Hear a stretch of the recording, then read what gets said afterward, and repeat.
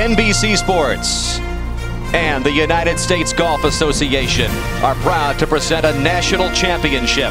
Today it's live final round coverage of the 107th United States Open. Championship Sunday at Oakmont Country Club, where championship tradition has abounded for nearly a century. And for more than 40 years, now a tradition of the U.S. Open, the final round coming on Father's Day. So many of the youngsters here today spending it with Dad, and it is quite a scene inside the ropes and around the golf course here at Oakmont. Huge crowds making their way around this storied layout, wondering who will survive this treacherous layout to become the record 8th U.S. Open champion crowned here. And we all remember the lost opportunities at the 72nd hole last year at Wingfoot. Well, the 18th right here at Wingfoot has been the hardest hole all championship week long, so we can only imagine what might unfold there today with all of this final round pressure on this Sunday at the U.S. Open. The contenders have been arriving, and Angel Cabrera is in position. 9 players begin the final round within 4 of the lead. He was the second round leader. There's Jim Furyk, the champion from 03, arriving with his dad on Father's Day, hoping for another great celebration here. Steve Stricker is within 4 of the lead. He had his chances last year at Wingfoot. Is this the day a European finally breaks through for the first time since 1970 in this championship? As you look at Justin Rose, Stephen Ames is in the second to last group within 3 of the lead. And your shots yesterday were awesome, baby. Paul Casey still hearing the congratulatory messages about that 66 he turned in the other day. He's in the second to last group within 3 of the lead, but there is the man who holds it, Aaron Baddeley. How will he handle it today? The leader by 2 in the final group with Tiger Woods. Haven't spotted Tiger's arrival just as of yet, but I got a feeling he'll be here in just a few moments from now. There is the leaderboard headed into this final round. Baddeley by 2 over Woods.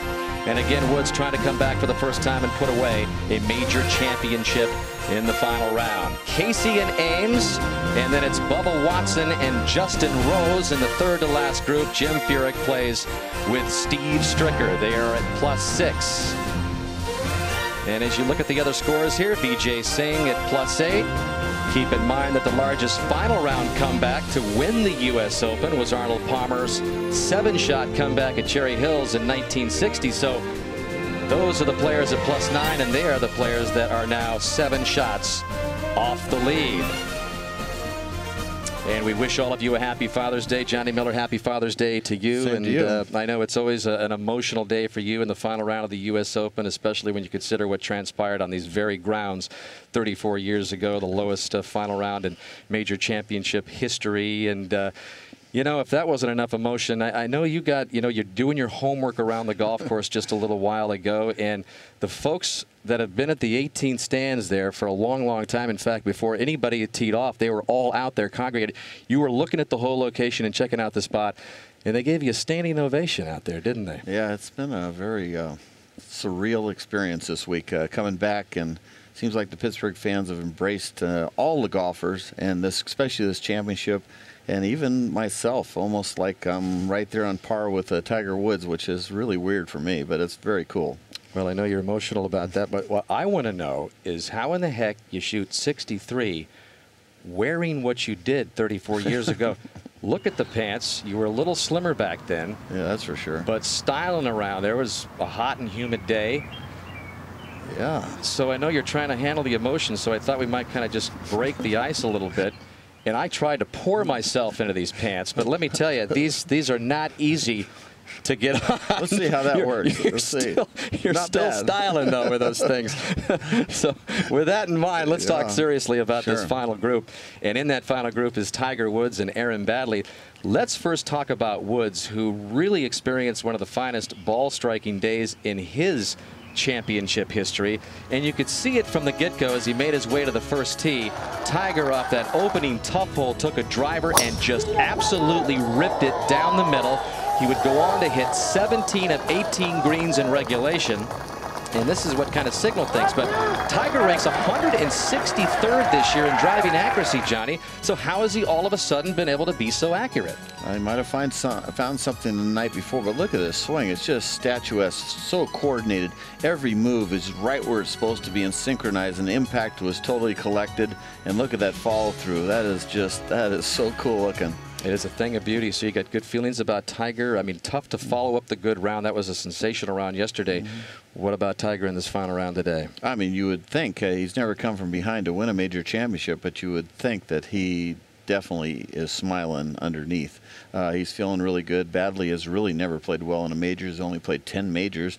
In fact, his best finish is 52nd. So, and he did sound a little word of warning at the press, you know, saying, I got an advantage because I've been there before and those guys haven't, and it's a whole different day. That Sunday, trying to hold a major or put it together a great last round to win a major, and they don't know that experience. And so to me, it was a little bit of a nice needle he sort of threw out there to the press. Well, there's some pretty good ebb and flow in everybody's round yesterday, including Aaron Badley. Now, we've always seen him as a very, very good putter, and this was a great example of what you need to do at Oakmont. Look at the break that Badley played here for birdie at the par 4 10th, and that would get him to within one of the lead, Johnny. And then he showed a lot late in his round. He was coming off a couple of bogeys, and then from this stance at the par 4 17th, where it could have gone anywhere. That's one of the best shots we saw all day, really. To be able to hit that straight off with a baseball swing is very difficult to do.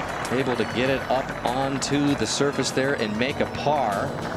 And then, yeah, he was smiling about that one. And then where you just haven't seen very many birdies all week, in fact, the toughest hole, this is how Aaron Badley got his 2-shot lead today over Tiger Woods. So he's got good vibes coming off that 18th green yesterday. I tell you, the way Badley played 18 yesterday with all the pressure, being the leader, striping it down the middle, hitting the quality iron shot, making the good read and the good putt.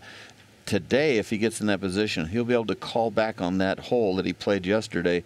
And the thing I like about Badley is he really believes in his new swing action. He stays right on top of the ball, no weight shift off the ball or back onto the ball. He's driving it much better. His greens on regulation are still not too wonderful, but he believes that he's a way better player now, and his putting is sensational and his chipping is off the charts. So that could be, if he has a good day driving it, he has a great chance to win. Yeah, we talked about those Englishmen excited about trying to become the first since Tony Jacklin from Europe to win this championship. How about the folks down under?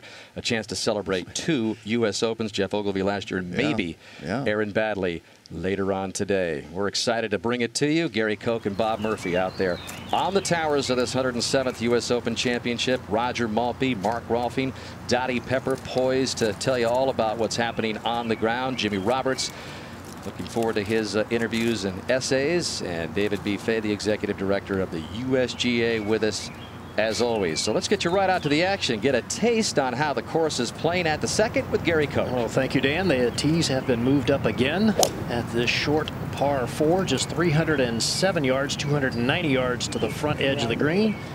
Brandt Snedeker a little while ago took out the driver and put it within about 8 or 9 feet of the hole. He would go on and miss that putt and make a birdie 3. So now we go over to the other short par 4 on the back 9. 17, 306 yards today. Up the hill, that's Anthony Kim, who's got a nice round going, 1 under par. And he proves that you can get it right in front of the green there. So some exciting par 4s today. And we go over to 14. Well, and another one, Gary, they moved the tee up here 313 yards. Rory Sabatini having a go at the green. Oh, now the only thing I can tell you is that rough is 8 to 10 inches at least deep here. Now watch this. This is what we'll see, I'm afraid. Hard to believe that a man that strong cannot help the ball go forward. It just went sideways.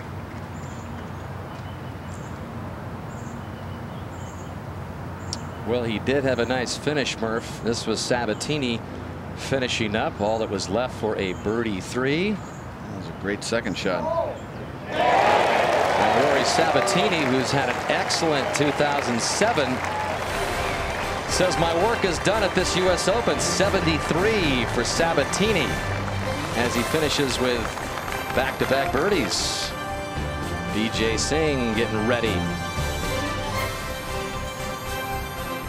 And he's going to have his work cut out for him on a golf course that is playing very, very tough. He enters his final round, 6 off the lead of Aaron Baddeley.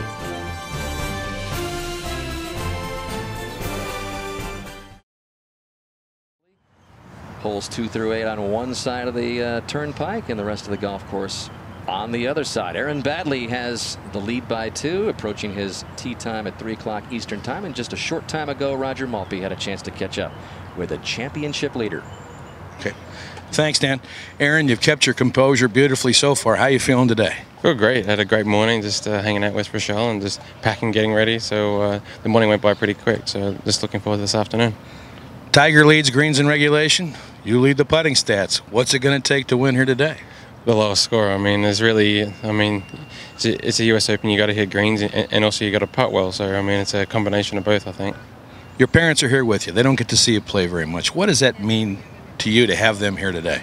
It's pretty special. I mean, this is the first time I've seen them since November, so it's just special just to see them, and let alone to play this well. So, like I said, I'm looking forward to today, and we'll just see how we go. Best of luck to you. Cheers. Thanks. Back to you, Dan. All right. So Baddeley's parents, Ron and Joanne, from Australia, here at Oakmont, hoping their son has the right stuff to pull it off today. Johnny? You know, historically, I've noticed in golf, especially when somebody flies in because a guy's doing good after 3 rounds, it does not work as a good luck charm. Hopefully that for Aaron that is not the case today, but I've seen that 90% of the time. Somebody comes and, you know, the whole gang shows up, and it doesn't work out real well. Well, on the mind of Baddeley will be trying to handle Woods, I'm sure, who's playing right next to him. Back out to the course in 17. And this just earlier, Anthony Kim for birdie. You remember his tee shot was just in front of the green, chipped it past the hole, but able to make that putt, his 4th birdie of the day against just 2 bogeys, and Anthony Kim goes to 18, 2 under par in his final round. So there are some good scores out there to be had. Over to 12. Well, watch this putt. Olin Brown is aiming sideways the whole location as we pull back. You'll see right over there to the left middle of the screen, Olin takes it all the way to the other edge of the green and then back down the slope. And I'm going to go out on the limb and say that's as close as anyone will do it all day. Well, not many ifs in Anthony Kim's game today. This was his birdie attempt at the 18th just a short time ago. The young 21-year-old began the round tied for 57th. And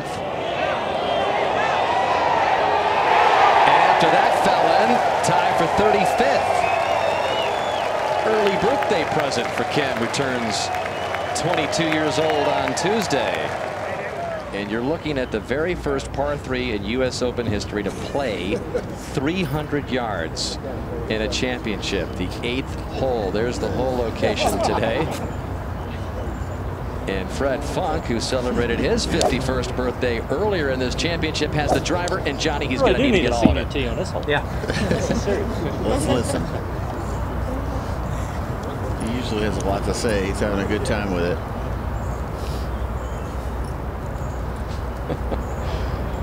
Hard to believe that this is where we have arrived, a 300-yard par 3. I think he can get to the front of the green if he draws it.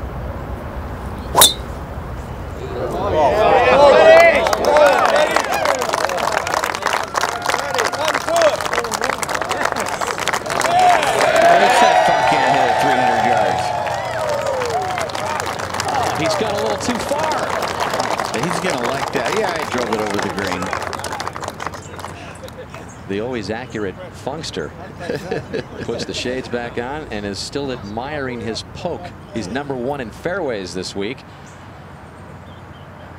Look at this. Field goal. Hey, he hit over his average. Johnny's been averaging 282 yards in driving distance this week. Well, this guy can move it, we know. He's playing with Fred, and they're both at plus 15, plus 2 in the early going on their rounds. Else, of course, the winner here back in '94, and still looking for that spark that's going to kind of direct him to his play of a few years ago. There's signs that he's getting better, but it's whether you can score. You lose your scoring ability sometimes when you get a little older.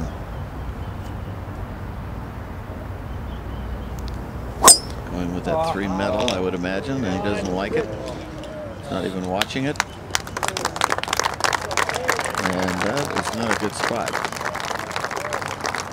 A lot of people speculating just how serious that ACL tear was in Ernie's knee and how it has continued to affect him in his career. There is Jim Furyk.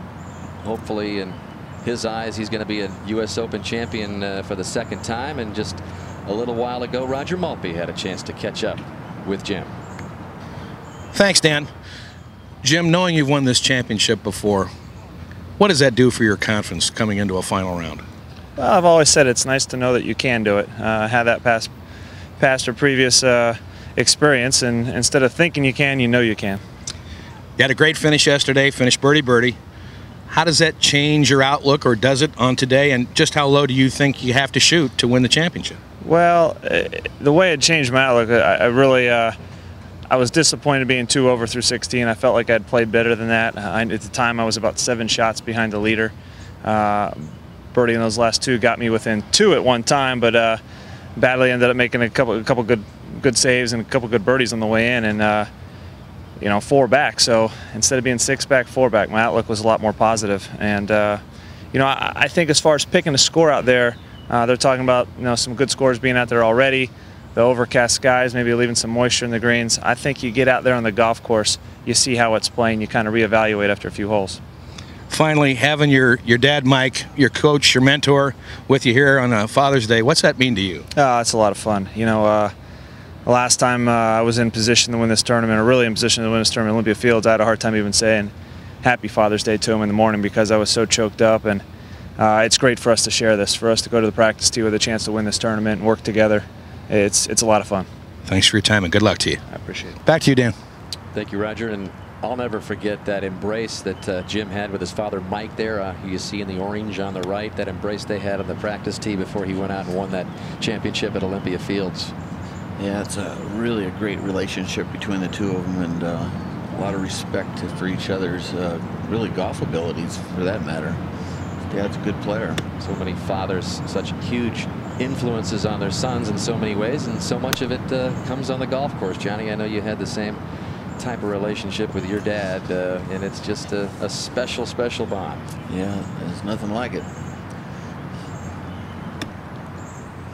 Back out to the 8th. We saw Ernie Els fly it in the bunker here at the 300-yard par 3, so now he's got a long bunker shot. Sahara, huh? Yep, that's what that big stretch of sand is called at the 8th here.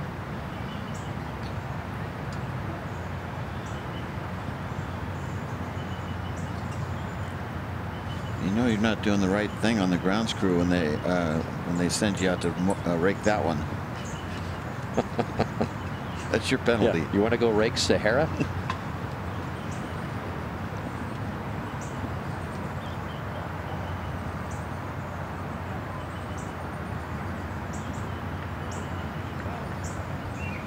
Just one win for Ernie Els in the last 5+ years, the 2004 Memorial in 48 contiguous states.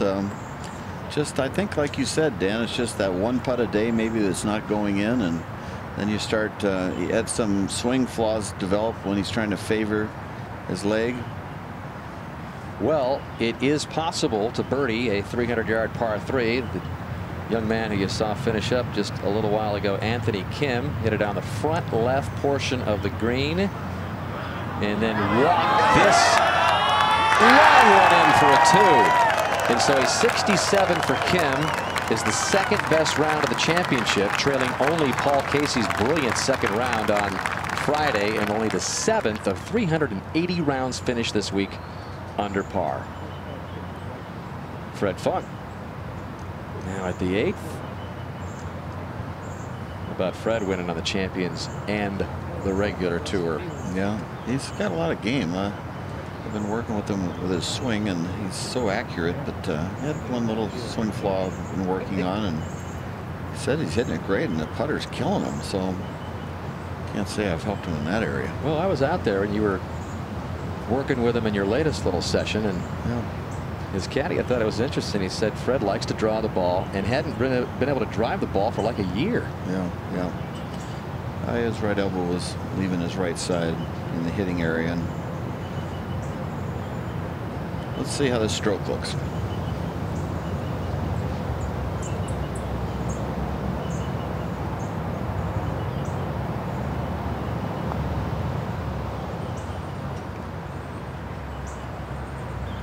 Speaking of his wife, Sharon, Fred, who turned 51 on Thursday, married Sharon just a couple of days after the '94 U.S. Open here at Oakmont. And Funk finished in a tie for 28 that week. All right, the build-up continues for the final tee times here, 3 o'clock Eastern time, so about an hour and 15 minutes or so away from Aaron Baddeley and Tiger Woods in the final group. And then the others in contention in this U.S. Open Championship, and everybody in the field is here now as Tiger in his traditional Sunday red arrived just a couple of moments ago. Woods in search of major championship number 13, U.S. Open title number 3. We'll see if we can get it.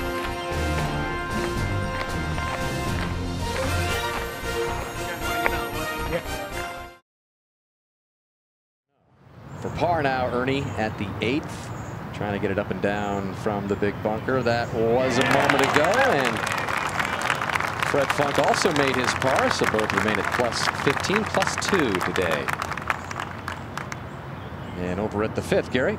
And the short par 4, 382 yards. Brandt Snedeker with his second shot. Front hole location today. We've seen a few good ones, and that is as good as we've seen. So Snedeker will have a chance to get to 1 under for the round. And we move ahead to the 10th. Difficult par 4. Hole cut way in the back center portion of the green. The defending champion, Jeff Ogilvy, for par. And yesterday, 78 kind of took the wind out of his sails. There, we're now joined by the president of the United States Golf Association, Walter Driver. And we talked so much, Walter, about what this game of golf does for youngsters and how it can really turn around their lives with just the values and the game of honor and on and on and on. But to see it unfold like that is even more special. Oh, it's just fabulous. I first heard about that about 4 or 5 years ago. And to see what a local champion can do who's really dedicated to using golf and golf skills and life skills to help the young people and get them involved is just a wonderful thing to see. And we have local champions, maybe not quite like that, and that for delinquents, but all over the country. And we have the grants program where we've given about $56 million to local champions to help build those programs so that we can get kids involved in the game, make the game more affordable and accessible. We're going to crown another champion here at Oakmont. I know the USGA excited to be back here for a record 8th time. Just a couple of comments about the golf course. They've watered the last couple of nights, just trying to keep this thing really under control. Very, very tough golf course. What are your thoughts on how it's played and how the golfers are performing on it? Well, our goal with Mike Davis and Jim Hyler was to give the players the same course this afternoon that they found on Monday when they came for their practice rounds. And the green speeds and green firmness are almost exactly the same. As you know, we had a little rain on Wednesday that's slowed the greens down and softened them up on Thursday.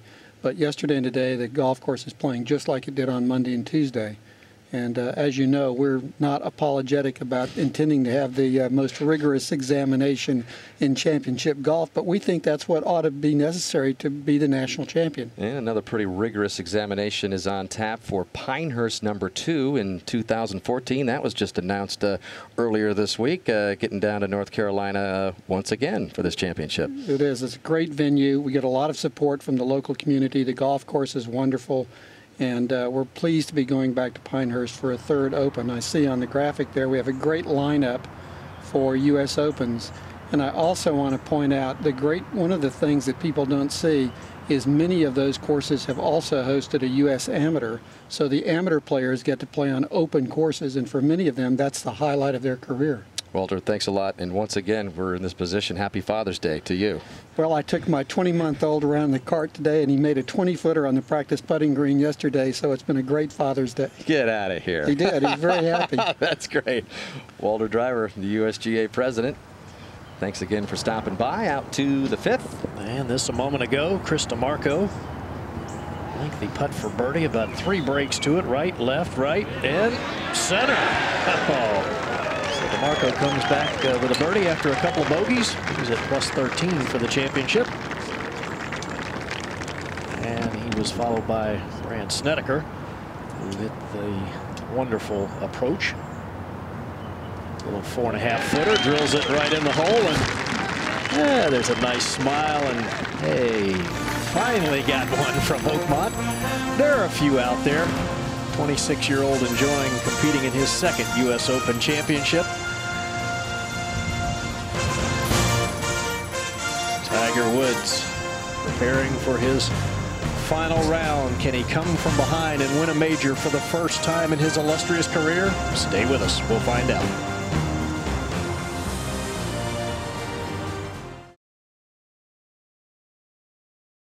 There's the duo in the final group, Tiger Woods and Aaron Baddeley. This is the 9th time that they have been paired together on tour, but never in the last group of a final round. Baddeley's scoring average, by the way, 2 shots higher than Tiger's when playing with him, having shot lower than Tiger just once in 8 rounds. Out to the 2nd. And Hunter Mahan has elected to play the 2nd hole a little differently. He's laid up off the tee with an iron, trying to throw a sand wedge in behind the hole and spin it back, and does it very nicely. So a lot of different ways to play the 2nd. And the birdie putt for Hunter Mahan after laying up and playing the nice wedge. This one moves a little to his right and proves that you don't have to hit the driver to make birdie at number 2. Hunter Mahan moves to 8 over par for the championship. And we'll go back to the 1st. This was a moment ago. Verplank 2nd. And again, this is one of the hardest opening holes in championship history. Verplank beginning the day at plus 8. 6 off the lead. Heck of a shot. Really great shot. You see how quick the greens are getting. Green runs away from the players down towards the turnpike there. Not one birdie the entire weekend at the 1st. Maybe Verplank can change that. You know, he has the perfect game for the U.S. Open and the PGA, those kind of courses and conditions. It's sort of surprising that in his career he hasn't been more of a factor, to be honest with you. Johnny, amazing. He's only had 1 top 10 finish in 15 previous U.S. Opens. That's really hard to believe. Yeah, it is amazing to me because he's a gritty guy. He likes the heat, as he said in the Ryder Cup. Put me in.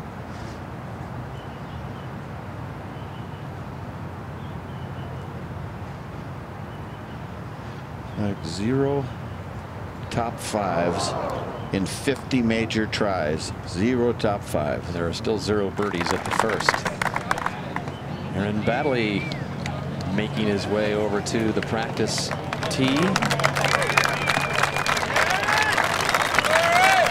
Talk about a guy that has not really had much major championship success. Best finish tie for 52nd. And there's Bubba Watson wishing him luck. In fact, Bubba said, if the winner's not going to be me, I hope it's my good pal Aaron Baddeley. He really is universally loved. Everybody seems to get along with Aaron's got a great disposition, easygoing guy. You'd expect that. He's from Australia. Let's go to 3. Yeah, and just a moment ago, Lee Janzen 2nd at the 3rd hole today, playing 428. Big high 7-iron to a hole location. It's going to be very tempting back there, but I'm telling you, 3 steps beyond that hole and you're over the green and down. Lee went on to make birdie and even par for the day. All right, Tiger making his way over the bridge. And they're hooting and hollering for Tiger. Steve Williams, his caddy, who's had quite a career caddying. Yeah, already.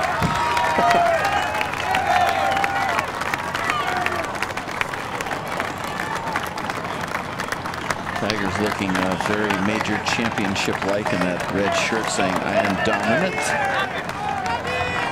You're going to have to go through me if you want to win this. That's usually the story. And Tiger right in the position. Remember, he won the final 2 majors of the year last year, so trying to take 3 out of 4 and get on another one of those Tiger-like runs. He was on a Tiger-like run yesterday in that incredible ball striking round when he hit 17 of 18 greens. Tiger going through the motions. Just a little more than an hour away from his tee time. We're there in Badley. What's going to happen in this final round of the U.S. Open at Oakmont? Stay with us.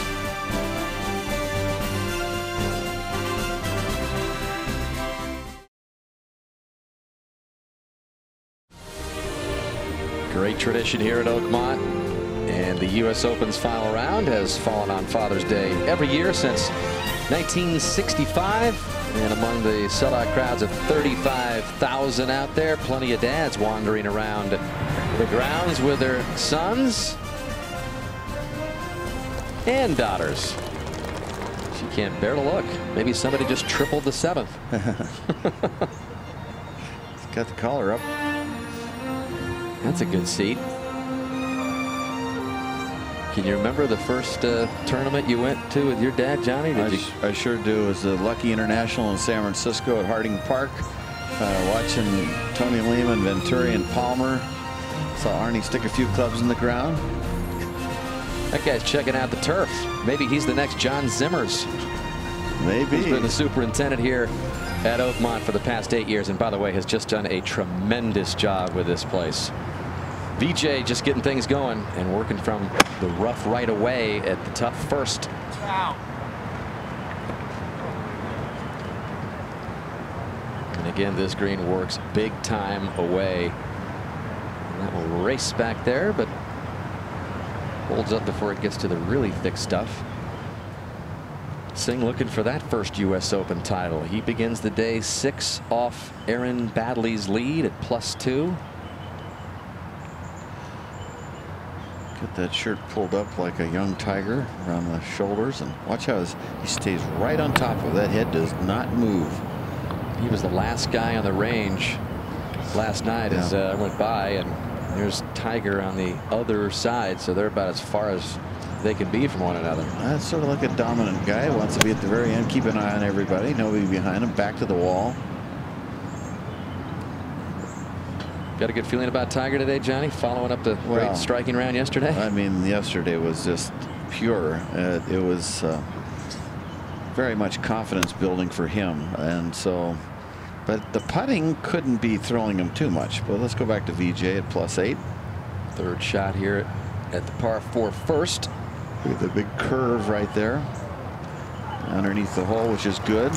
Got tougher hole locations today, folks.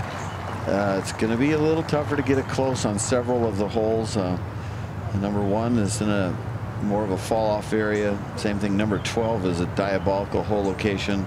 18 is the historic one between the humps.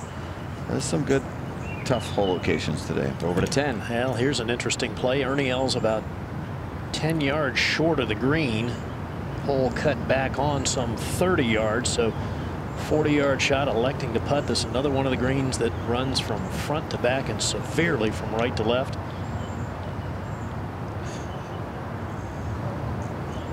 That'll be a fast hooking putt. Not what you want to do. You want to get it past the hole, even if it's to the fringe. And Scott Verplank getting ready for his second shot. Scott has elected to lay up. Can you believe no top 5s though, Gary, in his whole career in majors? It's very surprising to me, Johnny. Seems to do all the things that you would expect a guy to play well at majors. He drives the ball very straight. He's a good putter. And as you said, he likes the pressure. I mean, it's one of those mysteries of the game, I guess. And he's better than good at putting. He's a great putter. He's one of the elite putters. So Oakmont should have been right up his alley. Who knows? Maybe it will be. should leave a good birdie opportunity here. You can throw the ball just past the hole. That's going to be too much. That's not going to come back. And now that leaves a tough putt down the hill. That's about a 30 on the stimp meter. Yeah, that one will be extremely quick as we go to number 1. You see that left leg, left ankle of VJ heavily wrapped and taped. He fell in a hole on Monday of the practice week here. It's been an ankle that's given him problems in the past, and he has been using cryogenic therapy, which you freeze it to the point where it almost gets frostbit. Wow. And then you back off. Right there with Ted Williams. I don't think he wants to be there, but it's worked for his ankle, and it's felt a lot better.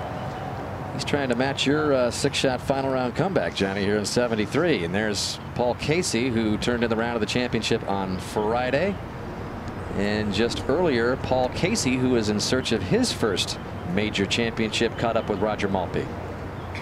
Thanks, Dan. Paul, what's your approach going into the final round? I mean, just exactly what do you think it's going to take to get the job done? I would very happily take even par today. There have been I mean, you just saw Anthony Kim there shoot under par today.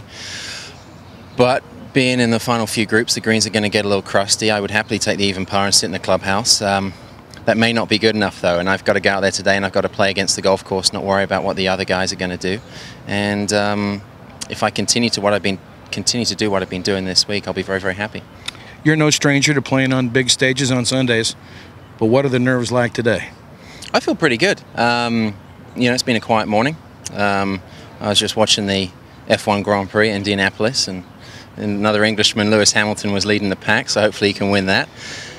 Just more of the same. I mean, just try and be relaxed. I've been very calm this week, chilled out. The crowds have been wonderful. I'm just going to go out there today and enjoy myself as much as you can on a golf course such as Oakmont. Enjoy the challenge. Focus on hitting as many fairways as I can and keeping the ball in play, and hopefully make a few putts down the stretch. Speaking of Englishmen, Tony Jacklin, last Englishman, last European to win this championship. What would it mean to end that streak? Well, I think well, a couple of streaks. I mean, obviously we haven't had a European win a major in quite a long time since Paul Lawrie at Carnoustie. There's been a lot of attention, a lot of media attention on that, and you know, European golf right now is very, very strong, as you guys have seen in, for example, the Ryder Cup. But we haven't been able to produce major champions, and I don't know why. But I really think we've got a lot of talent that's coming through, and hopefully today is the day that we change that that sort of blemish on history, and to be an Englishman, to hopefully be the next Englishman to win a US Open since Tony Jacklin at Hazeltine would mean the world. I consider the US Open to be the toughest major championship in terms of setup and requirements to get around a golf course and win a major championship. It's unlike an Open. It's unlike unlike the Masters. It's brutal. It takes everything you've got and a little bit more. So it means a great deal, and I know that everybody back home in England and everybody in Europe is rooting myself and Justin and any other Europeans that are near the top of the leaderboard. Thank you for your time, and best of luck to you today. Thank you, mate. Back to you, Dan. Wow, very thoughtful and candid interview from Paul Casey with our Roger Maltbie. You don't often see guys that chatty just about a half hour or so before he tees off with Stephen Ames. And we just want to add one other footnote as you listen to that fine interview that Roger conducted.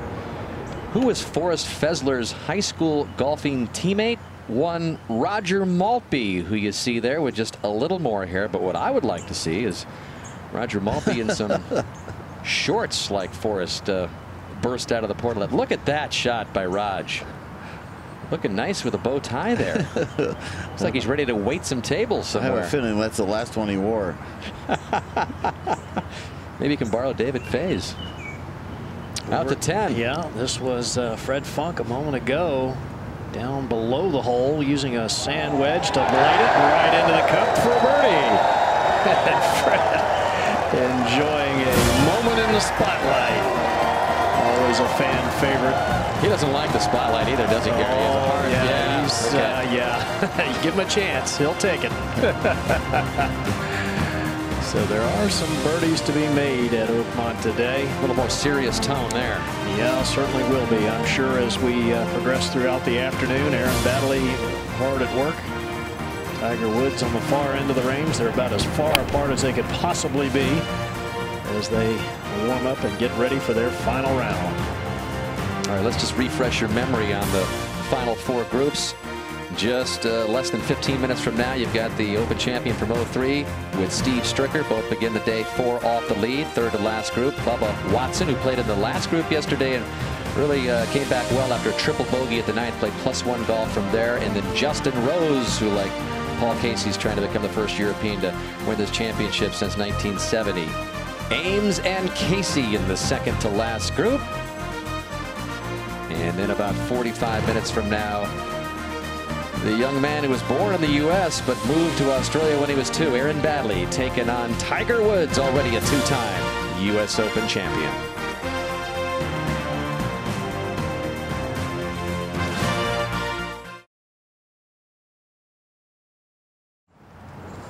And back at the second, this Jerry Kelly, just a moment ago, for a birdie down the hill. Big swing to right to left. Yeah, Jerry Kelly to +7. And he's been playing some tremendous golf this year. 5 top 10 finishes. And he always enjoys himself as well. Scott Verplank 2-putted for his par to remain at 8 over.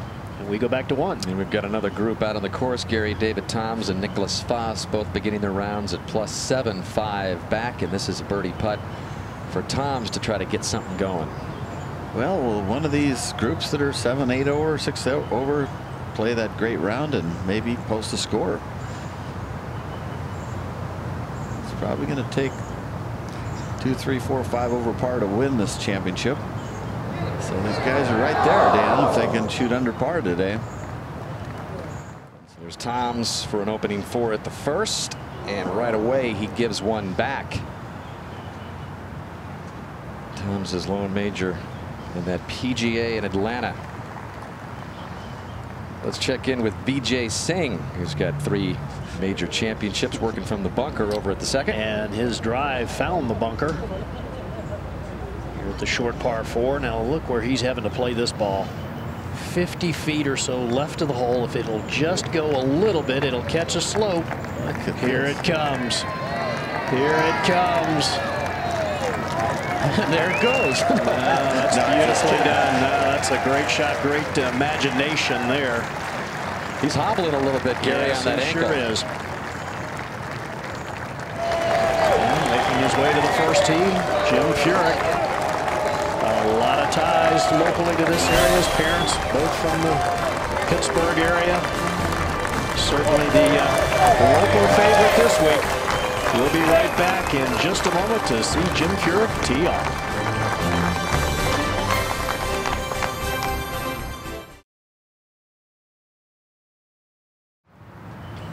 And back at the second, BJ Singh, short putt for a birdie. Chance to take advantage of the aggressive tee shot and move to 7 over par. Very straight putt here, Johnny. A lot of guys looking for this to go left, and it just won't do it. It's on a flat spot. He did. He has missed a number of short putts in this championship, and I know when it's over, he will rue that fact. So unable to take advantage of the creative bunker shot. To the tee at the first, Jim Furyk getting ready to start his final round off, and both Jim Furyk and Steve Stricker had sensational finishes in yesterday's third round to earn this spot in the 4th to last group. This was Furyk for birdie at that short par 4 17th. At the time when he arrived at 17, he was +8 for the championship. But these birdies really propelled him into this final day, and this was his second shot, Johnny, at the 18th. He had a beauty here. Stayed underneath it nice, kept that face square and lofted it high, and comes down very softly. What a beauty. So a birdie finish for Furyk. And he begins the day at +6, and then Steve Stricker was at +7 as he played 18, and then flopped this third shot up toward the hole. Yeah, at about 100 yards, and just sits in there with no spin out of that light rough, and just rolled in like a putt. What a shot. 68 for Stricker, the best round of the day. In fact, he holed out twice, if you remember, at Wingfoot last year. So yeah, they are ready to go. Furyk and Stricker at the tee at the first. Ladies and gentlemen, this is the 2:30 starting time. From Ponte Vedra Beach, Florida, the 2003 United States Open champion, Jim Furyk. Well, you heard Gary allude to all the Pittsburgh relations that Furyk has here. He's a Pennsylvania native himself, and probably has thought a lot about that 5-footer he missed on the 72nd hole last year at Wingfoot, which would have gotten him into a playoff, but he's got a chance here again. Driving the ball very well. He's 3rd ranked in driving accuracy and 23rd in greens hit. So this is an important tee shot to see how your nerves are and how your swing's handling pressure. 3-wood starting down the right side.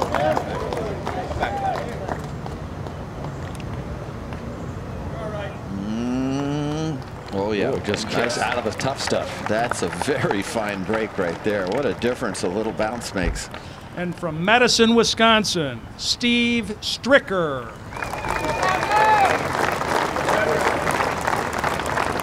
Stricker has really come back nicely for his career. This is a guy who had no status on the PGA Tour last year. You see how high he finished in that U.S. Open last year.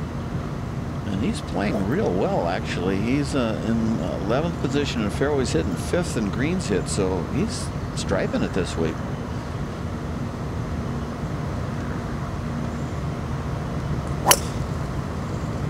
It's also a 3-wood. Starts up the center, trying to cut just a little. Needs a good bounce, but does not get it. He doesn't probably know that that ball's in that heavy stuff, and that's darn near impossible from there. All right, so just 3 more groups left as Stricker and Furyk take off. Aaron Baddeley with his caddy Pete Bender awaiting their 3 o'clock time, less than a half hour away. Tiger Woods on this Father's Day. He's set to become a father himself in about a month.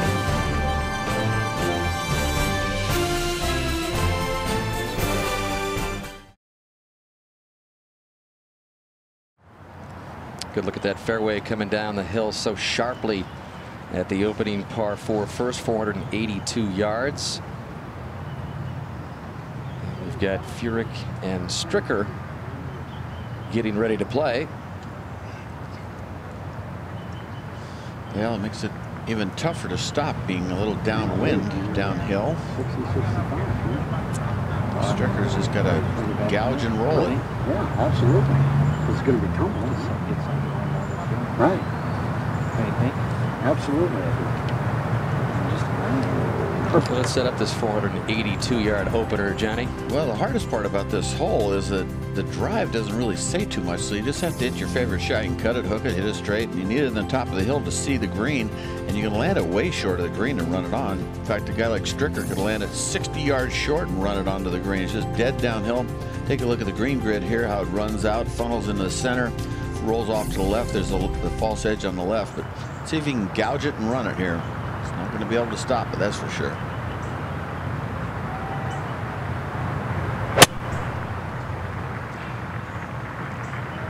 That is going to be, if it's, you got to stay out of that stuff. Okay. You know, the last hole he played, he did just the same thing and holed it out for birdie on 18 yesterday. The chances are you're going to see some rough starts on this opening hole. Just inside of the thick stuff is Furyk getting ready now. And again, his ball kind of bounced out of that stuff. Going over yardage with Mike Fluff Cowan, who of course used to caddy for Tiger years ago. This darn hole is always so hard to see anybody hit the fairway. Only 45% of the field has hit the fairway this week. Second toughest of any hole, and yet 18 is another straight hole, and that is the toughest. But a lot of it has to do with nerves, I believe. But another part of it is just these straightaway holes, like Wingfoot holes, are hard to hit them that straight.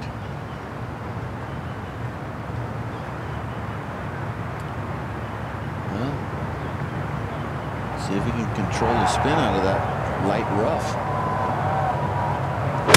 You know, the square grooves help, but I don't know. He's not watching. It's semi-blind. That's why he's not watching it. He's hitting it way short of the green. let it trundle on down. Watch it just keep going. This could end up, is it going to hang up there? It just keeps trickling, but all in all, a good shot. I don't think he got 100% of that ball. Might have been just a titch heavy. Well, Furyk and Stricker playing the first. Let's go to Bob Costas now. All right, Dan, as we're joined by Tim Rosefort, senior writer for Golf World magazine, on this Father's Day. Tiger Woods not a dad yet, but soon. But close. Ellen's not here, not allowed to travel in her 8th month of her pregnancy. Expected the first week in July. Nobody really knows the exact date. Certainly a lot of anticipation around the golf world and in the city of Washington where his tournament's coming up. And nobody knows, if they know, they haven't told anybody else, boy or girl, right? Exactly. You had a chance to talk with Hank Haney a while ago. Sat down in the putting green with him for 20 minutes waiting for Tiger to come out, and this is the most determined he's ever seen Tiger Woods in a major championship, comparable to the Masters last year when he was trying so hard to win it for his father, who was in the last month of his life. The difference is this week, not trying too hard, and you can see that in the look in his eye when he came out in the driving range. And last night, talking to Hank, he said that yesterday was the day he'd been waiting for since the first day they started working together. That was the best he'd ever seen Tiger hit the ball. He'd seen him in practice ranges, seen him in practice rounds at Isleworth, never seen him take it to the golf course like that. Meanwhile, if either Aaron Baddeley holds on or Paul Casey comes from behind to win this U.S. Open, it turns out there'll be a lot of shouting at Whisper Rock. A lot of shouting. Jeff Ogilvy, the defending champion, also a member there. I went down to do a piece on Casey a couple months ago for Golf World, and all three of them were hitting balls in the back end of the range. Knowing Casey pretty well through doing that story, the big thing with him was he tried to capitalize on his big year last year. He wins early in the year at Abu Dhabi, traveling all over the globe. Him and swing coach Peter Costas made a commitment. They said, what do you want to be? Do you want to make a lot of money, or do you want to win major championships? So after the Memorial, they came here and practiced and then spent the week in the heat and on those lightning fast greens at Whisper Rock getting ready for this week. Got another item for us here? Aaron Baddeley, big thing going for him today is his caddy, Pete Bender. Been on the bag for 38 years out on tour, 58 years old. 2 British Opens, 2 Aussies for him. Greg Norman and Ian Baker Finch. When his bag was available, Baddeley sought him. Big reason why. This kid wants to be the best player in the world, and he wants to take on Tiger Woods. Big day for him, obviously. And Bender talked yesterday about the importance of that shot at 17, not making a mess out of that. The last thing he said to him before he hit that thing, can you handle it? He did, made the par, and then made the birdie at 18 to finish. Tim Rosefort, thank you. Let's go to the first tee. Ladies and gentlemen, this is the 2:40 starting time. From Baghdad, Florida, Bubba Watson. And they like Bubba, the long-hitting 28-year-old from that tiny town in the panhandle there. And trying to win a major championship, but he's never won on the PGA Tour. Well, we won't lose him with that visor on today, I'll tell you that. It's green as the Oakmont grass. And the pink shafted driver to go along with it. Those are the smooth swing on that one. I'm not sure that was a good shot. Headed well left, cutting. Well, and there he finished so high, never really released it down the line. He just swung out and up. And from London, England, Justin Rose. Justin Rose, 26 years old.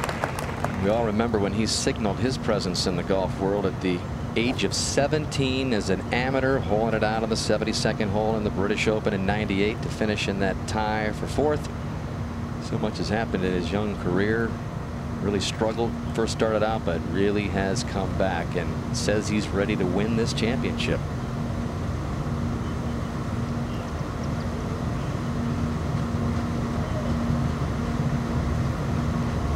Go get him, JR! That also headed left.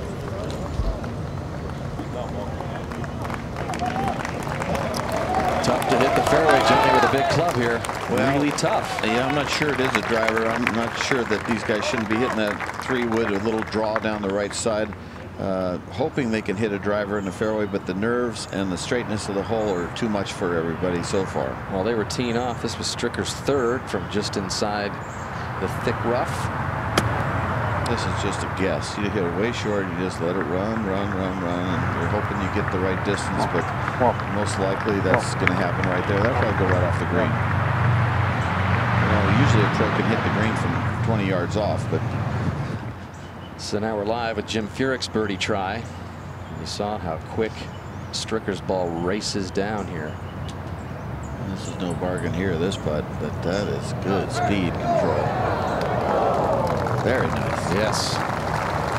So if Furyk can get out of the first with a 4, he'll be very, very happy. Let's go ahead to the second. Where Nicholas Fost has this third shot, tried to drive the green, missed it way left, pitched to this position. Oh, yeah. All kinds of ways to make a 3. So Nicholas Fost goes to 6 over par. Man who was in the lead in the middle of the third round yesterday before struggling at the finish. Well, there's our final pair, Tiger Woods and Aaron Baddeley, getting in some last-minute practice. Baddeley holds the 2-shot lead over Tiger Woods, and we'll be back with more final round coverage of the 107th U.S. Open Championship from Oakmont Country Club.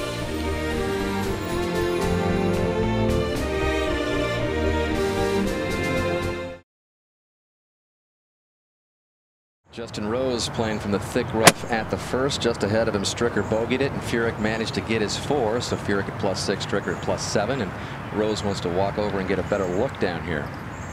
Well, this is the second time he's actually taken a walk to try to get a line. He'll be coming across the cut of the rough if he goes at the hole location. Very dangerous shot, Dottie. If he does not clear that rough in front of him and hang on the downslope, from there you're probably not going to hit the green, and there's a good chance for a double bogey start. Yeah, and anything left of the hole is going to run off as well.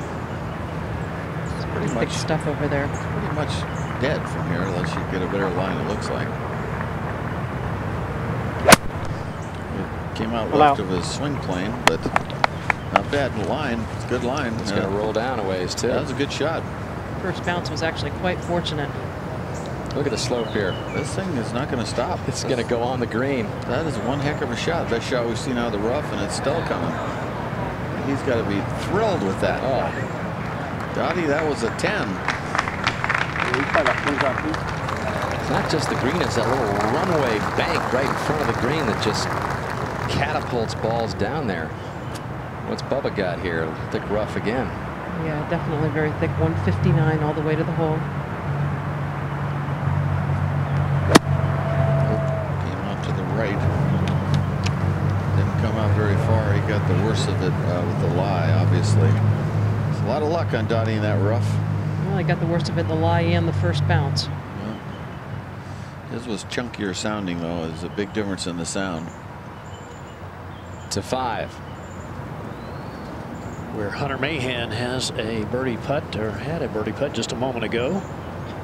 This one will move to the right, then back to the left, over the hill, and into the hole. Hunter Mahan 2 under in his round today. Now just +7 for the championship. Well, Tiger just behind our 18 tower here, just using all sorts of short game shots here that he might be faced with. Of course, he probably doesn't expect to hit 17 out of 18 greens, but trying to get a feel for what he might be faced with. And if you look at his greens and regulation statistics through his major wins, pretty much all of them right at the top. Only the tie for 8th in the 99 PGA on that list, and only at the 05 British Open, where he was 53rd, take him out of the first or second spot in these major championship wins. So he's led the field in greens and regulation in 8 of those 12 major championship wins, and he's ranked tops here this week at Oakmont.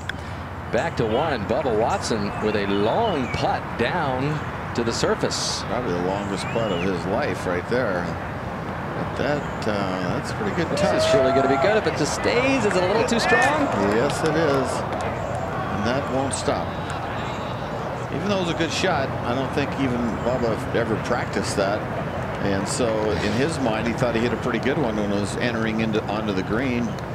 But it's a good leave, though. If you're going to miss the green, that's where you want to miss it. Hasn't seen very many of those in Baghdad, Florida. No. MetLife Blimp, Snoopy 1 teaming up with us to provide the beautiful shots from high above. That image at the nose of the blimp measures a grand 28 feet tall in all. Look for Snoopy 1 and Snoopy 2 at future sporting events throughout the year. Little warmer today, a little more humidity in the air, so there is a chance for some showers, but so far they have held off, just like European winners have in this championship. You've heard Paul Casey talk about the history. Tony Jacklin, the last Euro to win. And we get things started at the first tee right now with Ames and Casey. Ladies and gentlemen, this is the 2:50 starting time. From Calgary, Alberta, Canada, Stephen Ames. Play away, please. 43-year-old Ames was born in Trinidad and Tobago, but now lives in Canada, where his wife is from. He was the Players' Champion back in '06. He says, you know what, I beat all the same guys in that championship. Why can't I do it here? He was making the last-minute decision with Dave Elliott, his caddy, on this. I think they went to the 3 medal, which I think was good. This is a 3 medal, Johnny, and it's a good one right down the center. I really believe that's the club for these guys. It's much easier to hit straight.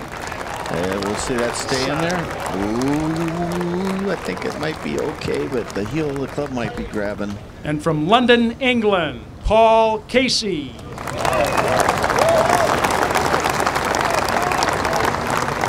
Casey, really an outstanding player, second on the Order of Merit last year. Europe had the 66 on Friday here, 72 yesterday. He's hitting it long and straight, 11th in accuracy and .302 average, so he's got it going with the big stick.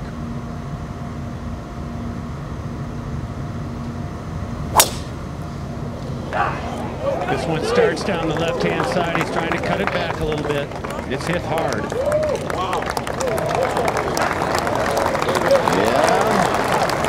Again up against the edge.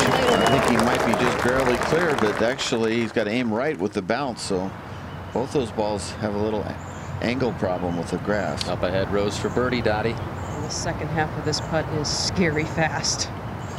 Watch this move past. You don't really want to leave it short on your second shot if you can help it. So Bubba, who went through the green, this was his 4th shot. You don't want to get too greedy here. Just get it underneath the hole. Yeah, that was a good try. So Bubba's going to drop at least 1 here at the opening hole. Again, the 3rd toughest hole is playing a half stroke over par. Only about 1/3 of the field reaching the green in regulation. And Rose faces a bogey start if this doesn't go down.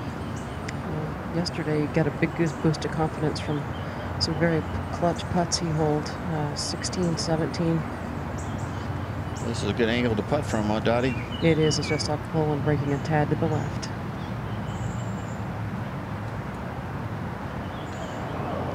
He pulled it, started at left center.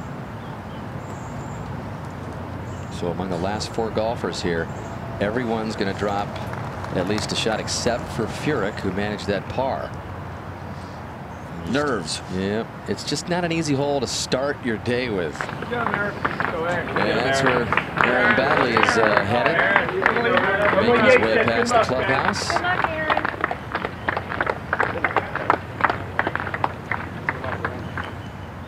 And back to Watson at the first for 5. This is a nice putt to start the day with, isn't it, Dottie? Gut check. Man, if you hit this firmly and happen to push or pull it, it could be 10 feet by.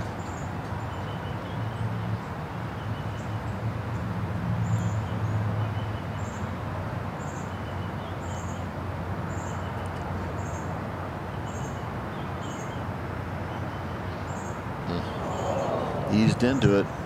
What a start.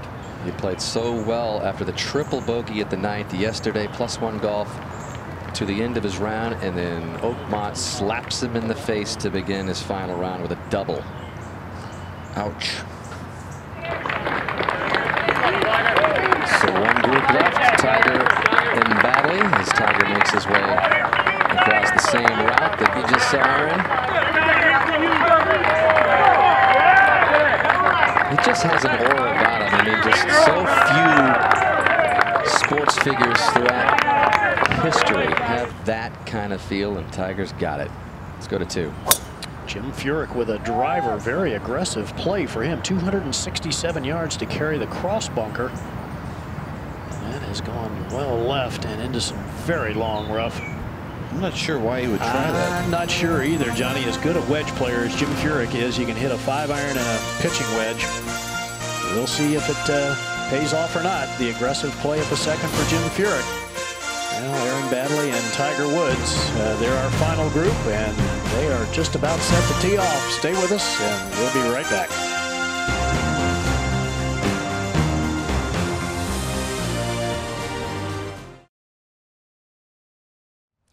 Ladies and gentlemen, this is the final pairing. From Windermere, Florida, the 2000 and 2002 United States Open champion, Tiger Woods.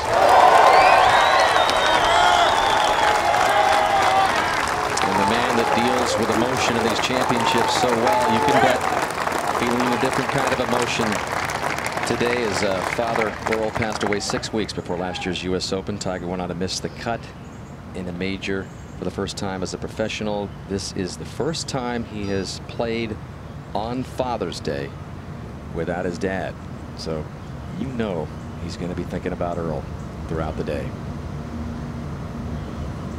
Hit a beautiful drive yesterday. We showed that. Needs another one today. Not sure he needs this club, but I think he's just sort of making a statement here.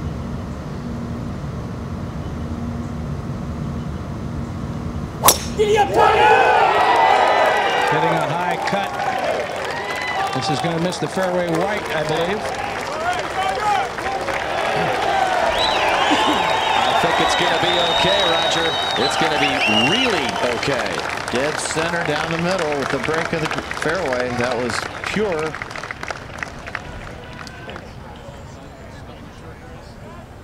And from Melbourne, Australia, Aaron Baddeley.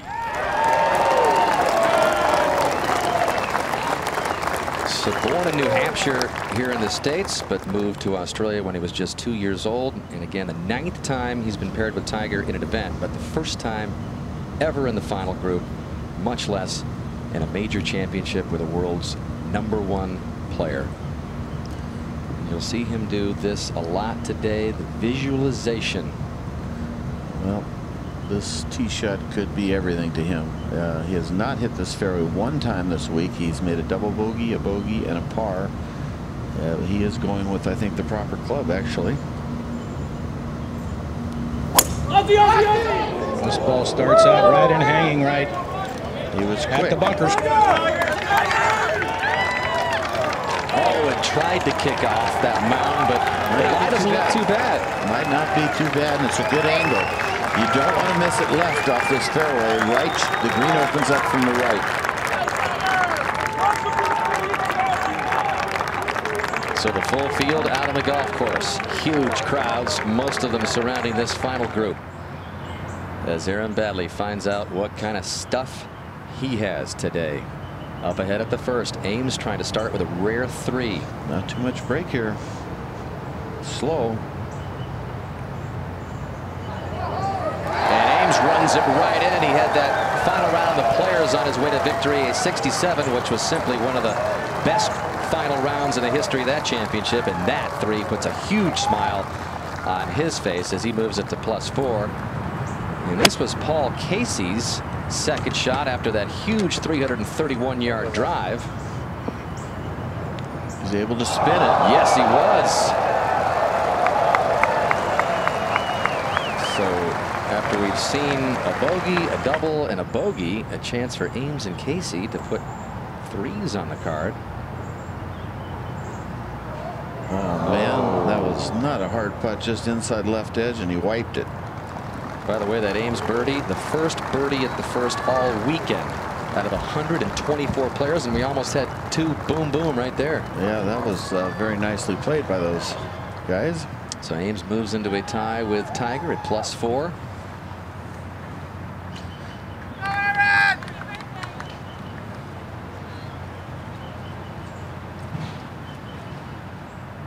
And Tiger Woods, as a professional in the majors, again, you have to remember this as the day goes on, has never lost the lead but he has never come back to win in the final round of the major championship as a professional.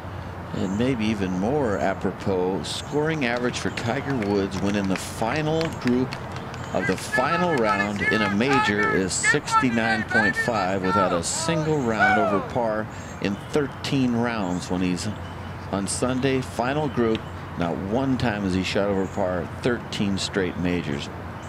Wowzer. Let's go to 2. Well, this a moment ago, Dan. Furyk's second shot. Again, we wondered why he went with driver, and that chunked second would lead to a bogey 5. So Jim Furyk, an uncharacteristic mistake. He's now +7. And we go back to the first. 4th consecutive major that Tiger has been in the final group. Trailed Appleby, another man from Australia, in the first major of the season at the Masters. Woods not able to close that deal. Well, what about the lie here, Roger, for Aaron?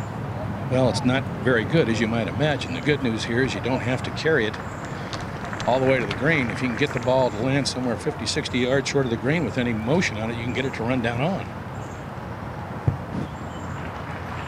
The second part of that stat I was talking about, he's gone 13 rounds without being over par in the final group of a major. His playing competitors, the guys he's playing with, he had to look Tiger Woods in the eye. Roger Maltby on that Sunday of these majors is a nice little 73.1, 3.5 shots higher than Tiger every time. That's that aura I was talking about earlier. You just can't hide from it. It's tough to play with him. That's the ultimate compliment of a competitor or a guy that competes, is it makes people melt. He's like hot butter to everybody. Yeah, all we got to do is get it halfway down there. Yeah. You can hear people. All we got to do is get it halfway down there and run the rest of the way. It's a good angle from the right side. A lot better than left, Roger? Yes, it is. 226 he's got left.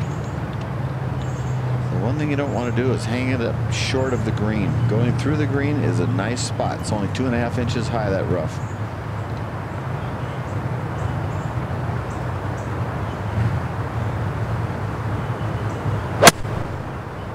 Squirted right, Roger? Yes, it's going up to right, John. It's going to need a kick to the left.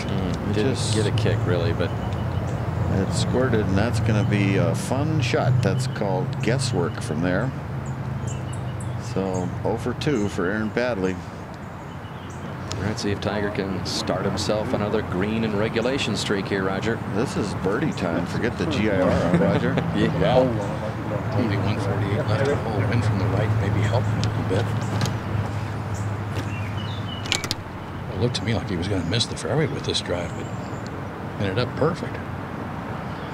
I'll say that this is a nice down green lie. And what's the wind doing, Roger?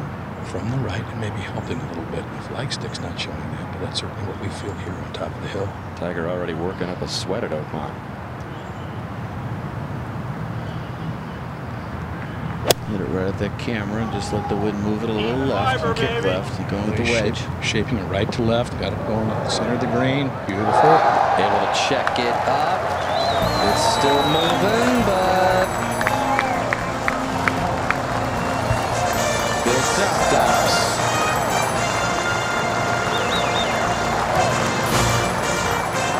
Buzz on the course right now with Tiger out at Oakmont.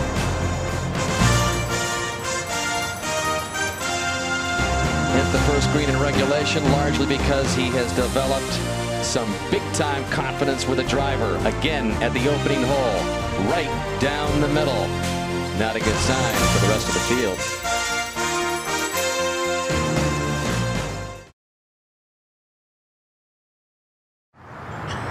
Aaron Baddeley at the first with his third here.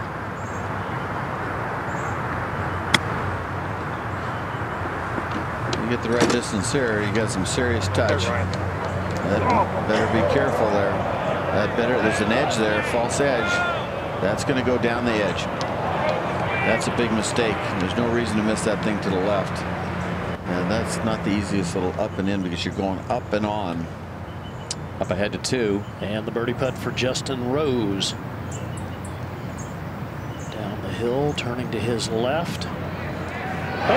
Just sneaks it in, so a nice comeback after the bogey at 1. Justin Rose back to 5 over for the championship.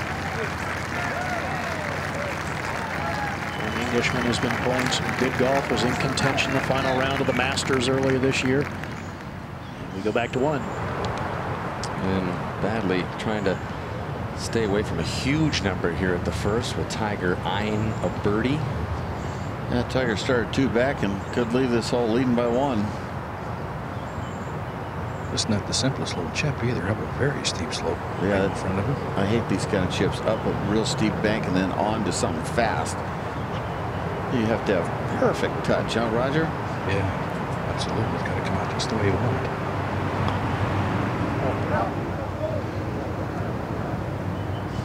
Wow, what a start. Tiger's probably licking his chops. Badley has that for bogey. Tiger looking at a 3 here, Roger. Beautifully played shot. I mean, this is where you want to putt from on this green, back uphill now. I haven't seen Tiger make this length putt hardly at all this week, Roger. It just, he hasn't been making that mid-range putt that he used to make.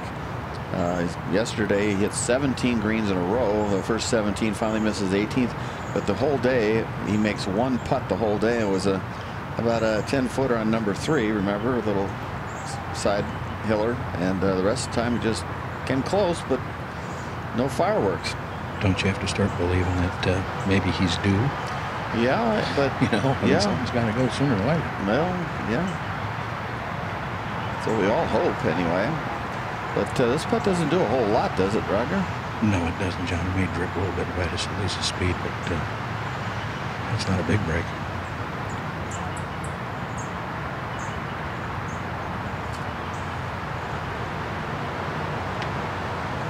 We just saw Ames make this putt pretty darn straight.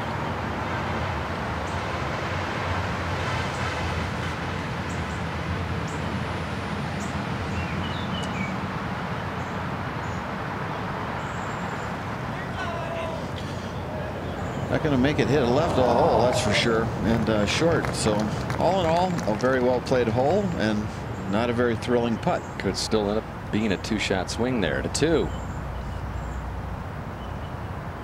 And that's the drive of Paul Casey. 307-yard hole. He's got it going straight.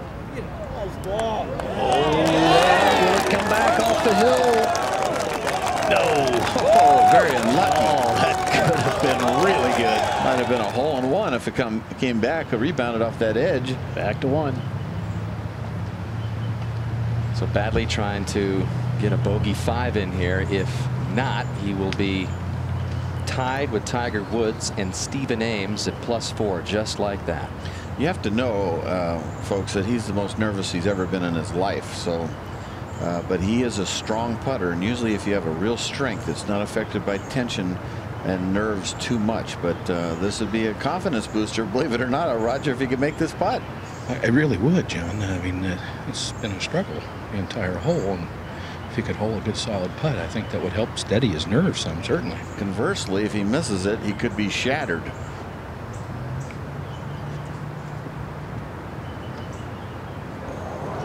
And that one goes well by. What a nightmare for him and his caddy Pete Bender. And Tiger has already picked up the shots.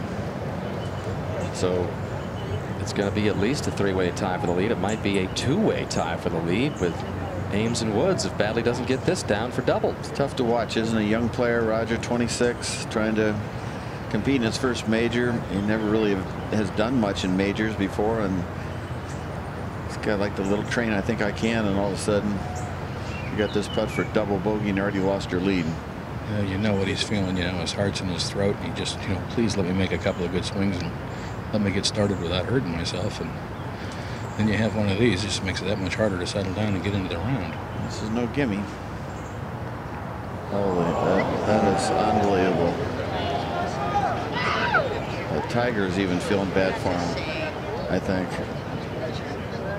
His first hole kind of has the feeling of what happened at Wingfoot in reverse last year. I mean, just a wreck for Badley here. It's all nerves, just 100% nerves.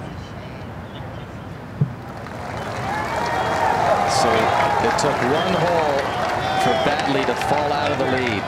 And again, he started with a 2-shot lead, a triple bogey for him. So now it's Woods and Ames tied at +4, and all he can do is just kind of smile about it and move on. It's like the boxer gets nailed with a punch and smiles, you know. He's trying to act like it didn't hurt. Yeah. Let's go to the second. Well, this just a moment ago, while Baddeley was struggling at the first, this was Ames's second from 107 yards. Up the hill. Ooh, hits very firmly, and will that come back? No. Well, he'll get a teach anyway, huh? Yes, he will. He'll see just how quick it is, and it is very fast as we go to 3. And Steve Stricker for a birdie.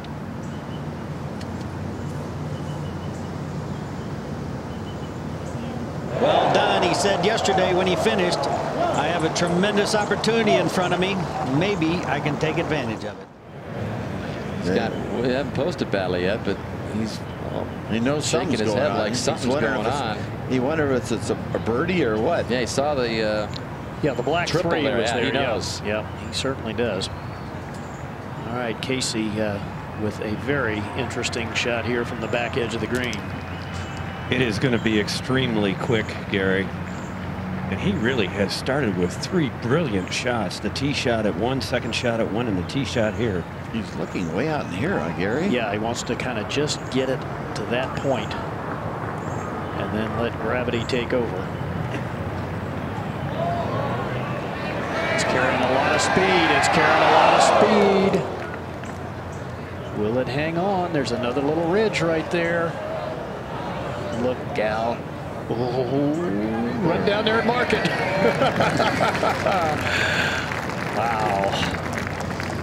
That was about 2 more turns from being about 20 yards down the fairway. Would that have been an okay shot, Mark, to maybe hit a little square groove wedge, at least check it before it gets that momentum? Yeah, I think that might have been an option, Johnny. The ball was sitting down a little bit in that intermediate rough.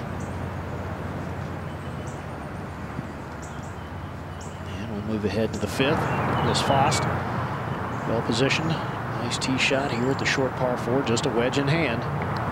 Just 2 shots out of the lead now. Yeah, and this becomes a birdie hole if you put it in the fairway, Johnny. With this short iron in this front hole location, you can utilize the slope. Just like that, huh? That's well drawn up and well executed. I'll tell you, it's a wide open U.S. Open right now because that start by Baddeley. We're talking a ton of guys between 4 under and 7 under. I mean over. I mean 4 over and 7 over. All right, look where Ames is aiming here. He's got a good idea of the line and the speed based on Casey's shot. Yep, the same thing again. He's got to hit this right here and hopefully just right down there. That looks nice.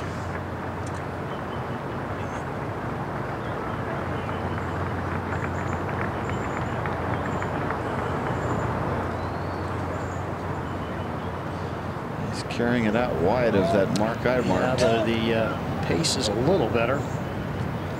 All right, not a bad leave underneath the hole. I'm surprised the guys even hit it that hard. You only have to hit it about 3 inches, right, Gary? You don't have to hit it very far. And there's Tiger Woods back on the tee, some 307 yards away. We'll move ahead to 4. And Angel Cabrera is right there. This was a moment ago, his 3rd shot at the par 5 4th, and the 2nd round leader looks like he's going to move to within 1 of the lead. In fact, he did make the tap in for birdie, so Cabrera at +5. He shot 76 yesterday. Everybody's not really thinking about the veteran from Argentina, but right now 11 players within 3 shots of the lead. Yeah, you sure have it close. Here's a man with a chance to move into a tie for the lead at 4 over. Paul Casey at the 2nd for birdie. Could have birdied the first hole, missed a short one. Not much break here if you hit it firmly. That's the 2nd putt to the right, Gary. It's a tendency when you're a little tense, isn't it, Johnny? Yeah, you just don't release it. Just hang on with that left hand too much. So a missed opportunity again for Casey. Well, he could have had a great start out, Gary. Yeah, he's certainly hit the shots. But in a U.S. Open, to win a U.S. Open, you're going to have to make the putts too. right, Ames for par. Mark? Well, he saw what Casey's putt did. It was a little different line, but as you said, pretty straight. Can be firm with this one.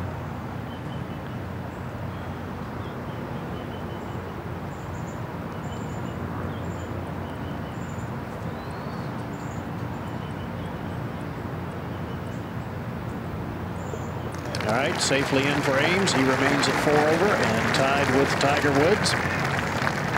We move ahead to the 5th.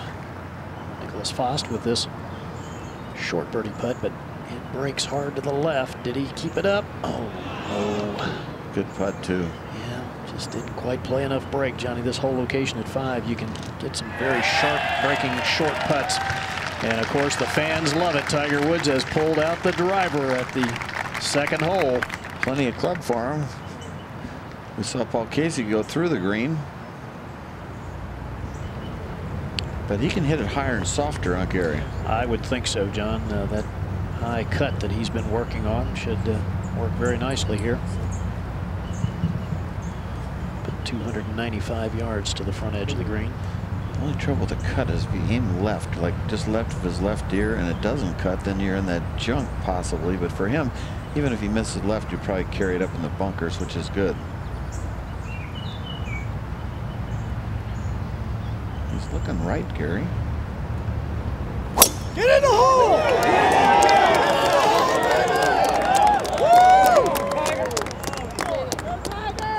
Wow. Goodness, that's a bad spot. That is a real bad spot. That is, you can't hit the green from there, I don't think. Can you, Gary? I think it'll be a miracle shot. He may have to play way up to the right. Look at this ball. It carries all the way to the hole, 307 yards in the air.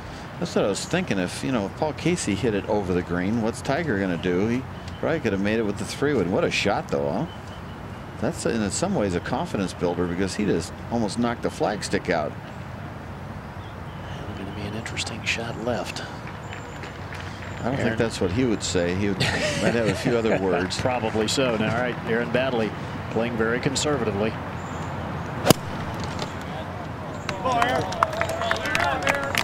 You know, he opened this tournament, the very first hole he played, number 1, on Thursday with a double bogey 6. So he has been able to come back from that. It'll be interesting to see if he can come back from the triple bogey 7 that he just made.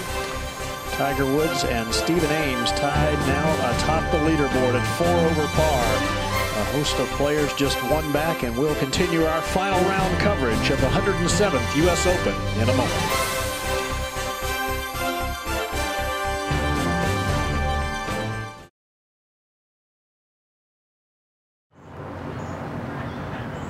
And we're back at the par 4 second. Aaron Baddeley, after the iron off the tee, has 122 yards left for his second shot. Slightly uphill, but slightly downwind. Johnny, you have to be very precise here. There is a little backstop behind the hole you can use, but if you carry it just a little too far, you end up where Stephen Ames was. If you come up a little short, it'll spin all the way back down off the green, some 20 yards short of the putting surface. Yeah, it really will. It'll just, if you're short with spin, it's coming all the way back. Roger, nice angle. It is a good angle, John. A little wind at his back. He needs a good one. He needs a birdie right here. Oh, will it get to that little slope? I think it will. It's trying. Oh, a bit unlucky, Johnny. Another few inches, and that goes right down into the level where the hole's cut. It's not bad, though. No, not bad at all. It's a lot better than that first hole. I know that.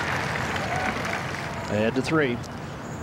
And Rose now for a bogey. He knocked it over the green. Oh my, double bogey just like that. He chipped it up. It went back down the hill, so a disaster. And over at the 5th, Angel Cabrera, well-positioned tee shot.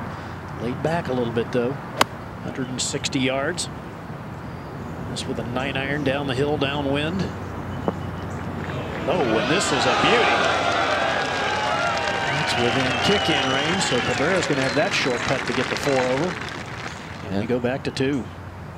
How about this shot? This is, like you said, Gary, he might have to go way over this direction, folks. He can't even sniff going at the flagstick. That's what he has to do, John. Hold up, guys, please. Please, hold up, please. He's got to be careful here, because if he gets it running down that one little trough, Johnny, it could still go off the front of the green. Yeah, there's a trough. You know, they never put the flagstick over there, but the trough is over in this, right, Gary? Yes.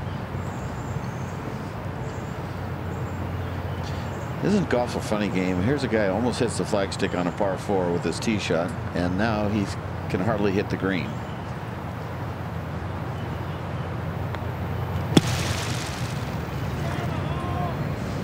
That's that trough you're talking about, huh, Gary? Yeah, it should funnel down into that right now.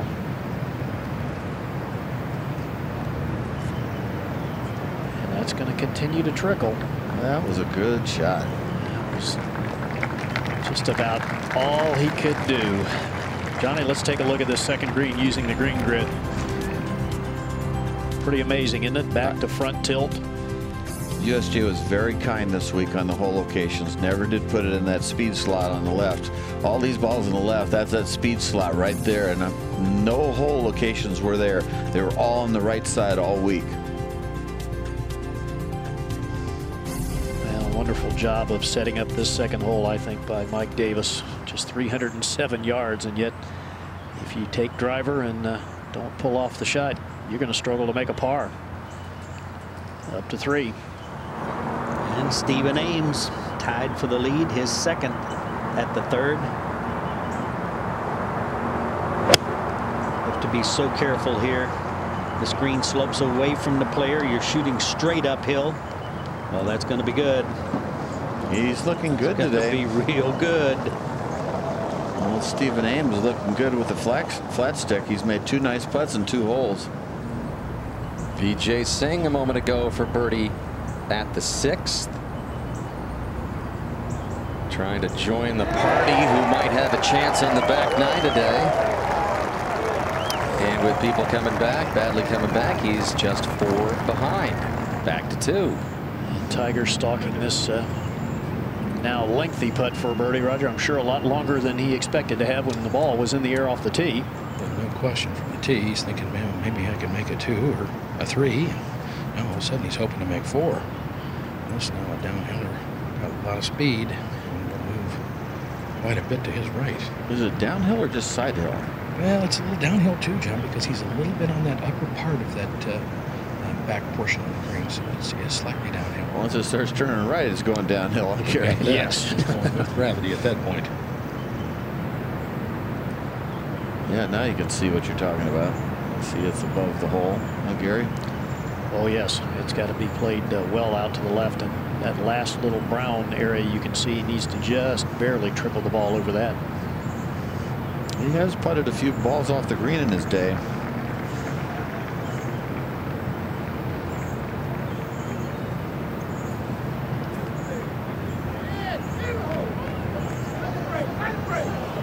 And that was very nicely done. I was referring to that crazy 17th green at Valderrama. Well, he's also putted it off the green at 13 at Augusta once. Exactly. All right, over at the 5th. Cabrera with just about 2 feet straight in. And he moves to 4 over par. That's back-to-back birdies at 4 and 5. So the long-hitting Argentinian making his name presence known. You're in Badley now. We talked about how he's played with Tiger before, but you know, according to Aaron, everything about today's situation is very, very different. My first major, I played with Tiger at the Masters in 2000, and that was a real treat. I mean, being my first major, first US Masters, and playing with Tiger, that was pretty cool. But right now, I feel I'm a totally different player. I feel like I'm a much better player. I feel like I've got so many more tools to be able to play this game, and especially thinking-wise, I feel like I think my way around the course better, understand my game better. Well, after being jolted with that triple bogey at the first, he's going to have to lean on everything you just heard him say. By the way, in those opening 2 rounds of the 2000 Masters as an amateur, he missed the cut. Well, it's so different for Aaron. I think his best finish in a major is 23rd, and not even that good. 52nd. Oh, yeah. Sorry, 52nd. But he's just never done anything in majors. Very quick putt, moving to the right, looks pretty good. Oh, man.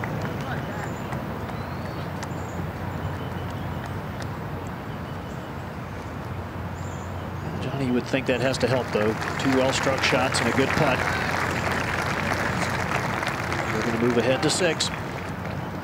And Cabrera, a man on a birdie run, who now has a share of the lead in this championship. And Daddy Pepper has hustled over to the hot man from Argentina. This is a 9-iron on the way. That's a big 9-iron, Dottie. A little downhill, down breeze. Not enough. Yeah, that's what I was saying. I think that was an awful big 9-iron, but probably just wanted to land on the front edge. That's probably a smooth 8 would have been a better club. By the way, Tiger tapped in for his par over at the 2nd. He remains tied for the lead, and flying high above the course this afternoon is the MetLife Airship Snoopy 1. And if you don't know the course where Cabrera just hit that, is not good. Really bad. Snoopy doesn't think so. He's got a big smile. Yeah, he doesn't have a club in his hand, though.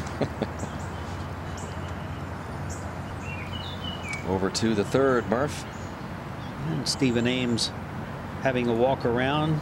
Paul Casey hit it in the church pews, left it way short, put it up on the green, and he's going to make a bogey. Stephen Ames has got it in a nice spot here, though, Murph. It's a bit of an odd putt, Mark, in as much as the green slopes from his left to his right. This ball simply does not break back to the right. So I would say it's going to be easy to misread this particular one. He looks really comfortable to me right now. Well, he also talked about the fact that it was a great opportunity, and he said, quite frankly, I like my chances.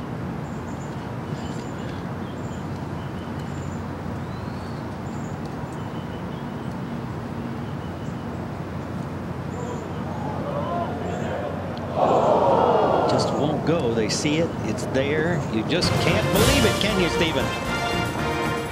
That's okay. Keep putting it like that, you're going to make them. So, 3 tied atop. We'll be back to the U.S. Open Championship.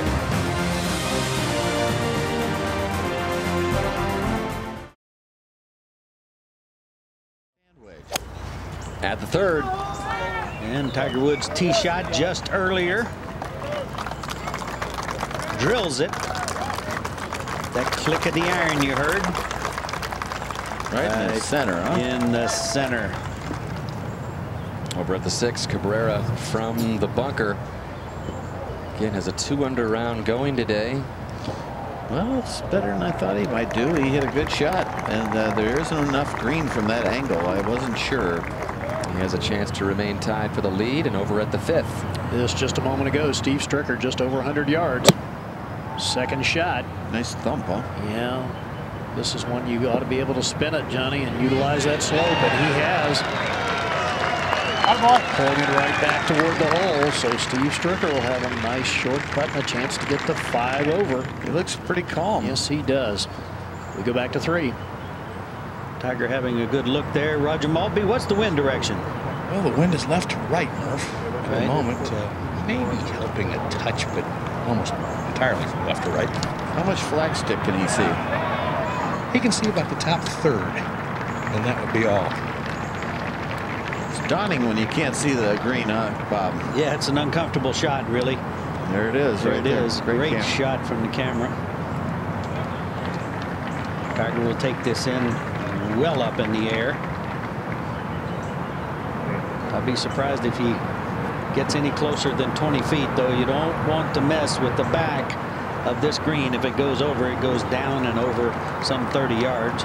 Justin Rose just made double bogey from back there. It's a great scene here at number 3. You got the church pews, and then to the right you got this sort of a walkway you see there, and all the people, and also the people in the tent area. It's gorgeous there.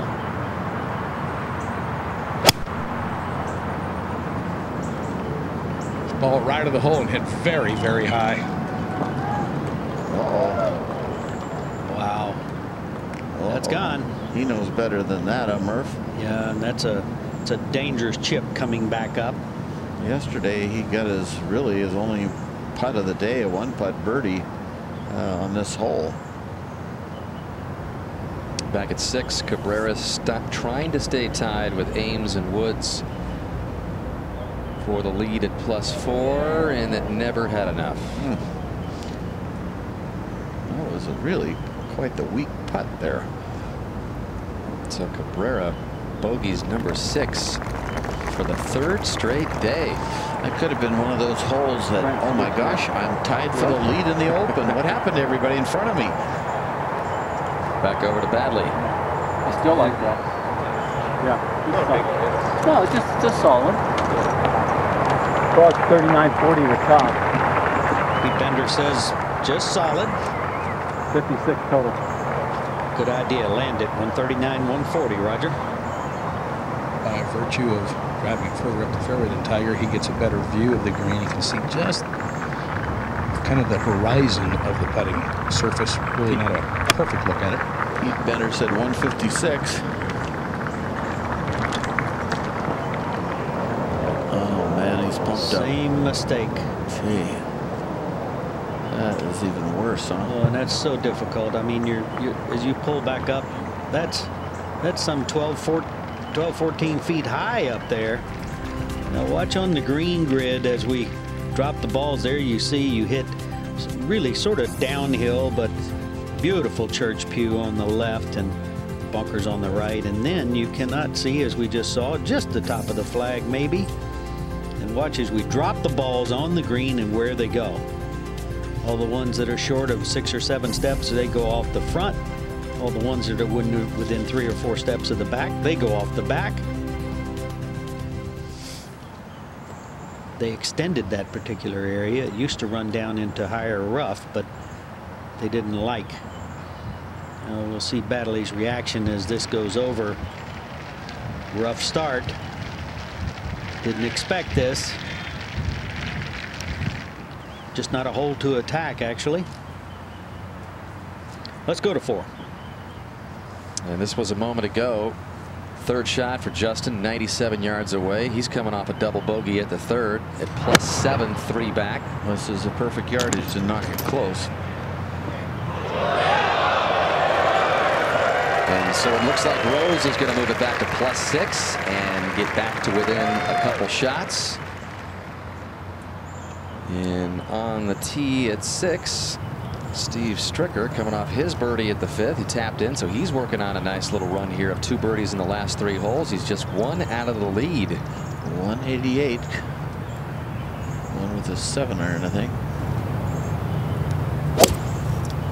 This full swing, you do not want to miss it right. You can get a kick while the green runs left. Oh, there's that kick we're talking about. That could be very close.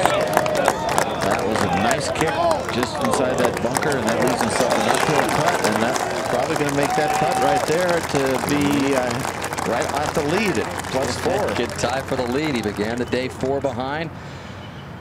He had a couple of hole outs yesterday, not just the hole out shot that he made for birdie at 18. And now Rose for birdie to get it back to +6. So he's trying to right the ship. He's got 2 birdies in the last 3 holes, but sandwiched around that double at the 3rd, and that's where we go right now. And both Tiger and Baddeley having a look up there. Importantly, put it in your computer. Get it up on the green, even if it goes 15, 20 feet past. What's the odds of getting this up and in, Murph? 1 in 2 or 1 in 3? Oh no, 1 in 4 or 5. Really? Well, yeah, it's tight up there. How about for Tiger? Okay, I'll give it a little bit. It's about 12 ways you can play this. Oh, this is beautiful. Absolutely can't play it any better than that. The Australians are masters at that shot. Greg Norman, all the guys, they play that little bump and run at Melbourne and the sand hill courses there. They are very good at bumping it into hills and running it over. Much better than Americans. Tiger making a very similar swing there, Roger. He too has the lofty club out.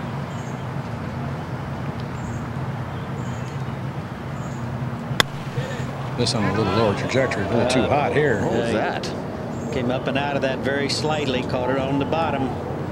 When's the last time you saw Tiger hit one of those, Roger? I can't think of one, John. That looked like one of mine. I don't like those shots up those banks. Well, it's that tight back there. It's not dissimilar to the putting surface, so it's not easy to hit a chip shot as Baddeley did. Baddeley more or less shut the blade going in and hit it with Tiger, spin, huh? Yeah, Tiger was trying to take it up a little bit. And then just bladed it, or what was it? Was it a blade, Roger? Well, he was on a bit of a downslope, John. I almost wonder if the club just didn't bounce a little bit. He did get some turf, so I mean, it wasn't a flat-out blade. Didn't seem to bother him that much. Normally, he would let you know how much he dislikes that. Sometimes that's it too, Johnny, the acceptance of putting yourself in a bad position, and what more could you expect unless you hit a terrific shot. He had hit after the last hole 19 out of the last 20 greens in regulation, and 20 out of 21.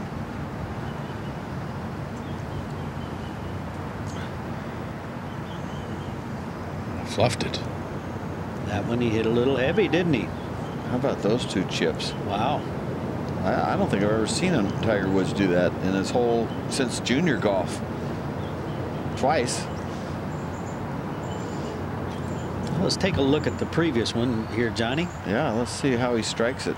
That's a wedge, and it comes off like a 4-iron. I mean, that thing is just literally a line drive. Yeah, as you say, I think he caught that a couple of lines towards the bottom of the club and just zinged it out of there. Now this one, another misjudgment. Stephen Ames, third at the par 5 fourth mark. 110-yard shot, back left hole location.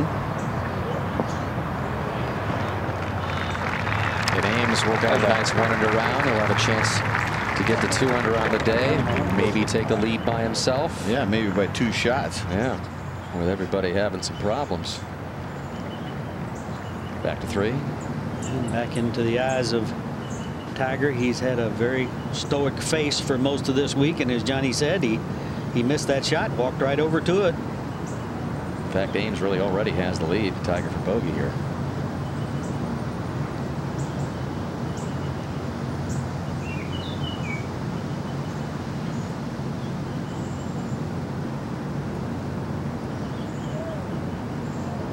Wow.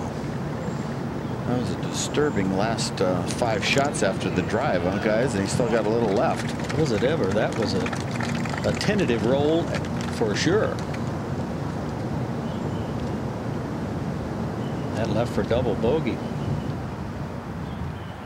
All right, Steve Stricker to get to +4. Well, this is not a whole lot unlike the putt on Hel Cabrera missed in the previous group. It's not crazy fast. Follows the fall line at the very end.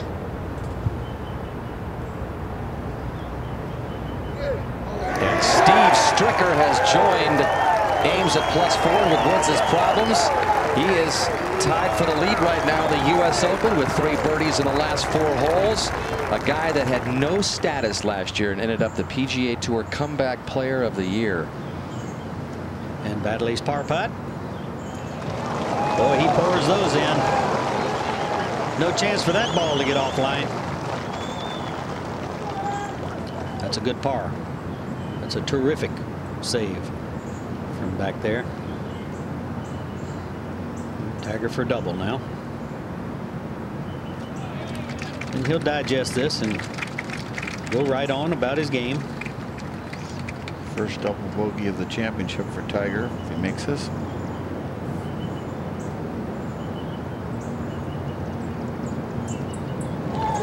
He said last night it's all about experience. He said, I've got it. Some of those other guys are going to be having nerves they've never felt before. No one immune to Oakmont, Murph. No one immune to U.S. Open pressure. That's right.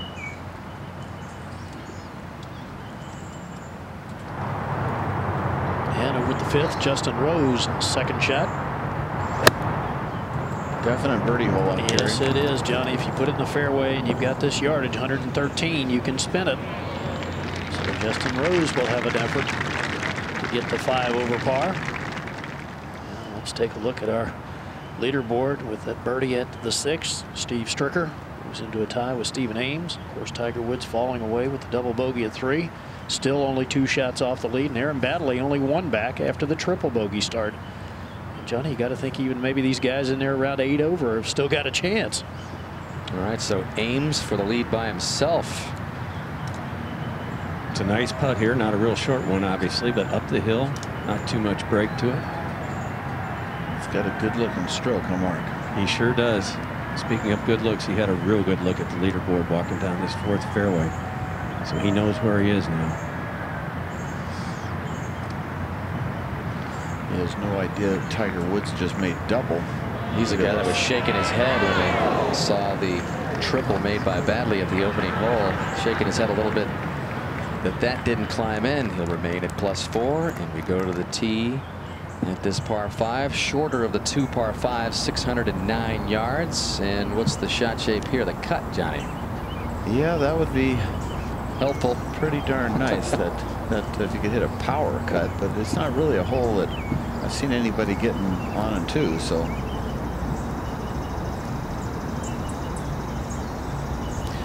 had a different wind yesterday and made a big difference on this hole. Gary, you're not on this one, but I think that made the difference in guys reaching it so easily.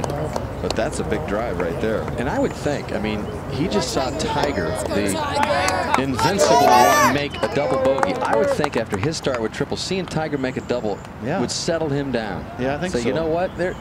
Everybody's going to make a big number. Well, what he's going to say, and Pete Bender probably say, look, you're only 1 out of the lead, okay? I mean, that trouble's gone. We're only 1 back. Maybe get the bad stuff out of my system early. I mean, yeah, it's gone about as good as it can go for Baddeley since the horrific start, and now it's Tiger who's battling back from the big number. He's so calm looking for Tiger after the double. The whole week he's been very loose, very affable, very focused, but good mindset. Spot lining here. He needs a good drive here to take advantage of this hole.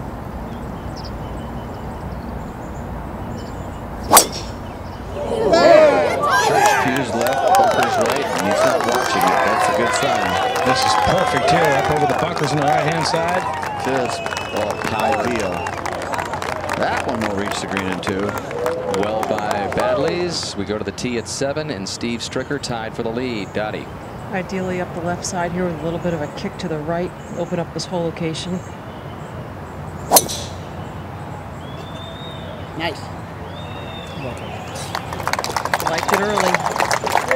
Again, the real teeth of the golf course begins here at 7. This is a 479-yard par 4. And Stricker loves his position.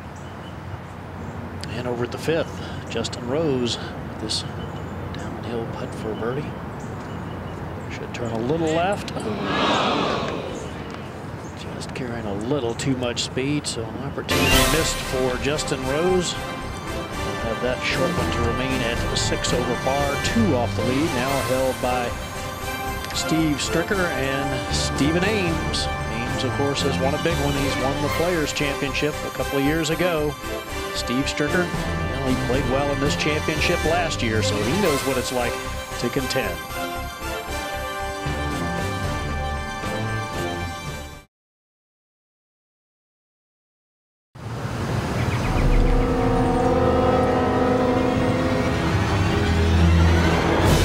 Not in that bowl.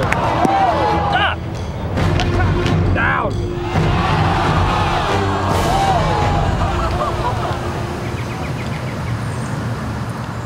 Oakmont with a feel of a horror film. It can get like that. Yeah, if you're not hitting it well. Well, it was a horrific inning for most last year at Wingfoot, and it was Jeff Ogilvy who was left holding the trophy. But a little different feel to it this year for the man from Australia. Plus 19 for the championship. Plus 5 today. He was plus 5 all week last year at Wingfoot. Let's go to the 4th. 2 good drives here, Roger. Very good drives, John. Baddeley has 296 left of the hole. wind now has picked up as strong as I felt it all day. It's just hurting switching. players. Yeah, it's just changed a little, hasn't it? It has. It's starting to come out of the south more. Hopefully that is not going to bring some weather we don't want to see. Hopefully we're going to have a good day. Finish this up. How much of the flag stick can he see from there? Just that little tiny bit? Just maybe the flag itself. That's about it. It's a small target. He's -3 on the 2 par 5s this week. Better than anyone. Pretty good line here. He's aboard. He's played the 5 pars better than anybody else in the championship. 2 putt that to be 4 under par for, because that second par 5, the 12th hole, is one of the hardest par 5s in the last 30-40 years in the U.S. Open, maybe the hardest. Credit to Badley, he's really settled down. There's only been 2 eagles all week on this second easiest hole here. Roger, and Tiger's next. 280 left to the hole. He's got an iron out. Imagine he's going to do some kind of low screamer. Maybe try to play some kind of low draw and run it into there. What's the alternative to this club? He's got a driver and a 3-wood. That's it. That's what I mean. The question is, he may not have another club. Yeah, a 5-wood he's been carrying off and on in the last couple of years would have been nice here, probably.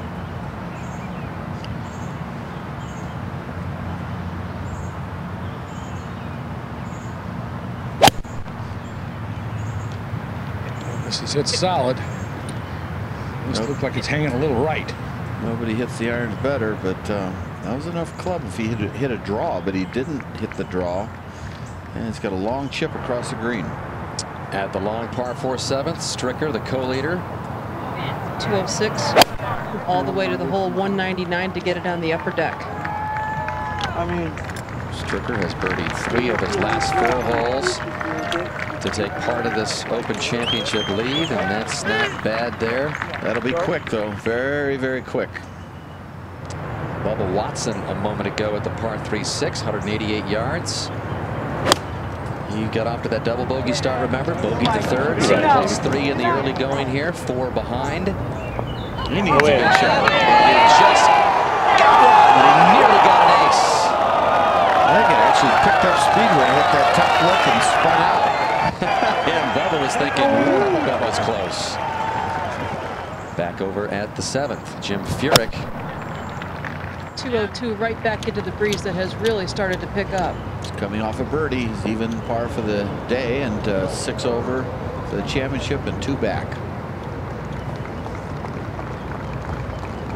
So right in there, Mr. Jim Furyk, local Western Pennsylvania boy, grown up.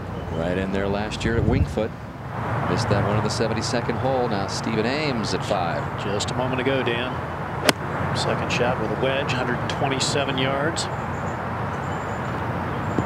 Hangs it right, but it just comes out of there, and this will funnel right toward the hole. What a difference an inch makes there. If it hadn't come out of there, Johnny, he would have probably struggled to make 4. Now he's going to have a great chance to make a 3.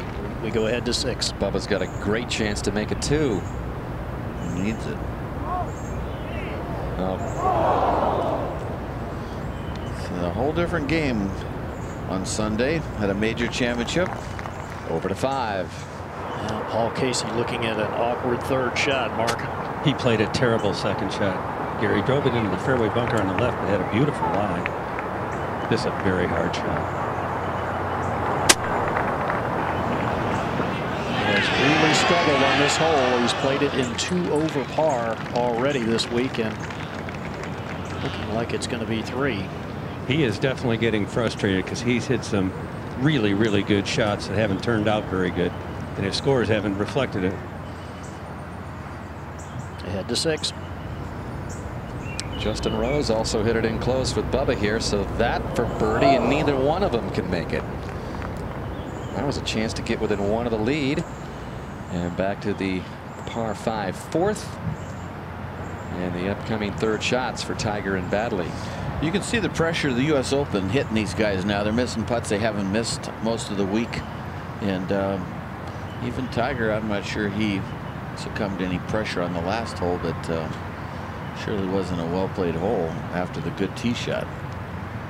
What about this one, Roger? Not too much to it, huh?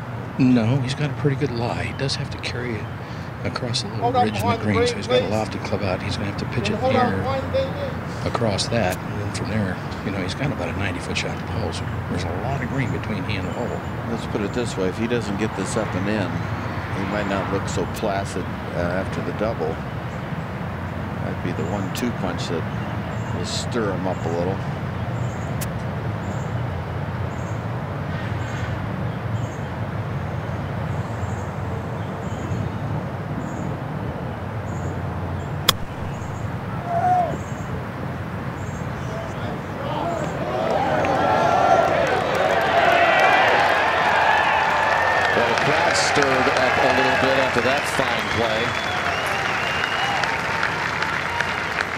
Over at the 7th, Steve Stricker, third shot, Dottie.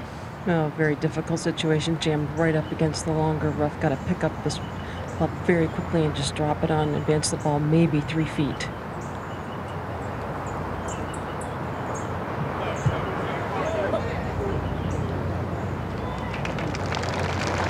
All in all, pretty nice job. How about Stricker waking up in the last 21 holes at 4 under? +8 in the first 39. Remember, he came to the 18th hole yesterday and was just scrambling to make par and dropped it in for a birdie. He's the only player under par on the weekend here at Oakmont. And over at the 5th, Stephen Ames with a chance to take the outright lead, Mark. And it's a quick one, Gary, down the hill. Paul Casey has already played 4 strokes on this hole and is still not in the hole. Not a whole lot of break here for Ames, though.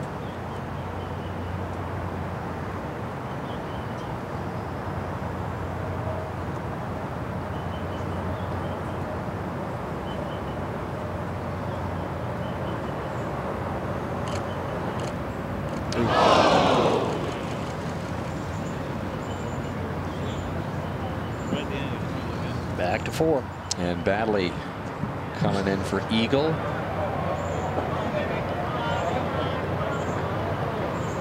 Not quite enough.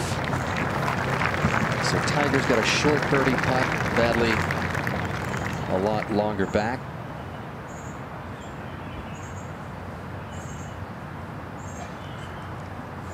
And we'll move it to the long par 3/8. Again, the first 300-yard par 3 playing in U.S. Open history. And way to pound that. he's got a 3-wood. He seems to like it. Takes a hop right. It's a very good shot.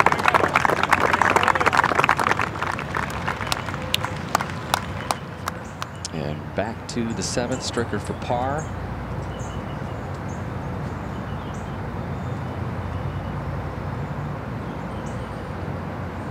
Oops. Is that a pull, Dottie? That was a pull, and he had seen Jim Furyk's ball go by the hole and fall left. That was a mistake. Yeah, Furyk missed his birdie putt there, so Furyk at +6. And over at the 4th, Badley for birdie. So a 3 putt for par for Badley. Remains at +5, just 1 out of the lead. Again, came out and triple bogeyed the opening hole. You couldn't have a more nerve-rattling, jangled start than what Badley had at the 1st.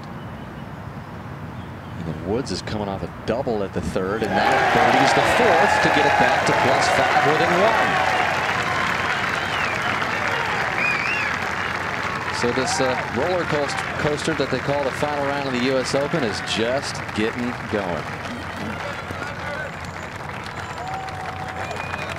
We go to the 6th, where Stephen Ames, even though he missed that makeable putt at the previous hole, has the lead by himself. What's the wind doing now, Mark? It's coming a little bit from the left, Johnny, and maybe just a little bit behind. I would think this ought to be just a nice 7 for Stephen. And I'll tell you, this guy has not stopped smiling for the first 5 holes. He did say yesterday after the round, someone asked him if he was going to be nervous, and he said no. Touch right of it.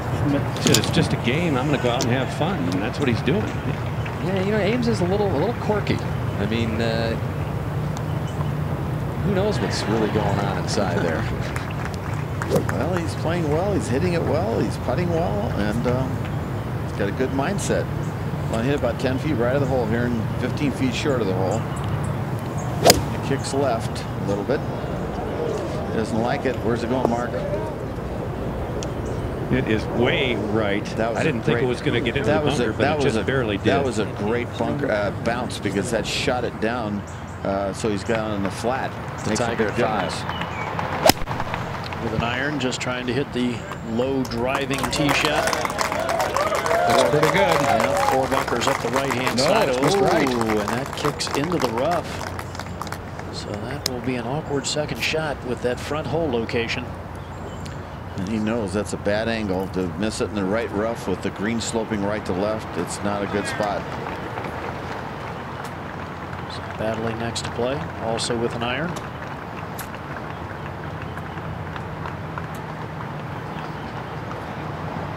Awkward tee shot. Just goes over the brow of a little hill, Johnny. You can't see the landing area.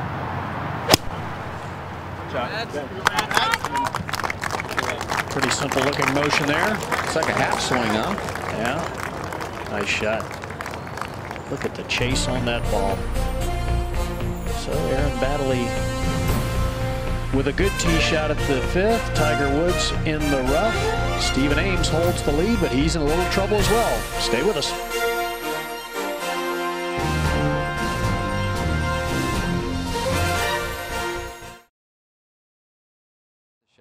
Well, the ball is sitting down just a little, as it has a tendency to. So it's going to be tough for him to stop it going down the hill.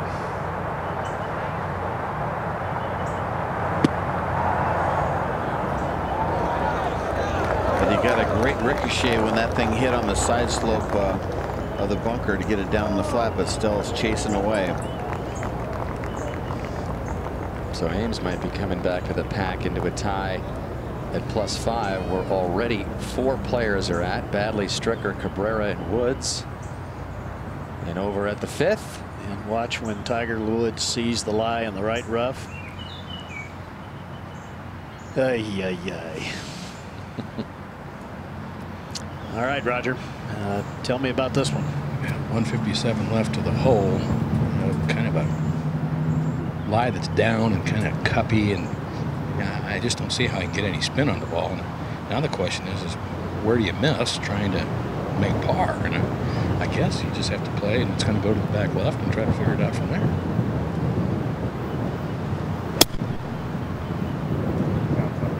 It's got to go.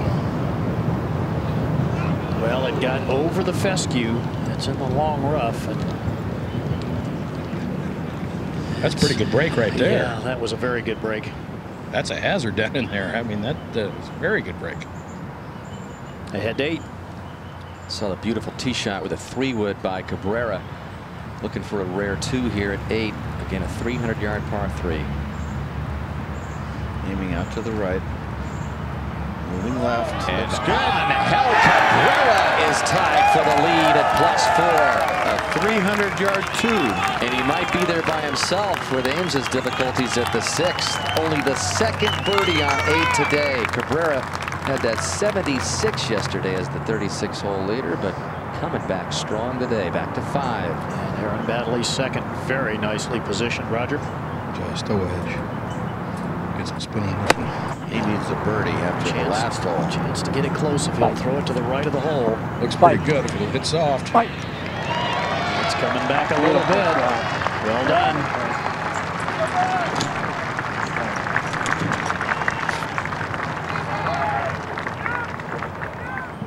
They head to 6. Paul Casey had to actually play backwards here with his 2nd at the par 3-6. He's with Stephen Ames. I mean, that's just all he could do. And remember, yeah, the hole's over there. Yeah, that's not the greatest spot he laid it up to either, I don't think, is it, Mark? Yeah, well, you know, Johnny, he really had no other option. He could have taken an unplayable lie, but he would have dropped it and it would have buried. Couldn't he have hit it farther so he could, you know, get it towards the tee a little bit more, and then he can come in sideways? He looked at all the options, and this is where he was aimed.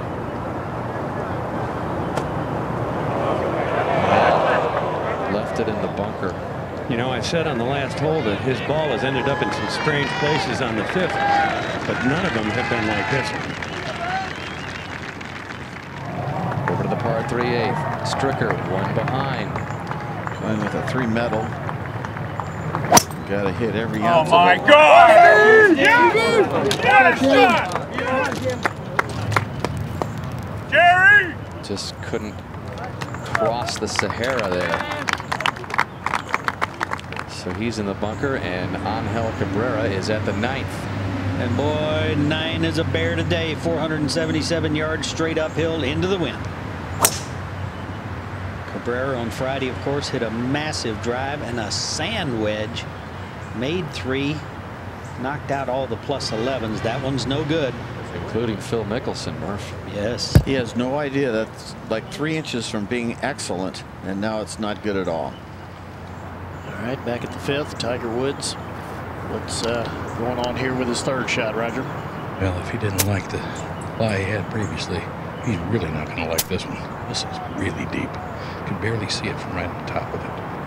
Looking like he's way over trying here, to throw it way out to the right and try to utilize that slope. We saw Stephen Ames' ball come down.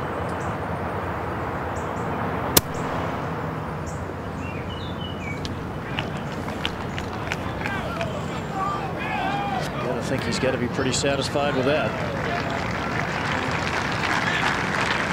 It's a struggle for these guys today, Gary. Yeah, especially if you miss the fairway, Johnny.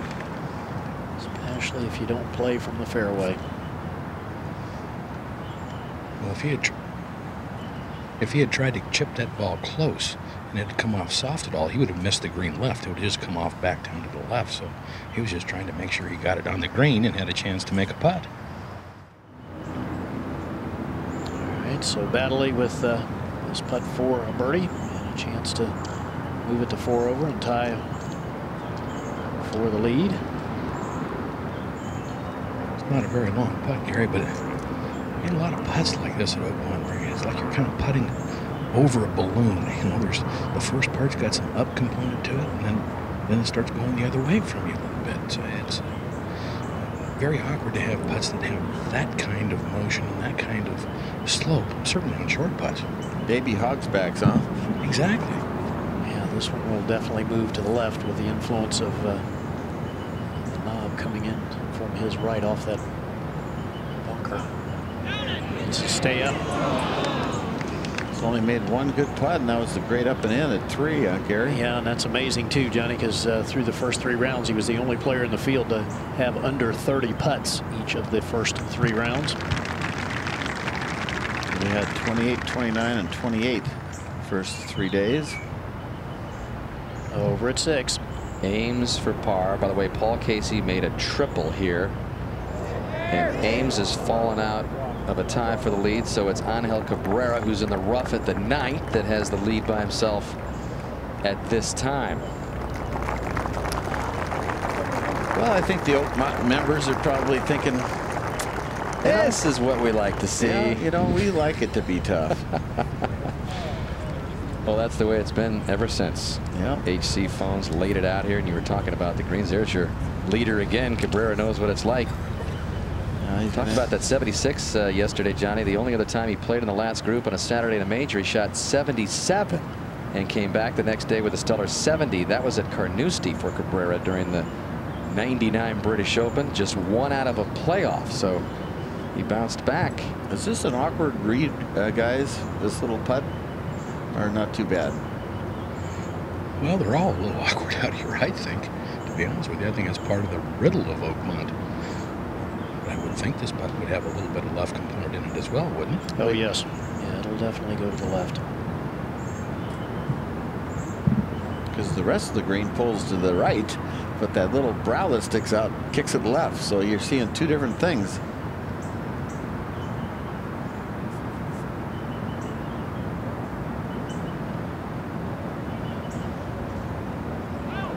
Good save. That's a great up and in. That is what Tiger Woods does so well. He grinds and hates to make scores over par. So Woods remains 1 off the lead. And we'll go to 8. Remember, Stricker found the bunker at this long par 3. This was a moment ago, the long bunker shot.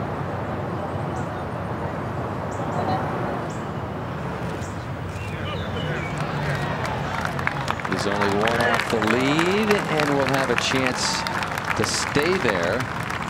And so now we're live with Stricker for par. And what did Jim Furyk do here today? Well, he hit driver into the back center of the green, 2-putted for his par.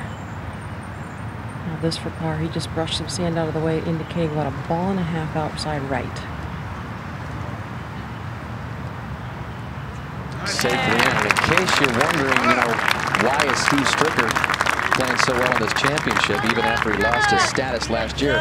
Again, he has finished in the top 6 in 3 of his last 7 U.S. Open appearances. So he's one of those guys that kind of wakes up in these championships as we go to 9.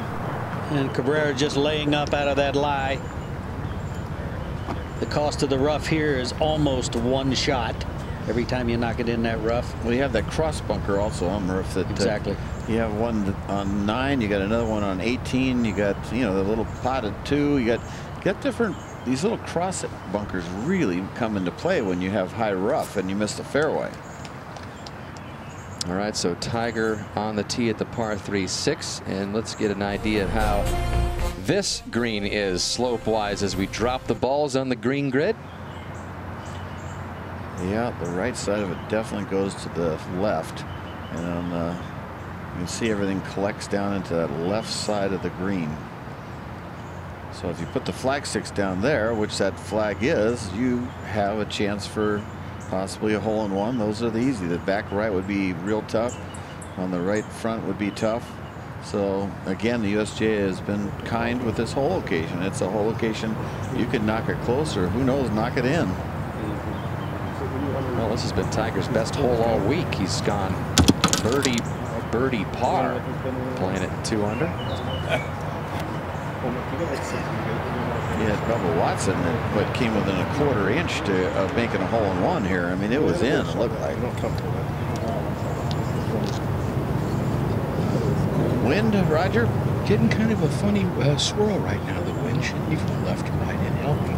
But it almost feels like it's coming back into him a little bit. And that's the reaction he's getting here at the tee. It's not the direction the wind has been coming from. Well, there's 2 kinds of winds. You got the one that swirls down low, and then you got the prevailing wind up about 60 feet where the tops of the trees are. And so sometimes it fools you. Not near as many trees to look at or well, you got that big hill. You got that big hill to the right, and so it comes up over that hill and fills that eddy underneath. This is a 6-iron here, Jimmy. Oh, plenty of club for him, that's for sure. Isn't it? It's going a little left. Oh, that's got a big downslope there. He's got to hit to, and I don't know, is it just out of the bunker or in? Let's see if that's the ball just barely out of the bunker or just barely. Yeah, right in the bunker. I got another white thing there that confused us all. Jim Badley settled down 4 straight pars, and he had a chance for a birdie at the par 5 4th, but 3-putted for par, but still has settled down nicely, Roger. He has, certainly after that dreadful start. I don't think he's settled down at all, if you ask me. Just 3-putted a par 5 for a par. And he just hasn't made the putts. He had a good putt in the last hole. And, you know, he had the one decent thing happen, the up and in at number 3. He has 11 putts through 5 holes. So he's still on shock mode, if you ask me. 7-iron here. There's a beautiful looking shot. There you go. Maybe he's settled down. He's got to make the putts. His whole game is dependent on good putting. So he's got to start making some of those putts. But he's surely not out of it. No, I mean, it could have gone all the way down the hill after the triple. I mean, he could have shot like a Goosen or a Jason Gore at Pinehurst. He's hit some good shots. He hasn't done that. But he's got to get the putts in. Watch Tiger's shot from the tee here. He's looking good there, right over the right shoulder, just where you want. Then really goes down and then pulls back and just turns it down. probably tried to want to trap draw it, but it didn't lead enough. You have to, if you draw it, you have to lead the top of the handle before you turn it down. Otherwise, it'll kick it left. Much different round from Tiger, certainly, than we saw yesterday. No doubt about it, Murph. A moment ago, Cabrera is third now at the 9th. You want to ideally leave this short of the hole. Yeah, he just pulled it, and now that has to go back up a ridge about 1.5 feet high. What a putt for par. It's like a greens church pew, huh? There you see the darkness there, and he watches Angel walks up that slope. Very difficult putt, and then, by the way, once it gets over that hump, as Johnny said, then it is ripping fast on the other side. This green here is genius. That's the best way to put it. It's got more tough putts. Remember those guys that were putting the other direction towards the right hole location, putting it right off the green? Phil Mickelson did that. Several guys Absolutely. did it. So these hole locations on the left should be a little easier. But yesterday was a tough one on the left. He has to play this out to the left about a foot. It'll rip to his right in that hill. Oh, he killed it. He just killed it. That'll go 8 feet past the hole. Just the drive being, what, a foot too far right up, Bob? Yeah. Something like that can cost you a United States Open championship trophy. Tiger at the 6 here, Roger, for his second from the bunker. What kind of shot is this? Well, as Johnny said, there's a downslope between himself and the hole and not much room. He may take this ball to the other side of the green, utilize that slope. The farther he gets it up to the right side of the green, it will turn around and come back toward the hole. That's what he's looking at right now. That's what I thought he was going to do. Is this a little reminiscent of 16 at Augusta? Where, well, it'll be just coming straight back, won't it, Roger? I mean, there's no big curve on this one. No. It just goes up and comes right back. If he can get it up just about to the fringe or just into the fringe, that ball can come back, I think, virtually all the way to the hole or very close to it.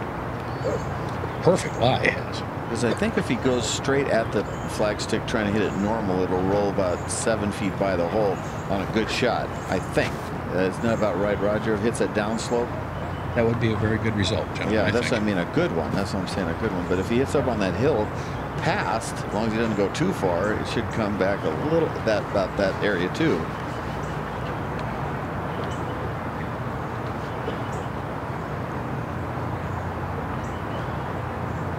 This appeals to his creative side that he's so good at, but there's that 7 feet past the hole. Maybe 9 feet. Ahead to 9. And Cabrera with an attempt now to only lose 1 shot on this hole.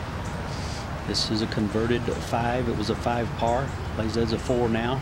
Last year it was the easiest hole. This year left. the hardest. Yeah. Very nice. He watched it roll by the hole importantly.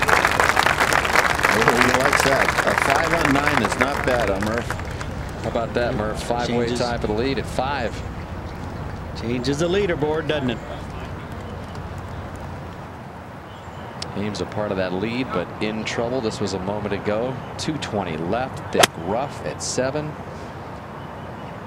He's chopping, and whoa. That's because the guy does not take enough loft for the shot. He's trying to get too much out of it instead of taking a sand wedge or a pitching wedge and played it back in your stance, and it cost him this big duck hook second. Now he's in one of these ditches that Oakmont is infamous for, and he just chops it up, and that one heads to rough as well. That's a mental error, that second shot.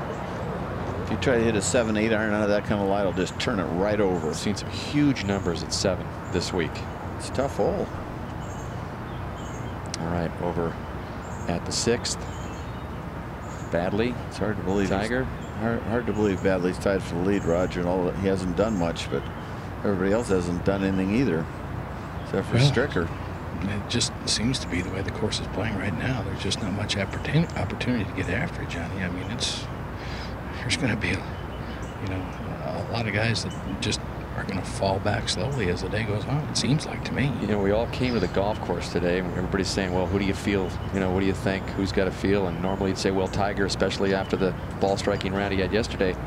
You know, I didn't have that feeling. Johnny, you didn't have that feeling, oh, this is Tiger's championship. I mean, it's that kind of course. Yeah, well, and he's hit some good shots today, but he's surely not flawless. Like yesterday was near flawless golf.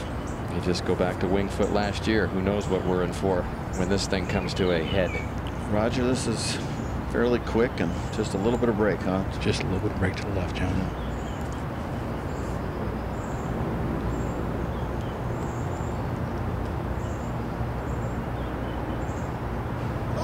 Just touches it. Will stay up. And for the second straight hole, he guts out a par.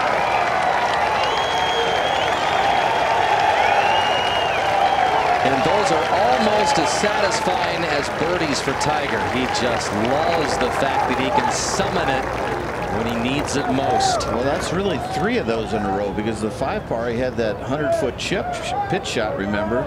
And so, you know, those are 3 great up and ins in a row, Roger Maltby.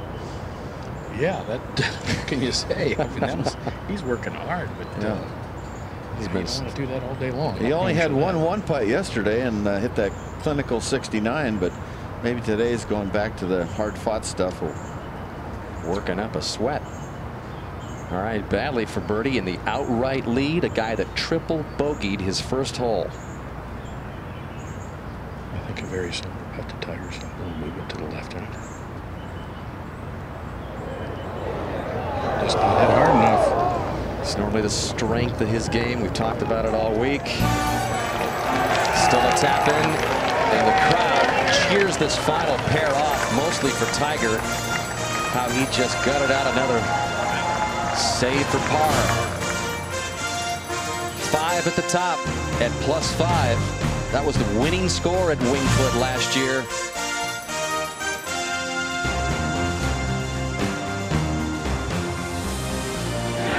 Another bogey avoided for Tiger Woods.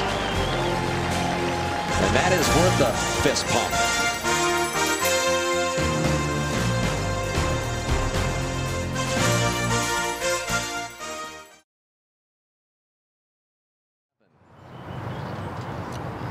This is a tough tee shot. He doesn't like it.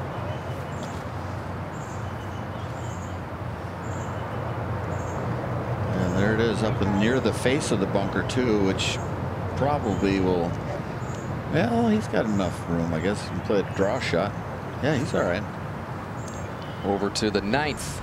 Steve Stricker's ready, and what a leave here, Dottie, right under the hole. Well, very smartly played the whole way. Murphy took 3 wood off the tee, played his second from 216 yards to this point.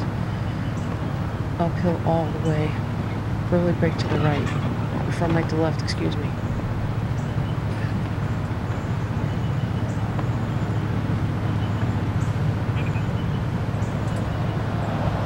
What's that wind doing at 9, Dottie? It's right in, Johnny. Yeah, it's playing tough right now, isn't it? Yeah, it's playing tough. 2 birdies all day. Number 1 in degree of difficulty, as a matter of fact, on the golf course. Let's go to 7. And Stephen Ames, the travails of him on this par 4, 4th shot. You saw him just have all sorts of problems getting it to this point, chop it again. He just doesn't seem to know how to keep that face open. When he hits out of the rough, it just shuts down every time. Got to keep that heel ahead of the toe on those. Ames went on to make triple bogey. Remember, led outright by 1 just a couple of holes ago. Now he trails by 3. Jim Furyk for par. Put the ball behind the hole, and boy, was that fast from back there coming back, Dottie. Boy, the last 10 feet, it was just like a skating rink. He knew he had made a mistake when he walked up here and saw the ball beyond the hole, but you have to be so precise. It's hard not to. Well, don't count this man out on that back 9, because he can handle pressure. Steve Stricker made a great statement in the paper. He said, Sunday is all about handling my nerves, and so I'm prepared. The other thing, he's had no pressure on him really the whole week as far as the spotlight. He's sort of been under the radar, you know, sort of on the fringe. All right, this was Aaron Badley on the tee a moment ago at the 7th. Looked like a good drive, but it's going left. He's way left into the gallery. It's a good-looking backswing in the bottom. He's giving it that flip. Let's go to 9. And Stricker for his par now. Well, just saw Jim Furyk hole from the same spot, and he finished second at Wachovia, but I talked to him the following week, and he said he hadn't been under that pressure in a while, but it felt good.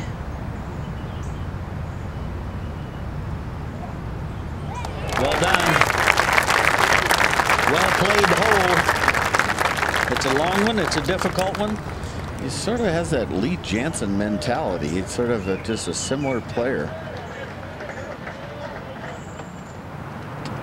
At the 10th, Angel Cabrera's second shot, 192 yards down the hill.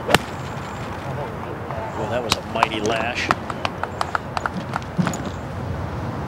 Oh, and what a good shot. That's going to trickle through, but still very well done. Cabrera's yet to par this 10th hole so far in the championship. Well, he's come to rest in a tall fescue that is all kind of trampled and laying down. I mean, this grass is 2 feet or more long, and it's kind of swirled over the top of his ball. All he's got is to go out sideways, and with that, he's taking some risk. I mean, I don't know that this will come out of there. This grass is so long, it could just shut his hosel down, and there's no telling what might happen. This again is the use of the graduated rough here at the Open. First put into play last year at Winged Foot. The farther you get offline, the bigger price you're going to pay. So those gallery ropes have been pushed out on many fairways a lot further than they used to be to kind of get that into play. More so than any U.S. Open in history. Almost every hole, the galleries are only allowed on one side of the fairway, and it's away from the fairway. So if you hit it out in the stuff, you're not getting the Seve benefit there, you know, where you're out where it's trampled. I think it's a great move. Well, you get a penalty for what you know. Look at how far away from the fairway the gallery is. Better back up, okay? Well, you better hope he can use some muscles there, and you got to take the right path that has the least amount of resistance and the least amount of into the grain grass. That's what I always look for. Some path that can get through the stuff that's not into the grain. Good out. Yeah, not bad. Fortunate. Yeah. King zip it out and then just gets hung up in the first cut there. It's a good angle from there.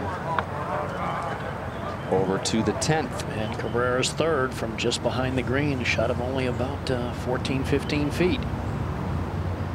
This is makeable. All right, good shot. Back up to the tee, Steve Stricker. Gary, that's a hybrid headed a little left. Very narrow fairway here, and a lot of bad things. The bunkering very deep in the rough as well. That was headed a lot left.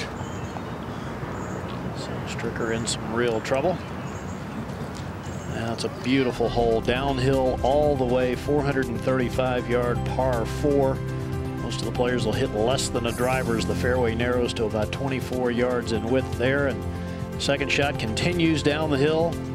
And the green, well, one of the famous ones here at Oakmont, it runs away from front to back and from the right corner all the way to the back left. Through 3 rounds, was playing the second toughest hole on the golf course.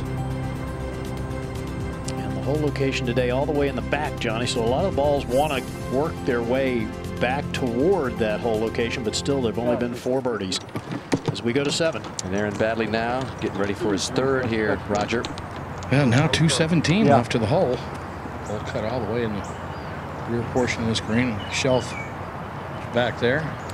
You can't chase this ball up and back into there though, John. He needs a good shot. You know, he's already made a triple on this opening 9, and this could be another double if he doesn't watch out. And a draw. He is playing a draw, but this is going left. He's doing a lot of flipping at the bottom. He normally is very quiet with the hands with that short backswing, but he's got that short backswing, very little lead, and then a lot of hands. So he's short with the flip at the bottom. That's not good. Tiger's next. By the way, Cabrera tapped in for the par at 10 to remain at +5. Roger. 181 left for Tiger. Good lie. That's a lip. Well, you better not hit it thin. That's for sure. Wind back into his face a little bit here. And this a blind shot, obstructed view by the embankment of the bunker, just above the bunker, ahead of him, two of them actually. He hasn't looked up yet. It took that whole time without looking up. He's got to be looking at the trees behind the green, John. Yeah. He has to have a spot back there. Yeah. Go Tiger! How was it? He made pretty good contact with it. Can he get it back there? What a shot. Yeah, he's back in business. Badley's having some big problems again. Tiger continues with the blinders on. Tied for the lead. 4 there right now. Badley might fall out of there. We're going to see all sorts of stuff today as this final round Sunday unfolds.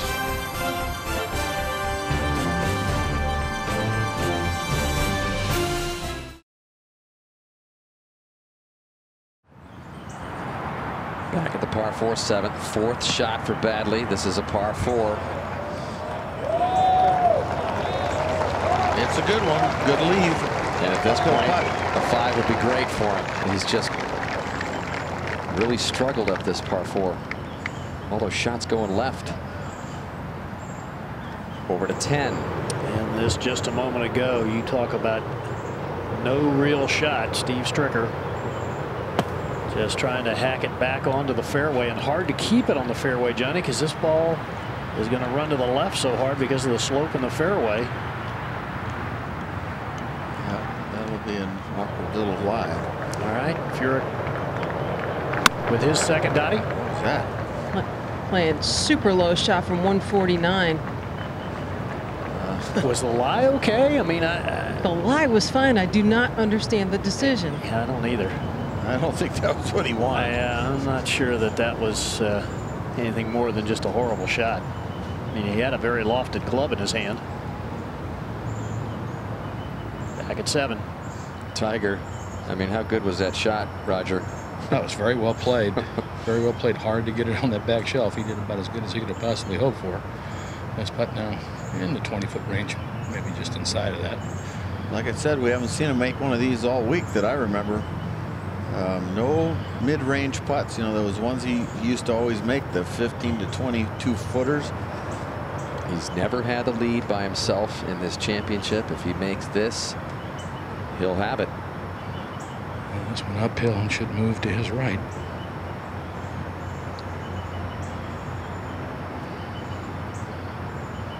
He's due.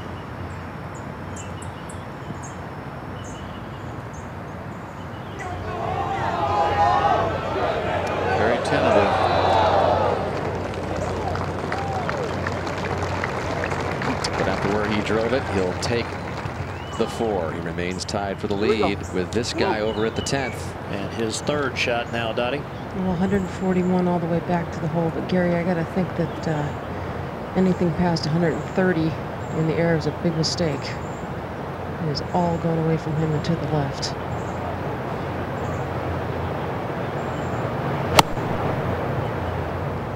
Stricker can hoist the ball up in the air pretty well.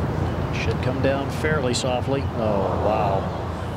Way too softly. And that is going to leave a tough 2-putt for bogey. Back to 7. And after all that Badley has been through on this hole, you would welcome a 5 here, Raj. And he has not been the Aaron Badley who's been #1 in putts this week through the first 3 rounds, especially today, Johnny. That was the bogey miss at the first, and missed for double, made triple at the opening hole, and then had a birdie try at the second. That one skates by. Birdie attempt at 4. This was a guy who had been the only player in the field who had recorded less than 30 putts in each round coming into this final round, and all of these birdies he just wasn't able to capitalize on. So you've been right. I mean, he hasn't made, the putter's not been working. I mean, he's kept it together after the triple, but we're seeing some heavy leakage here at the 7th again. Yeah, I mean, the bottom line is we're out there to score, so it can look like a guy's holding together tee to green, but if you're still scoring bad, it doesn't do you any good, does it, Roger? Not at all. And You know, he needs this putt. He needs something to draw some confidence from. You know, if he could just hold a good putt, you know, even though for a bogey, it would give him something to draw from. The trouble with his swing has very little wrist cock on the backswing, so if you don't have any wrist cock on the back, you can't be using it on the down. And that's what he's doing. He's flipping it at the bottom. But he's got a beautiful putting stroke. Watch this. See if he can knock it in with some pace. A lot of things are going left for him. Putting, hitting. It's just. He's got all pars except for the triple at the opener. I think he's and a double here. I think he's pretty darn frustrated right now.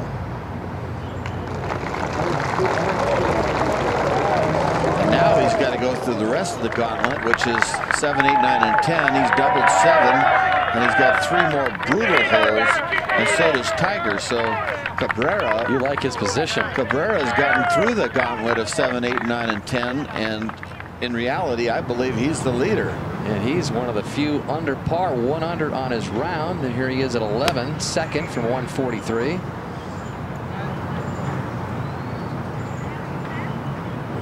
Oh, yeah. And the man they call El Pato called his father that. It means duck. It's waddling his way up the board to 10. And this just a moment ago, Dan. Furyk's third. Scooped it a little. Yeah, but this is going to trickle on right toward the hole. He knew what he was doing. Oh, yeah, he did. I think he's a little surprised that the ball came up short. Now live Stricker for par. And Dottie, this putt to me sums up what Oakmont is all about. Well, as a player, it makes you feel pretty helpless at times, and this is it. Anything. That's a straight-in putt, isn't it, Dottie? I don't think so. It is so fast and breaking so hard from the right. Care to tell us straight, Johnny? Yeah, I'm going to do that. I think that, what is that, 15-foot break, Gary? Well, it could be played as high as you want, really. He's not looking way out there. No, he's not. It's just.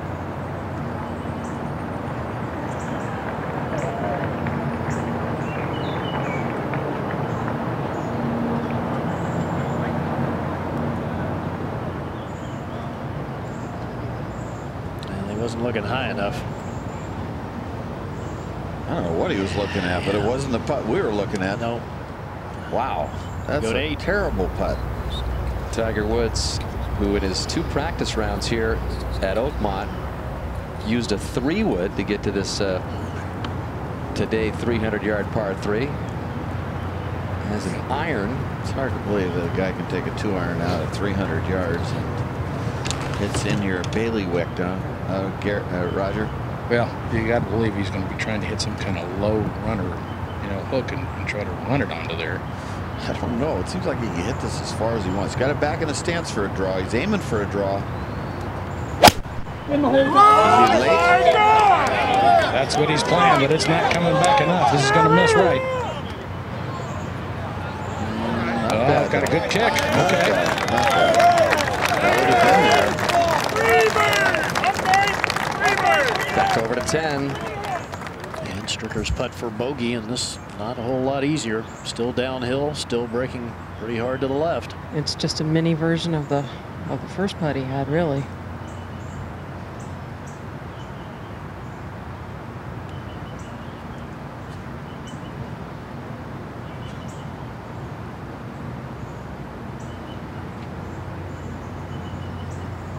That's tentative as well. How about those 2 putts? Well, that's pretty hard to believe. He had 12 putts on the first 9 holes, Johnny, and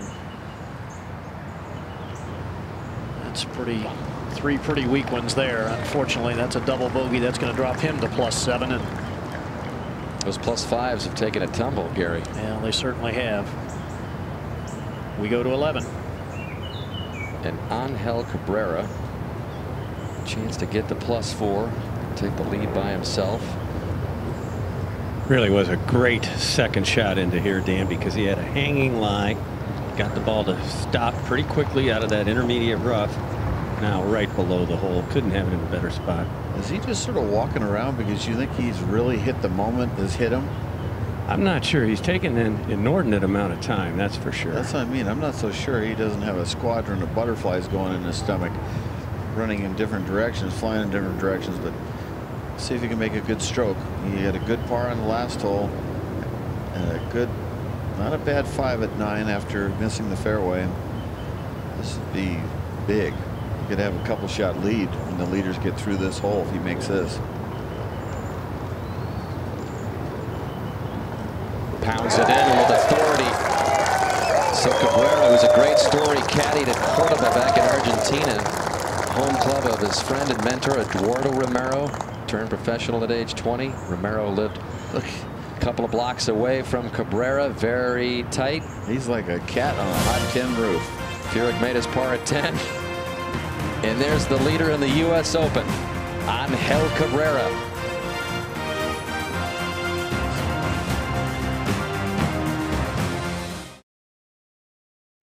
Back to Tiger here at the par 3/8 and his second, Roger. Well, you can see the shot is coming right up the flat green. It's one of the flattest greens on the course. Beautiful distance control. He's in control of his nerves, which is no surprise. See that nice handset, shaft angle ahead. Takes it back so squarely there in line with his left forearm. Nice little wrist cock at the end. See how he keeps away on the left side, doesn't move his legs hardly at all, and just gets that ball first, keeps club low. Well, that's like a textbook. If you can copy that, folks out there, you too can knock it stiff. Over to 9. And Stephen Ames for a bogey, drove it in the bunker, could barely get it out just a moment ago, and that's way left. So Stephen Ames has gone from a share of the lead to shooting 40 on the front 9. Triple on 7, double on 9. Paul Casey playing with him, shot 43 on the front side. Well, the man that lives up north in Canada has gone south. A lot of guys have gone south. Paul Casey having a really rough day. Plus 12, and now Badley for his par at 8, and he is going backwards. Double at the 7th.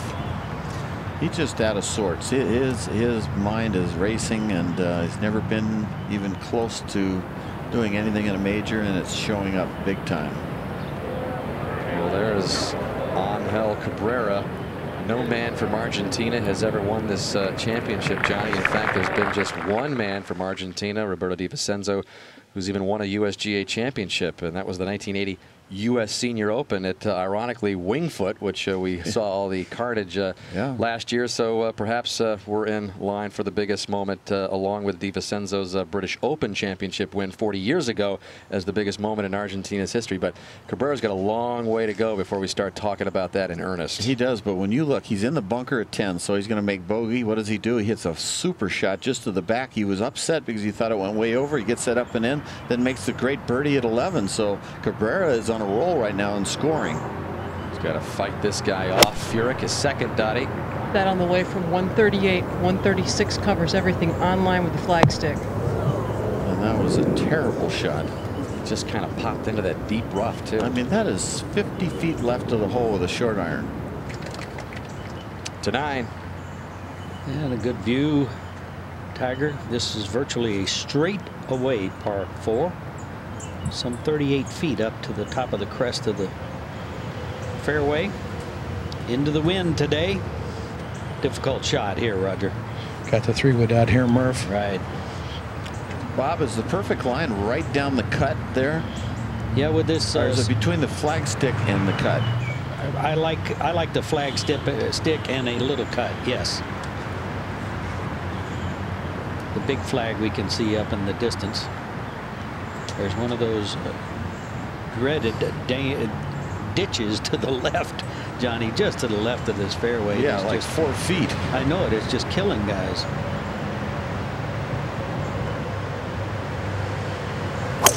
You have to hit the fairway, right, Murph? Absolutely. Oh, he's hit a low strafer right at the flagpole.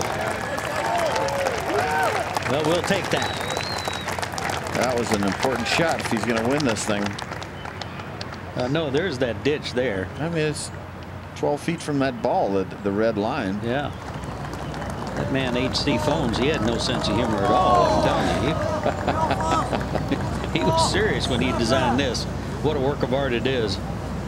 There we see Cabrera ready to go at 12, 667 yards today.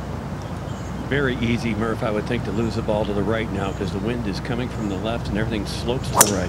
What's that wind doing? It's coming from the left. Boy, this one is pounded, though. This could be really good. Man, are you kidding? That thing is 350 yards. Maybe farther. Is that something else? That might be 390. And it's sitting up in a little rough. Well, Mr. Cabrera has a nice smile on his face, and boy, should he ever. He's leading the U.S. Open over Tiger Woods. That's a good deal.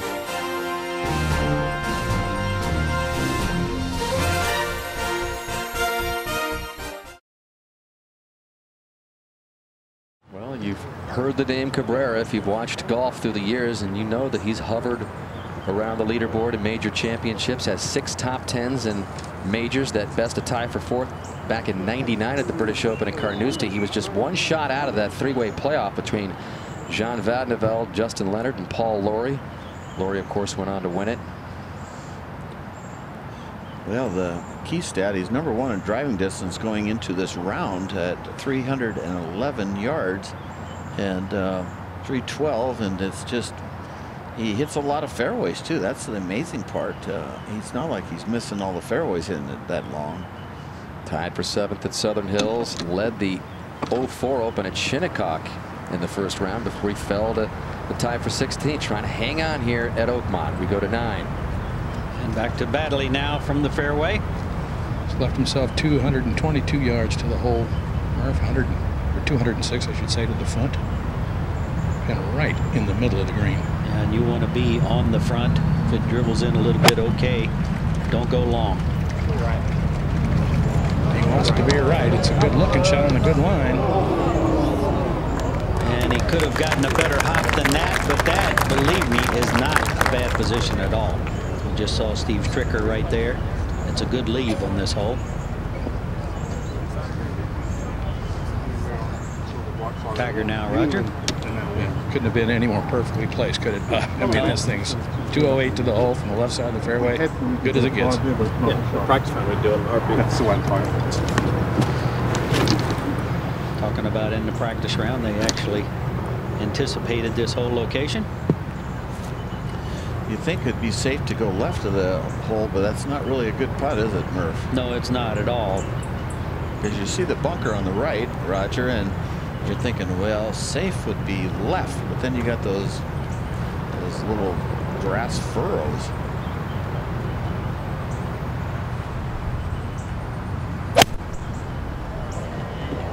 Oh, nice left. How about this finish?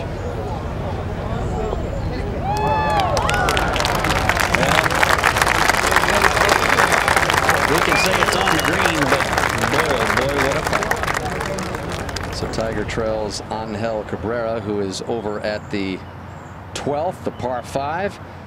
All right, in the leaderboard, ever changing. At one point not too long ago, we had a 4-way tie for the lead, and +5 was the number. Angel Cabrera has moved it to +4. And here is the leader at the 12th. Well, I said it might have gone 390. I short sold it. It went 397. 397, 270 yards left. Might have been the longest drive hit this year on the PGA Tour. Nice kick out of that fringe there, and just runs down into that fringe. This whole location, however, is a whole nother story when we come back. And back to Tiger at 9. You can see the rise in that undulation. He has to go down first, then back up the undulation. Did you putt this putt? I did. And what's a good putt? 4 feet from the hole? Well, I will tell you that when this ball gets to the top of the rise, it needs to be just barely going. Otherwise, it will go, yes, 3-4 feet will be a very good putt. Roger, you're right there, huh?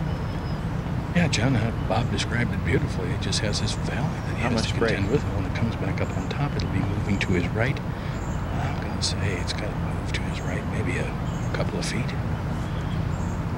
Just a Big dip, a wave, and then back into another low.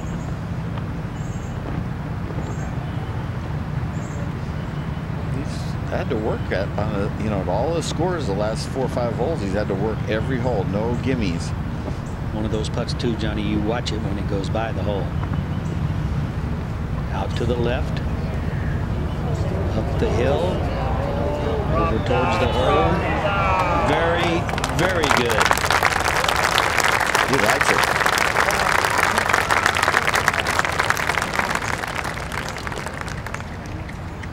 This was a moment ago. Furyk for the par at 11. Came in a couple back of Cabrera. And so that was a bogey for Furyk. Yeah, that poor second shot with the iron cost him. And Stricker paid an even higher price here. This was a bogey putt for Stricker, so back-to-back double bogeys for Stricker. It's amazing what the U.S. Open will do to players on Sunday. Just absolutely, it's incredible. We said guys are coming back, and Stricker was tied for first, and all of a sudden, he is 5 behind. Remember last year? What a finish last year. How crazy. How many? 4 out of 5 guys collapsed there that last year coming in. Harrington, Furyk, Monty, Mickelson. They had the same kind of feel. I mean, they're just doing it earlier today. Maybe they'll one up wing foot at the end here. Who knows? I don't know. Tough conditions, Murph. And a moment ago over at 14, Scott Verplank's second. You can see he's 9 over par. Oh, and that's a good one. Will it draw back? Just. Very good. Now the birdie attempt.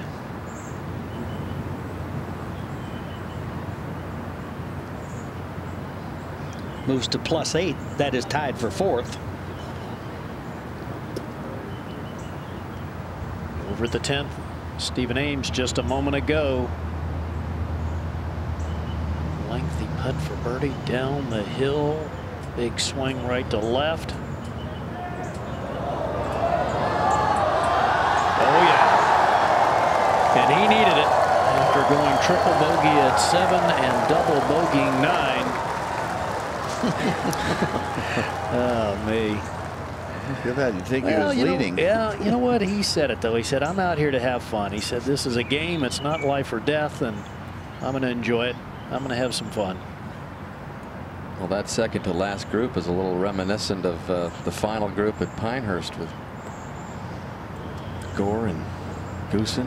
Having a little wager over those last few holes. Maybe. Yeah. All right, back on the tee. Tiger with an iron.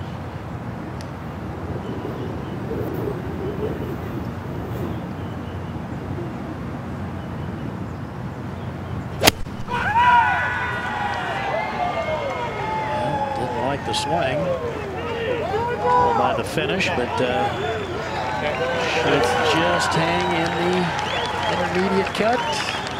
Just trickled into the first hole of the primary rough. I think he towed it or something. He obviously must have, Johnny. The hand came off very quickly. It sounded like it was heavy. He struggled a little bit on this hole. He's made 2 bogeys and a par. I don't know if we can stop it at impact, Gary, but take a look at this thing. Looks okay there, obviously. Definitely staying more on top of the ball. Yeah, boy, he really had a lot of lead there, didn't he? A lot of down, a lot of squat at the top. And over 12. Well, watch this shot. He has to chip it out some 15, 18 feet to the left, Mark. It is going to turn hard, Murph. It's off the good touch, though. Just short of where it would have gone more towards the hole, but boy, that's a terrific leave. Terrific leave. I don't think in all my years I've ever seen a hole location like this one. He made it look easy, but it's not that easy. There's a mound or a little drop off right before the hole you're talking about, Murph, and then it just shoots away where the hole is. Exactly. There you see players under par, 2 at even par, 1 over par, the rest of the field.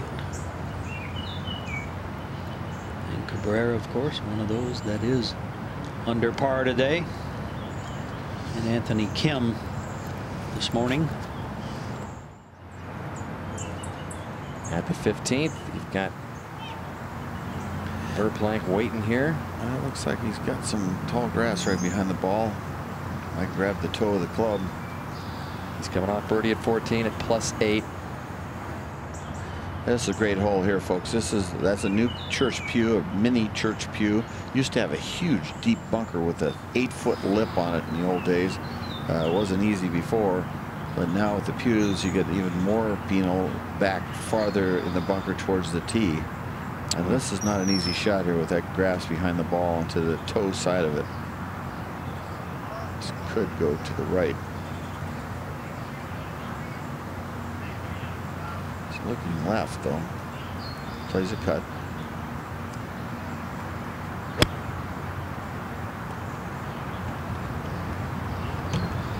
This is the second longest par 4 in U.S. Open history, so Verplank looking to run it up. That was a great shot, but does run away the first third of the green. And that is some green. It is long. Yeah, that's a good shot though, and that's not a bad place to putt from. Half a football field long at 53 yards. Only the second over 500 yards. Par 4s in U.S. Open history. Let's check in on the leader. Well, and as birdie putts go in this U.S. Open, and there are not a lot of easy birdie putts, but by George, this is one. This is back uphill. There's very little break. Protect against it going to the right. And he's got a chance, if he can make this, that he could possibly play 1 over par or 2 over par from here on in and win it outright.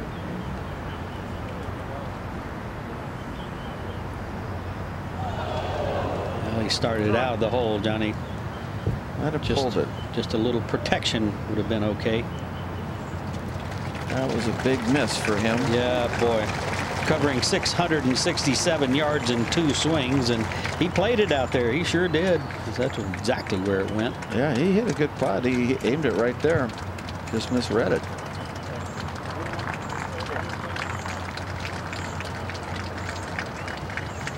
And over at the 10th, Tiger Woods has had a chance to take a look at his lie. How about you, Roger? You seen it as well? I have, and it's not a particularly good one, sitting down. Very hard to get spin on. Of course, he's got more than a wedge, 118, so he can get altitude to help him, but he's got it landed somewhere near that front right corner.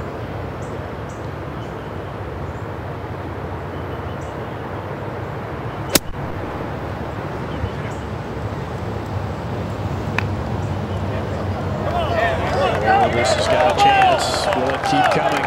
Will it keep coming?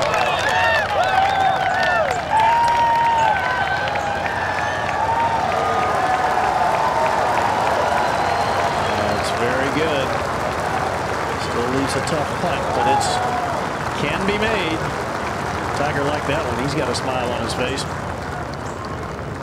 He interpreted the jump out of that rough just nicely, didn't he? Yeah, he certainly did. It's not easy to carry the ball exactly the right distance. Head to 13. Good look at the whole location there on the left side, 180 yards. Well, you got the green sloping right to left, and the breeze is going right to left, so you can just play it inside that. You know, you hit it, Mark, hit it just inside that bunker, inside this bunker, and play a little draw, and that would be perfect. Absolutely. I think he can also go a little long with the wind coming into him from the right and pull it back a little bit. Oh, with an 8-iron now, Mark. That's the club, and I think he's in a good spot, Johnny. I think being a couple of holes ahead of Tiger is to his advantage right now. He is bringing this one in from the right. It looks good. No, it looks good. Really good. Real good. Part of 6 holes left for Cabrera. And he seems to be keeping his emotions intact at the moment. Well, again, has never won a major championship. Has been there. I mean, he just can't stand still. He is so pumped right now.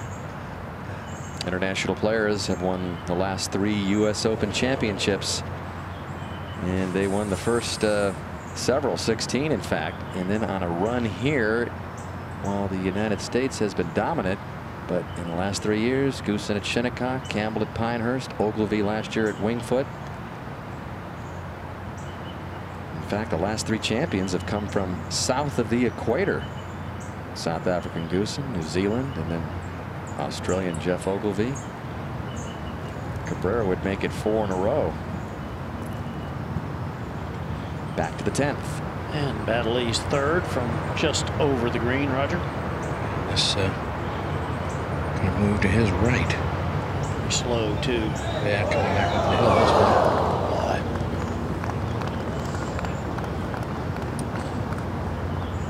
Yeah, let's take a look. The ball was up against the primary cut of the rough there. Let's see if the ball doesn't hop out of there. Yeah, just kind of scooted. You see how the club face is open, though? See Yeah, that there? yeah, sure do, Johnny. His putting stroke has not been what we're used to today. That's for sure. He just screwed the blade under there. The heel was way ahead of the toe on the follow through.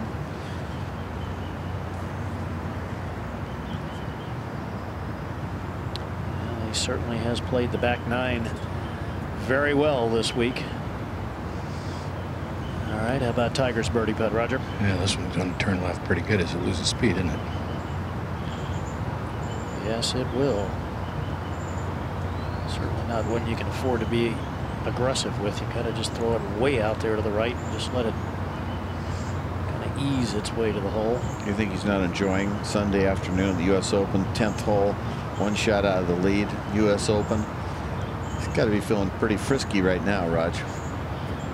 He'd be feeling friskier if he makes this. This is a big sweeping, breaks, what, 2 feet? Yeah, along those lines. He's aiming 2 feet out there, huh, Gary?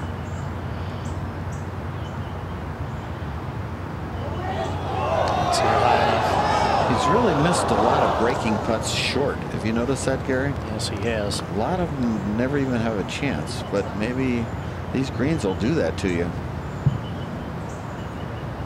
Let's take a look from above, and you can just see, I mean, the ball almost makes a left-hand turn. It needs to put an indicator light on. It goes left so hard, and you have to just be so defensive sometimes, Johnny. Yeah, its field this week is, per greens in regulation, are 1.95. Normally it's 1.79. That's a big difference.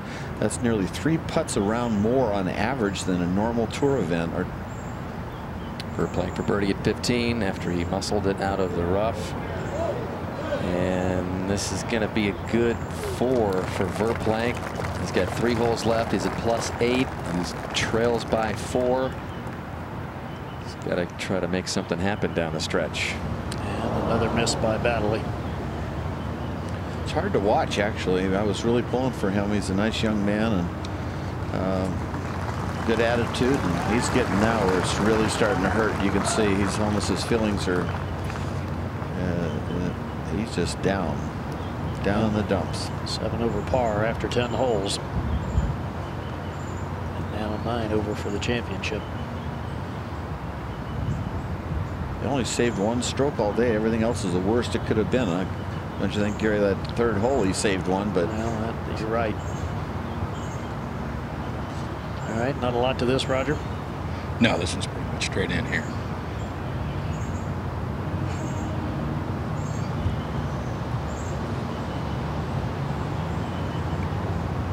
All right, Tiger Woods safely in with a par at the 10th.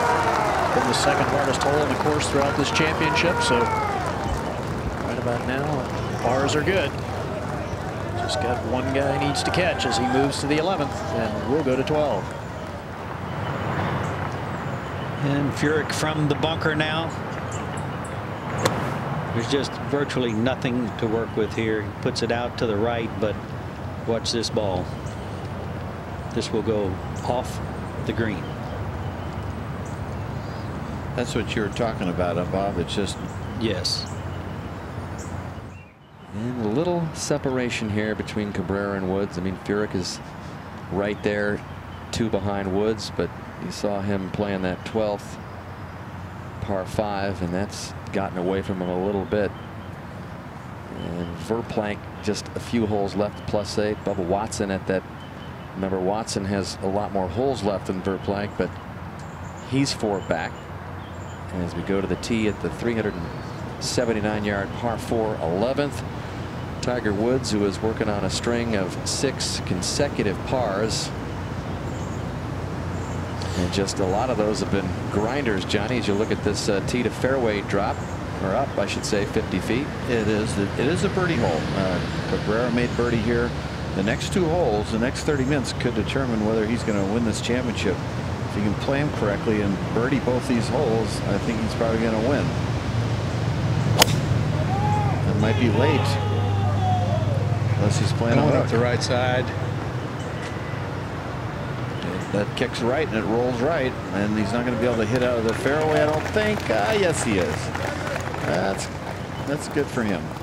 13, Cabrera for another birdie, Mark. 9 feet. It's going to turn to his left 5 or 6 inches, I would think. He just totally quit on it. And he knows if he makes the last 2 short putts, he's going to win this thing. And boy, were those good opportunities. He could have been leading by 2 or even 3.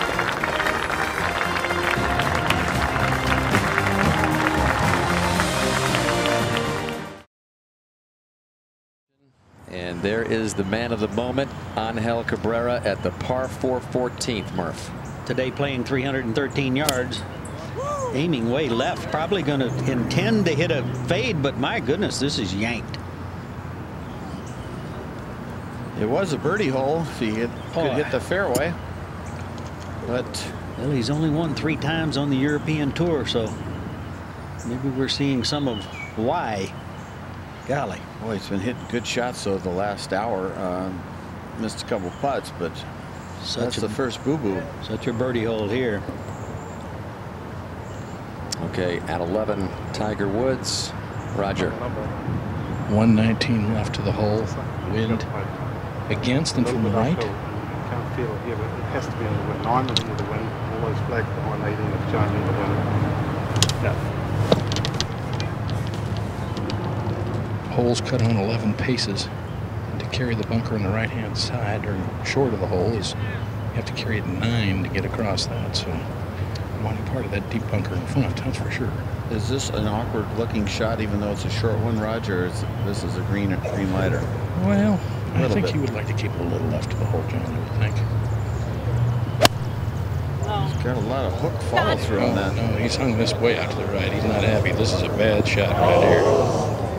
Man, what was that, Roger? The ball below his feet there? Yeah, just slightly. Just came out. Just barely came out of the mark. Yeah, mark. He was very fortunate there. All right, we need an update at 12, Murph.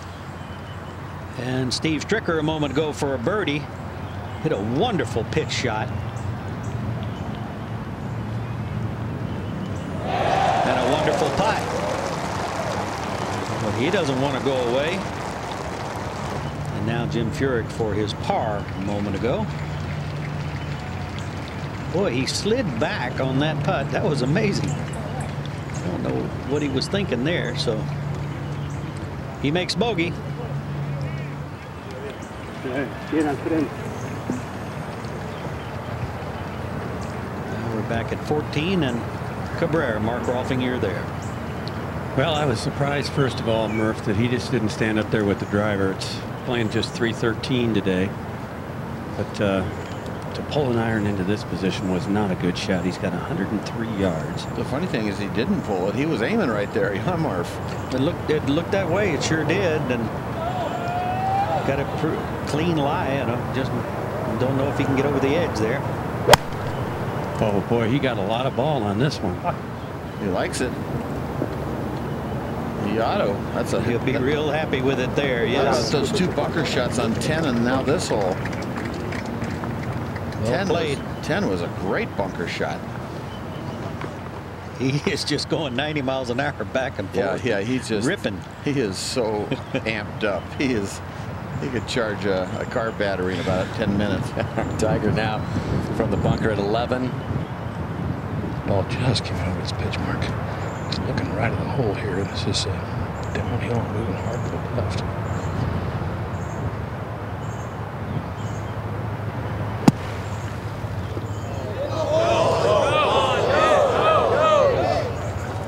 Tigers and going to be in full grind mode again, trying to save par.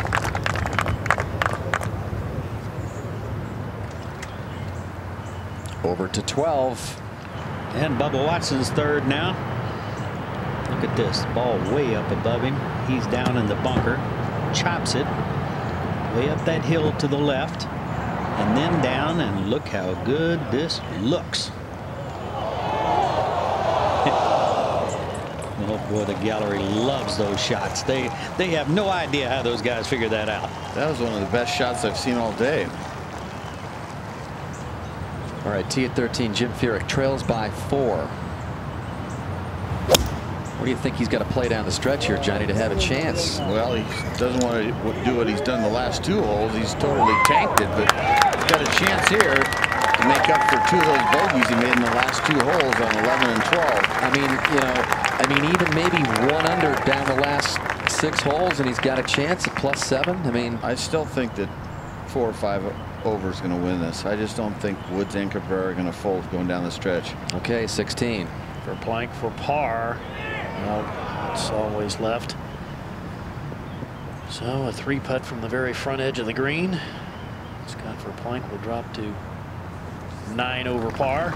But to really answer your question, 8 or 9 over might win. I know. That could go either way. I'm trying to look positively, but when you look at the finish on this golf course, come on, 15 under pressure, 16, 18.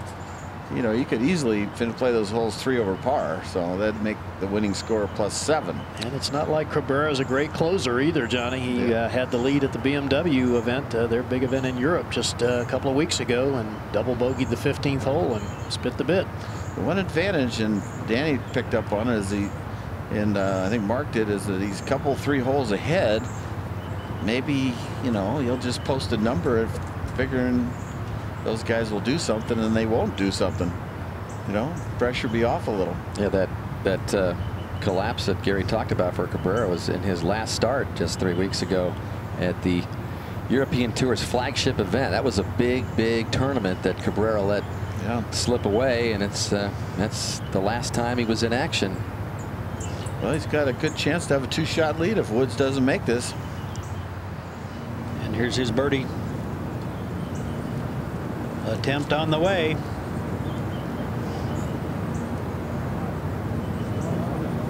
Well judged. And that's a good par save. And we must explain that there is no gallery around that 14th green. That's why there's no applause. Woods for par now. This was supposed to be a birdie hole for Tiger Woods. It's a tough little putt. He's only made 2 birdies on this backside all week, John.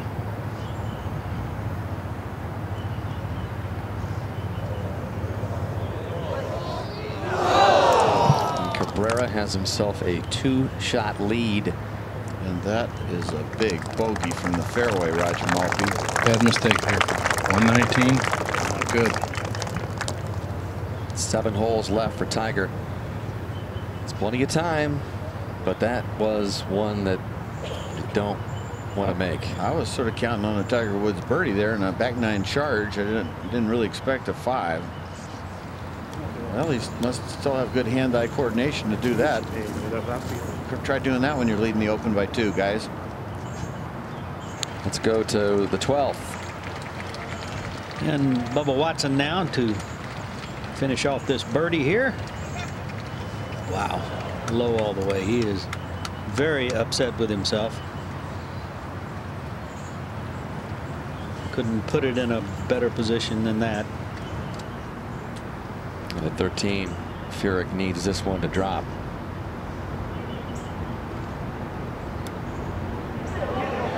And he knew he had it. That is huge for Furyk, especially on the heels of back-to-back bogeys. He never gives up. And with 5 holes left, Furyk is alive. 3 back. He's had great support this week. Excuse me. Furyk, the longtime Steelers fan, trying to win in his home state. Well, if he's going to win it, this is going to be a big part of his win, is this tee shot right here. He doesn't need a driver, does he, Mark? No, he doesn't. The key here, Johnny, is to hold the ball against this wind that's coming from the left. Again, this is a 500-yard par 4. Second longest par 4 in U.S. Open history. Down in the landing area, the fairway also kicks to the right, so he's got to aim this one up the left-hand side. That's it, right here. The marker's saying dead down the middle. It's dead down the middle, but it needs to hang on now.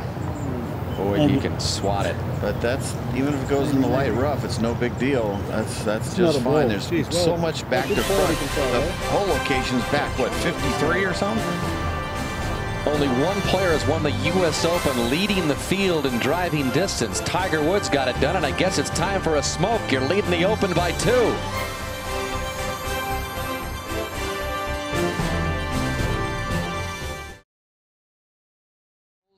As they are at the 12th, and here is Tiger. It's hammer time. Good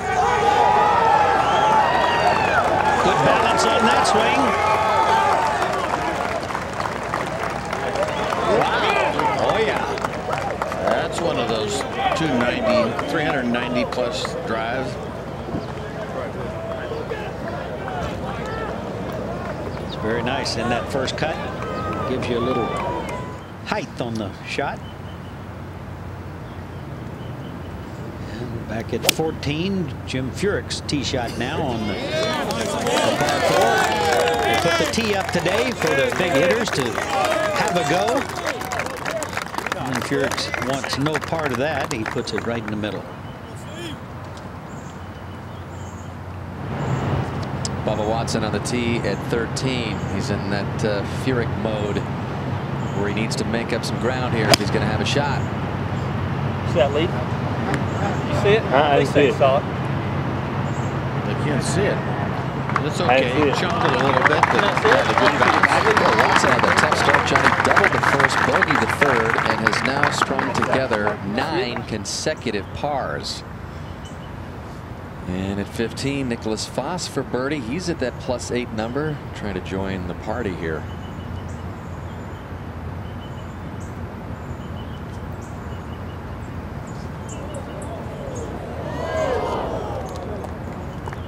Pretty good round going for the Swede, +1. Had a pair of 71s to start off the championship week before shooting 75 yesterday. And the MetLife Blimp Snoopy 1 providing the beautiful views high above this 2007 U.S. Open. MetLife guarantees for the ifs in life. Just a beautiful area of the country. The Allegheny River.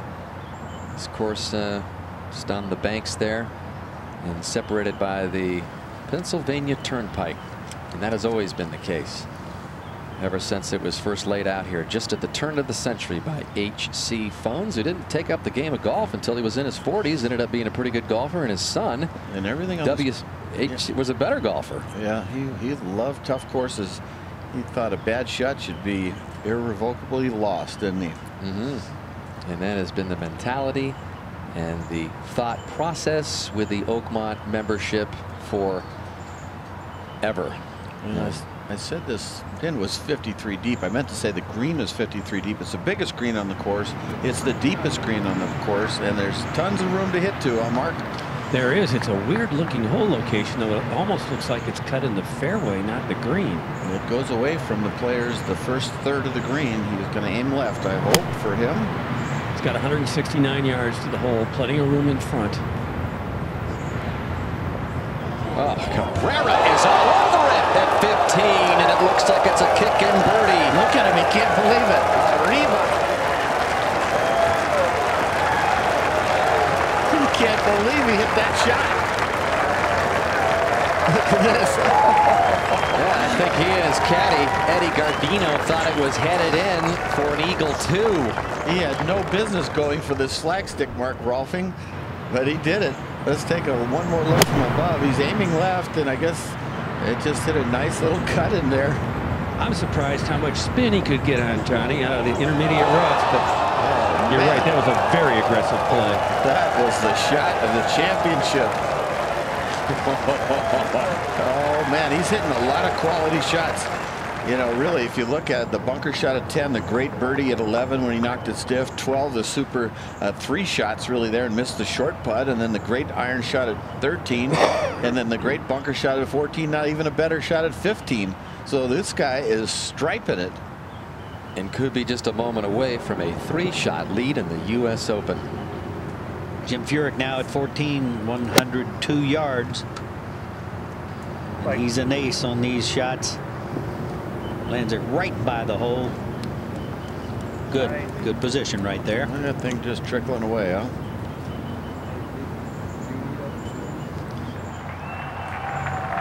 And back on 12. Badley second, Roger. From 318, and this is going right. Seen a lot of that, and boy, is that a pitch shot from there to that hole. Well, Tiger needs some magic, Roger. I don't know if you heard the roar from Cabrera's. It maybe wasn't that loud down here, but we didn't hear anything that was that loud here, John, so I wouldn't imagine he did. This now from 274. What's the perfect shot, Murph? You have to play for that feed to the right? Yeah, somehow you want to get just inside the bunker, which is on Tiger's left there by the green. Let it dribble on. It's going to go to the back if it gets on the green. Standing way above the ball. He's trying to play a Trevino shot or something. Well, he said a good looking shot, maybe overcutting a little bit. And just runs up just short, as you see. And he'll have a masterful chip shot from there. And a look at the swing from the NBC 300 frames per second. He's got the ball about 4 inches below his feet here, and watch how he chases. He really, look at how wide his knees are apart, how stable that is. Really a loaded position. A lot of stored energy right there. Bicep just bulged on the downswing. Watch the chase follow through. Like, just look at that follow through. That's like, hey, Arnie, how'd you like that one? Well, he had that little pigeon-toed putting stance the other night when he finished up, and another tribute to him there. 14. Furyk's birdie putt goes in. Birdie 13, birdie 14. Hello, Jim Furyk. 4 holes left, Murph. Definitely in the mix. He's got a lot of friends and family in this area, and he said they are working hard. You don't hear much applause right there, as I mentioned. That's out in the middle of the meadow, so there's no gallery around there. And just earlier at the 13th, saw Bubba come in here. This was his birdie try. He's putting right up the fall line here, just straight as an arrow. Just nothing to that putt. Maybe right center at the end. So all that is left for Cabrera and a 3-shot lead. I tell you what, I hate to say it, but I guarantee you his head is thinking of every putt he's missed this length since he's been out of Pampers. He knows what a big moment this is back in Argentina. This year marks the 40th anniversary of Argentina's greatest golfing moment. That was when Roberto Di Vicenzo won the 1967 British Open at Royal Liverpool over Jack Nicklaus, of all people. And Roberto Di Vicenzo, we know, is watching back in Argentina as he's getting full coverage. There he goes, watching Angel Cabrera put on a display here at Oakmont. 3 under for the day, 3 holes left. He's doing some great stuff, just terrific ball striking, and that putt was no gimme when you're that nervous. There is the scorecard. He came out kind of a little forgotten after leading this championship at the halfway mark after that 76 yesterday. 3 birdies on the opening 9 to go along with a couple of bogeys, and then just a splendid back 9. Johnny came to the meat of the golf course, 7 through 10 in 1 under, and then has added that birdie at 15. And he's the man right now as he heads to another long par 3 here at 16. He pars in for a 67. Not many guys have done that on Sunday here at Oakmont, so that's a terrific round of golf he's putting together. If he can finish strongly, he's got 2 really hard holes in 16 and 18 and a birdie hole in 17. And if you can handle all the emotion and all the cheers that come your way down the stretch in this championship. Let's go to Bob Costas. All right, Dan, and we'll keep our eyes on Angel Cabrera as we talk with Tim Rosafort, senior writer of Golf World magazine, who managed to reach Roberto Di Vicenzo by phone. It was before he nailed that putt to go 3 shots up, Bob. Asked him if he thought he could hold on to win. Said it was difficult to tell. Called him a great hitter, not very good in the greens. Interesting then that he would be leading the Open here at Oakmont with the difficulty of these greens here. Similarities between the two players, both great hitters, both not very good putters, but Roberto a great champion, over 250 wins worldwide, 15 wins for Cabrera worldwide, most of them in South America. Roberto's almost 50 years older now than Angel. Different parts of the country. Angel lives in Cordoba, Roberto lives in Buenos Aires, so they don't really know each other, but certainly a lot of pride for the history of Argentine golf. Eduardo Romero, he mentioned, we saw him finish second last month in the PGA Seniors, won the tradition last year on the Senior Tour. Caceres, Vicente Fernandez, 85 years old, and no interest in going over to the Open. He's too old to travel this year. We're back at 12, and Tiger's having a look at this chip shot, and what a chip it is, Roger. Boy, it's going to break huge to the right, almost directly right angles, if not more than that. But this is so close to a fall off that's left of the hole from his angle. I mean, can it be gotten close to the hole, Murph? It doesn't look like it. Well, if you get within, 5-6 feet, that's an excellent shot. Take it way left up on that ridge. You caught it a little heavy. Fluffed it again. It's not going to come down the hill.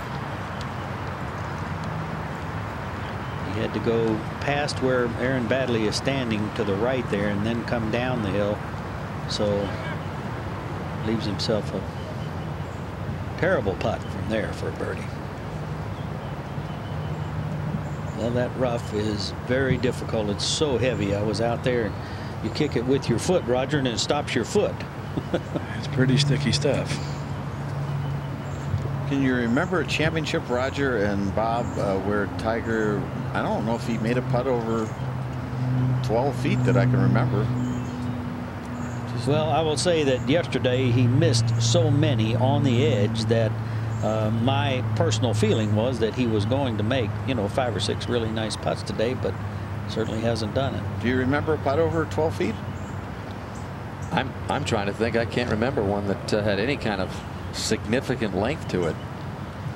It's very rare for Tiger, and all the ones that in that, the bonus distance, which is 12 to 25 feet, that you just sort of take them and run. Most of them have been sort of short. I've noticed a lot of putts sort of tentative and low. And then the great round yesterday, he was missing a lot of the makeable putts high, which is interesting. But better start making a couple of these, Roger, if he wants to win. I would agree, and he needs, this is not a putt you really try to make, I don't believe. Is it, Murph? No, you don't want to get brave here. Yeah. No, this will go virtually, it'll go 20 feet down past the hole, if it has any speed. He's been known to make curlers. I would say Augusta on 16 wasn't bad. If he makes this one, it'll be an awesome putt. Coming in sideways, huh? Yep. Yeah, this appeals to his creative side.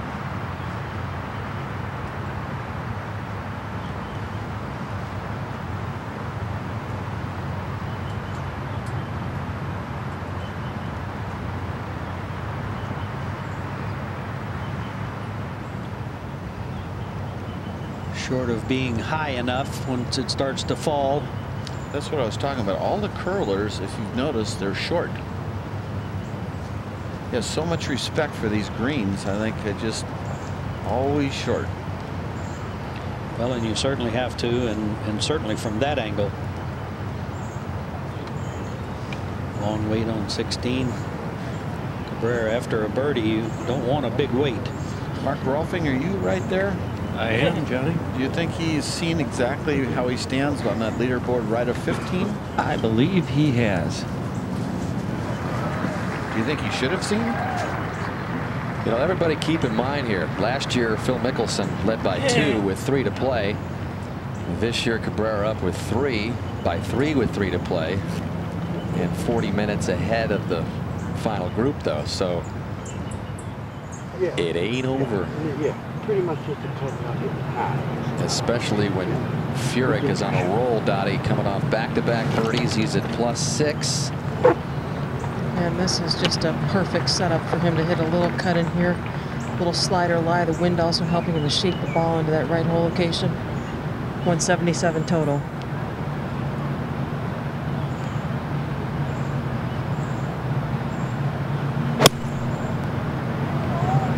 Come on. Drift right. It's left.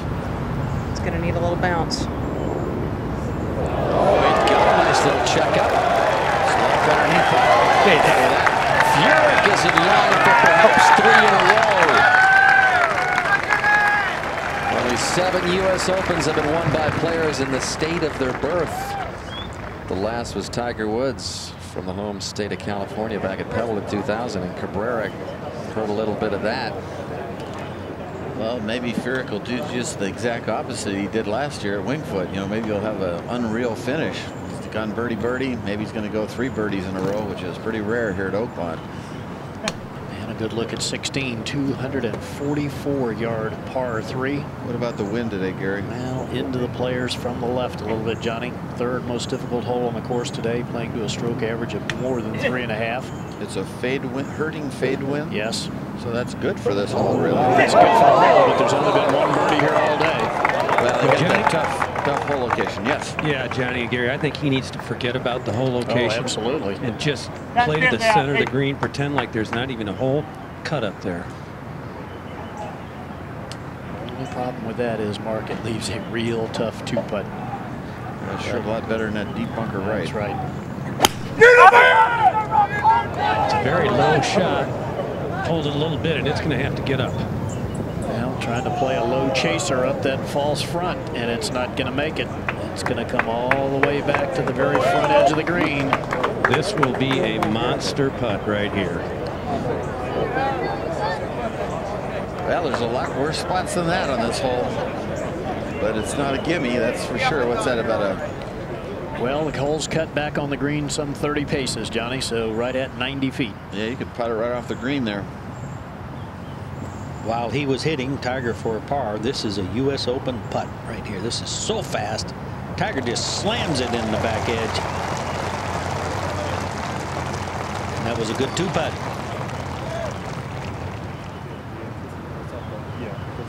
So now Tiger on the tee, live at 13, trailing by 3, tied with Furyk, who's in line for perhaps another birdie at 15.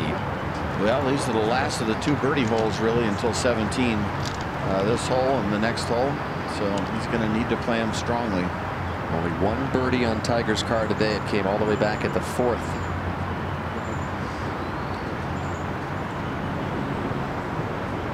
Well, he's got 7 iron out, 180 uphill, and the wind against.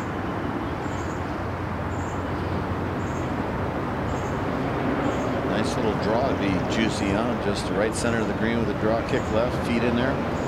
That would be the ideal shot shape, that's for sure.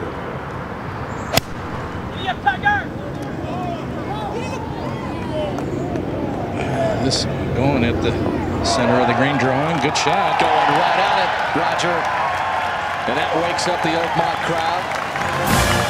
In fact, he's only had 1 birdie in his last 26 holes. It might change in a moment. Cabrera's feeling vintage Tiger heat right now.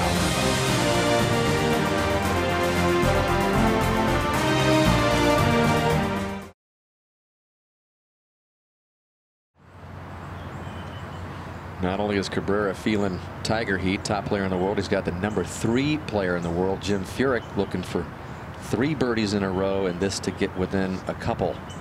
Fluff Cowan, of course, is helping him out with this read. Had some great times with Tiger.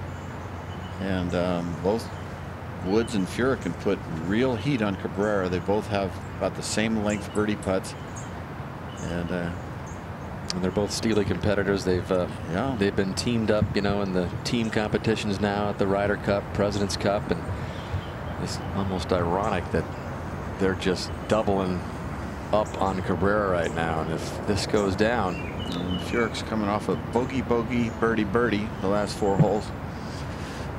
Speaking of doubling up, upper left, 16th hole. Cabrera's second at the par 3 on the way. And Furyk for 3 in a row, and he's got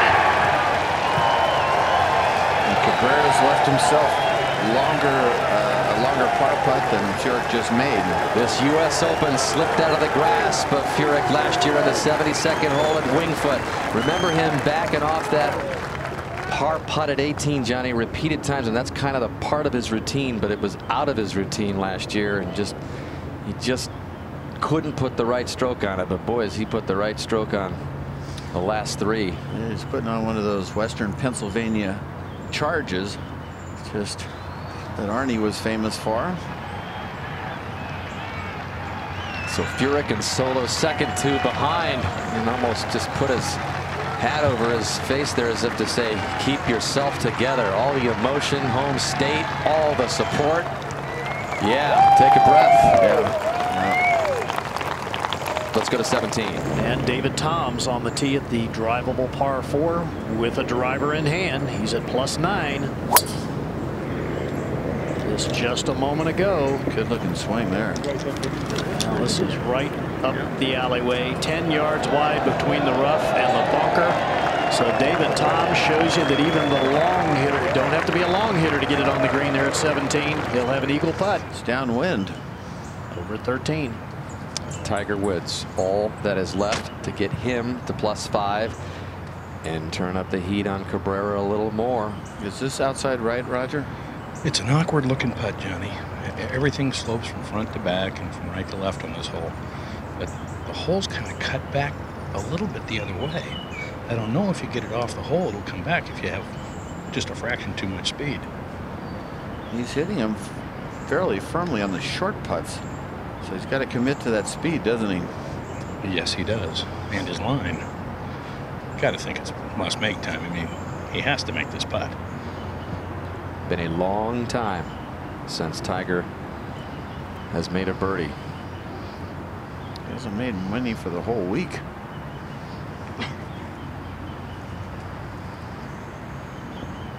Just a total of 8, Johnny? Exactly, 8 birdies.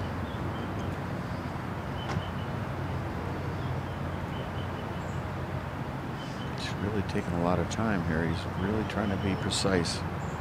Tiny little strokes.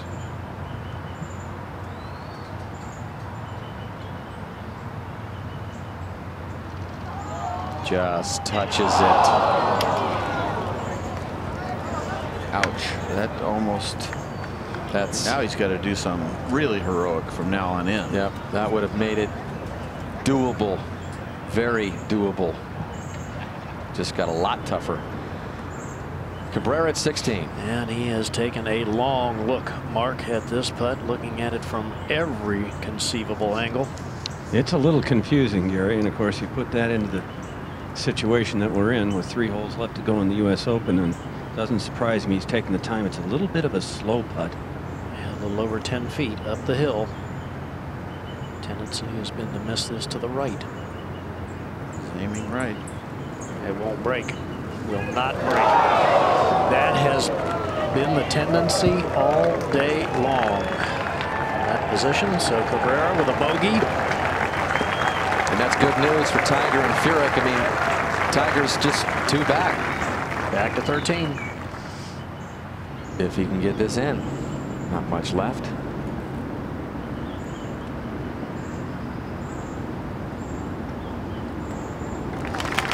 Again, he has never come back on the final day of a major championship to win.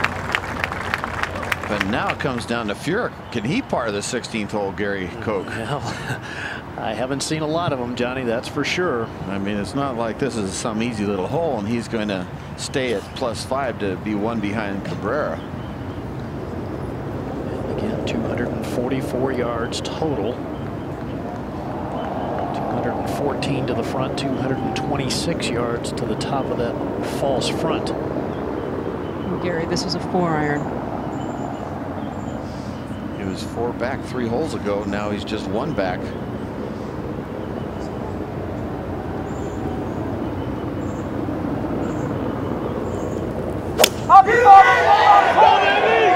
likes it. Yeah, he didn't hesitate to pick the tee up. So it's left. Yeah, but that's okay if it gets up on top. But That's okay. It's a long way from the hole. It's a tough putt. I tell you where it is, Johnny. It's very similar to the putt that Larry Nelson made when he won in '83. It's where you're supposed to hit it with that hole location. That's exactly right. Almost the exact same position where Larry Nelson putted from. And we talk about that putt from Larry Nelson against Tom Watson. This back in '83. This is first shot Monday morning. Weather delay. They were forced to come back on Monday, and this was his first stroke of the day from 63 feet across the green. And Larry Nelson chasing right after it would go on to beat Tom Watson. We go to 14.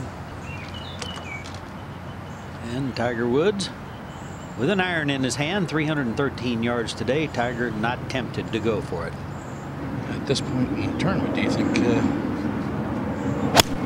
this is the best play? My goodness, he can hold it. Hold it down the left. I'm surprised that he didn't hit driver. Oh, got a great kick.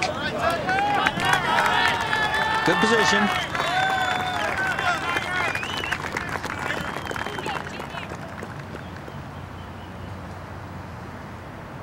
And at 17, just a moment ago, David Toms with the eagle opportunity. Tough putt here. It's up at the hill to start with, then back down, moving left.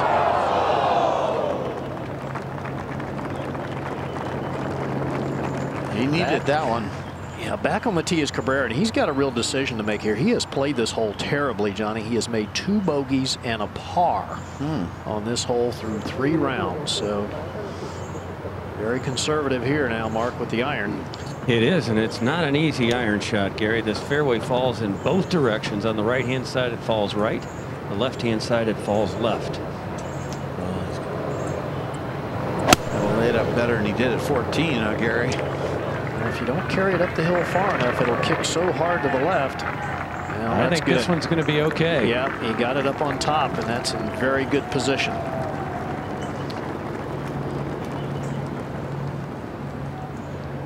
Well, Angel Cabrera safely in the fairway at 17. This was Jim Furyk's birdie putt at 15. 3 in a row, and with Cabrera's bogey at 16, it pulls Furyk to within 1. He and Woods just 1 off the lead, and we'll be right back to Oakmont.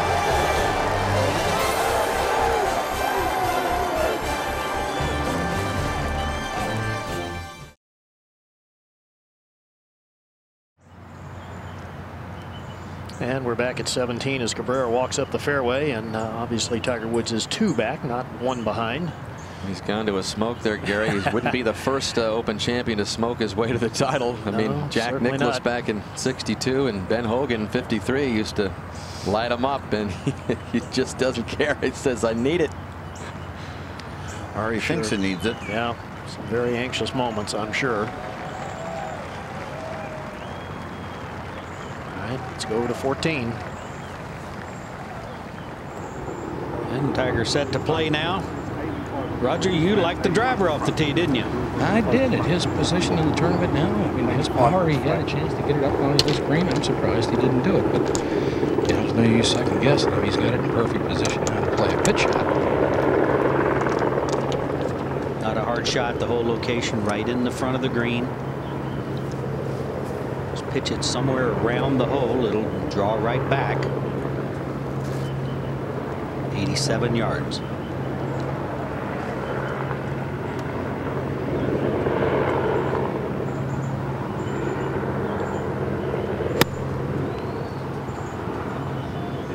This looks like it might need to get down. Oh, yeah. That not a very well played shot. No, flew it too high, and that's not an easy putt from there. Have another mound to deal with. It's amazing. He's had a million opportunities to finally win a major coming from behind, and he just won't take advantage of it. All right, over at 16, Furyk with the lengthy putt for a birdie, too. Dottie, big swing left to right. Big swing left to right and picking up speed. Got to be thinking just make a par here. I'm thinking the high side of the break. Maybe he's thinking Larry Nelson. Well, could it be? Could it be another Larry Nelson? what a putt. That is so good. This has been the most difficult green to putt on the golf course today, Johnny. Players averaging 2.14 putts for those who hit the green in regulation. That was looking mighty good. Now, I'm sure he's very pleased to be able to just walk up and tap it in. And certainly this Pennsylvania crowd very pleased with him. Absolutely, Gary. You can really hear the support for him. And while that putt was rolling, Cabrera playing his second shot from 65 yards and just have to guard against going too far here. Hole cut right up against the back edge of the green. Look out, look out. Oh, we got lucky, Johnny, that it hung up there. He's just so amped up. It's hard to hit those little half shots. Mark Rolfing was reporting that it was downwind, just 2 yards, and it's hard to hit it that easy. So Cabrera with some work left. We go back to 14. And Roger, this putt appears to me it's got a little pull left at first and then wants to fall back right. Yes. It just gets over a bit of a crest in the green, and right. The last 15 feet of it should start working back to the right. And quick, too. It is that. You know, it's hard to believe he's only 2 back when you really think he just hasn't made a putt. And who knows, Cabrera might not get it up and in. He might only be 1 back. Yeah, and the putts, you have to go back to the putts yesterday. My goodness, he knocked it all around the hole.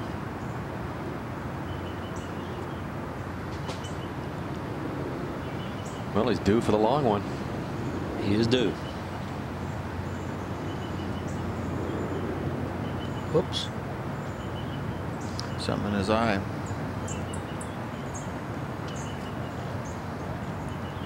Let's go to 17. And Cabrera's third now, and not an easy shot. Sticky rough. Oh, Johnny, that was not very good. That was that sticky rough you're talking about. Absolutely, and that is a tough 7-8 foot putt for par. Tiger set now. Needs it.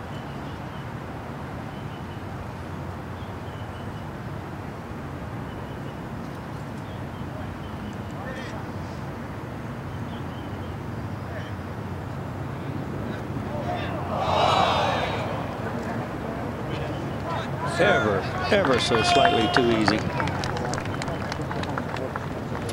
Yeah, the second shot betrayed him there. He should have gotten that within 10 feet. Yeah, to that whole location, I would certainly agree with that. Not a good wedge.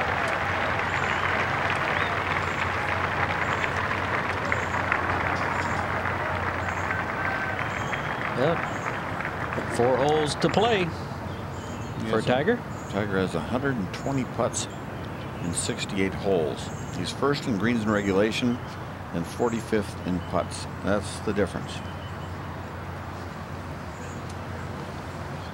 And Cabrera pacing around the 17th green. He'll never have a more important putt than this one. Well, it is not an easy putt.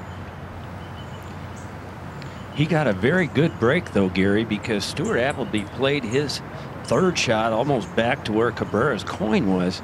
And so he gave him an excellent read. Cabrera was hawking it very closely.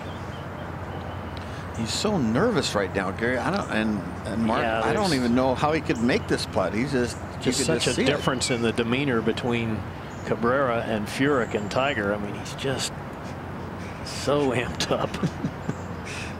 But, you know, he did hit the putt on the last leg. This read it, but he hit it where he was aiming, and he hit a good putt on the par 5. Also, the 12th hole misread that, so he's not like he's pushing and pulling him. So maybe if he can read it right, he can put it in. Well, this one will go back to his right a little bit. If guy's been, well, he just saw the putt, like Mark said. Maybe he knows what it's going to do.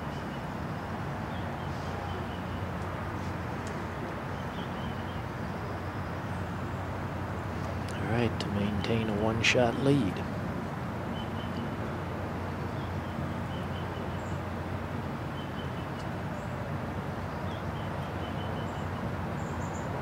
No. That's a tough 5 where he drove it. That's a nervous 5. And now he faces the hardest hole on the course. Wow. So Furyk and Cabrera tied at 5 over. Tiger Woods 1 behind. Gee, that's tough to watch there. So I think we said it a few holes ago. He's not that good a closer. We go to 15. Tiger on the long par 4. Going to let it out here. Is that right? Ooh, that's good. Yeah, it's going down the right here. And again, Tiger is just one. I'll tell you what, back. that was a great hop. He kicked left twice to get in the short stuff. He is 1 back. Let's go to the tee at 17. All right, and Furyk has the driver, Dottie. He does, and interestingly, his cousin here, a past club champion, they started really grinding last Sunday on conservative lines when the situation demanded. He's being extremely aggressive in this situation. Well, it didn't pay off for him on the second hole when he hit the driver on the short par 4. It led to a bogey. He does, however, know where he stands in the championship. Oh, this is long and left, and that is not good. That is some of the worst rough on the golf course. He's got to come across the corner of the bunker. Green's going to be running away. All of a sudden, Tiger is back in it. Yep, again, just 1 back. And Furyk might be given 1 back at 17. Who knows? And here is the toughest hole of the championship. It's going to go down as the 2nd most difficult hole in the Open in the last 2 decades. Straightaway par 4. So much going on. 484 yards. And here's Cabrera tied for the championship. Well, this one is a good-looking shot. Not even watching it. It's so good, he's not even watching it. Just dissected the middle of the fairway. What a confident swing. And 9 miles down there. Pretty good stuff for a guy coming off back-to-back bogeys. Didn't think he had it together? Think again. Angel Cabrera sitting in the middle of the fairway. And Furyk has his problems at 17 in the thick rough.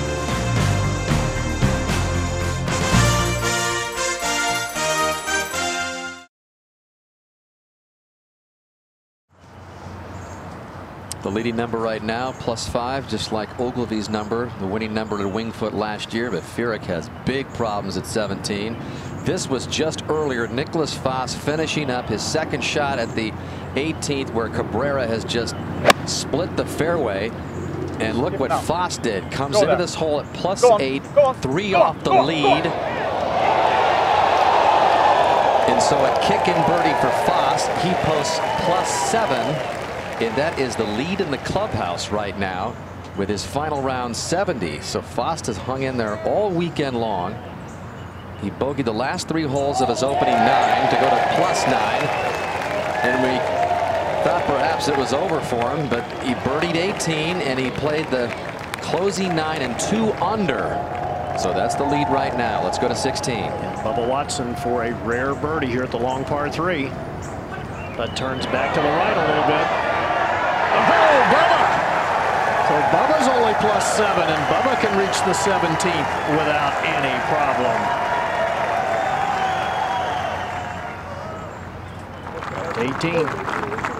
What a drive by Cabrera. He's got that nervous cat-like strut as he comes up, Johnny. That was just a huge drive. It is. He's only 30 yards from the, well, 25 to 30 yards from the edge of the cross bunker, which is 100 yards to the middle of the green. So, you know, he's hit this drive in the mid 346. We go to 15 and Tiger Woods again. Woods is 1 back. This is the long par 4. He's at +6. Just now 171 just off the edge of the fairway here. Ball sitting down just slightly. Land this ball in short of the green, don't you, John? Let it work right. Well, you know, Furyk played it left and it worked with that wind and kicked right and rolled right. So you just hit it right over the top of his head right now. 12, 15 feet left to the hole. Let it just drift and trickle. It's a lot of left to right kick in this green. Just 1 shot from the lead. Oh, short side miss in the thick rough. Well, that's thick stuff right there, like you say, and it's not very far to the hole. You should make par, but it sort of takes the birdie out unless you almost get lucky. Foss is the leader in the clubhouse. Bubba just got to +7. Furyk is in the deep stuff at 17, and that's where we're going. And he has taken a bunch of different looks as to where he thinks he might try to play this ball, and that is some of the worst rough on the entire golf course by intent. USJ wanted to have the rough be very penal around these greens that you possibly could drive, and Dottie is the lie as bad as it looks.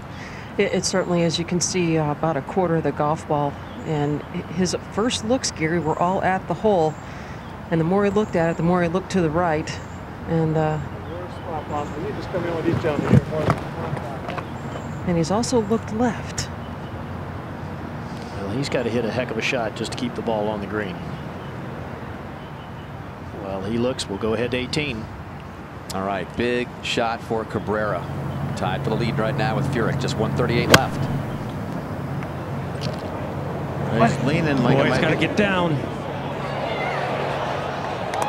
Checks up and stays back there. He's got a little wave he has to go over. It's not the world's easiest putt, but all in all, he hit the green in regulation after a great drive, and he's got to be pretty proud of himself there. Let's go back over to 17. And they were playing at just the same time, so this a moment ago. Big swing and comes up short. At least you can see the ball now.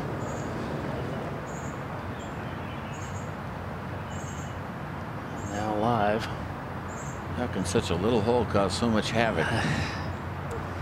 Just a great design, isn't it, Johnny? And a wonderful location on the golf course.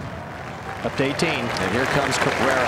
Is he just a little while away from the biggest moment in Argentine history in the sport of golf? Three biggest names from that country all started off as caddies, and he's hearing it from this Oakmont crowd right now.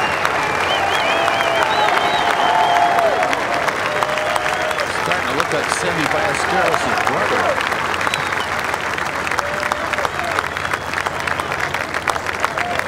His good friend Eduardo Romero, they grew up together. Both were caddies, and even the great Roberto Di Vincenzo was a caddy starting off.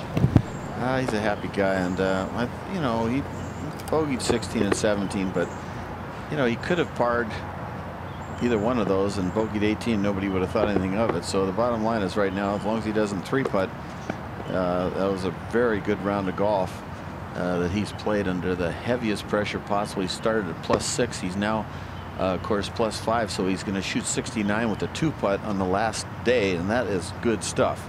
Earlier this week, we took a look at the newspapers and the headlines when Cabrera was the 36-hole leader in this championship, and he was still off the front page in favor of the San Antonio Spurs basketball star Manu Ginobili.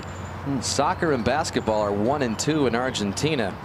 Well, you can see he's trying to find some saliva in his mouth. See how he keeps swallowing? Well, he's been going to the water bottle, going to his pack of smokes, just trying to figure out anything to do to keep his mind off. Yeah, he's spitting of what he could be accomplishing. Right, let's go to 17. Where Furyk is getting ready for his third shot now.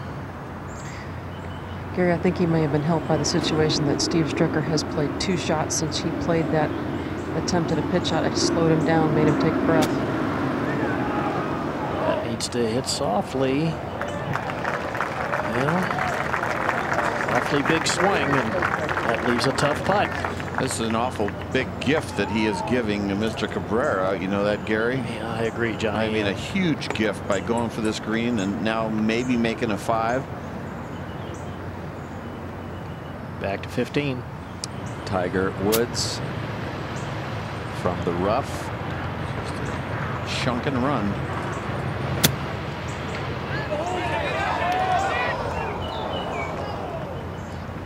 And he'll have that for par to remain 1 back of Cabrera. And unfortunately, Stuart Appleby is making a mess out of this hole and taking forever, and it's just probably Cabrera is going to be just going crazy because he's just waiting so long. This is not a good break at all, what's happened with Appleby. No, Johnny, you're right. Appleby is +14 for the championship, +7 today.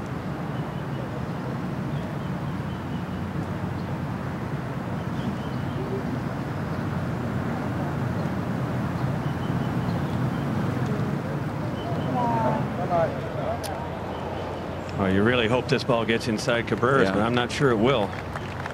Well, Stewart did try to rush because his caddy still back 100 yards in the bunker, so he did grab a club so he wouldn't make Cabrera wait any more than he needed to, so that was nice of him. All right, time now for another grind out par from Tiger Woods. He's been able to pull these off today. Hasn't been able to make much for birdies, but we've seen more than a couple to save par. The thing is you know, he can make an easy birdie at 17 with his length and maybe even an eagle. So if he make this par 16, something great on 17, he's still got a chance. You figure Cabrera's going to post +5 at least. Well, Cabrera's got a very difficult little putt over a wave. If he hits it too hard, he'll go all the way down in the bottom low. So I'm not guaranteeing Cabrera a par right now. All right, at 17, you've got Furyk.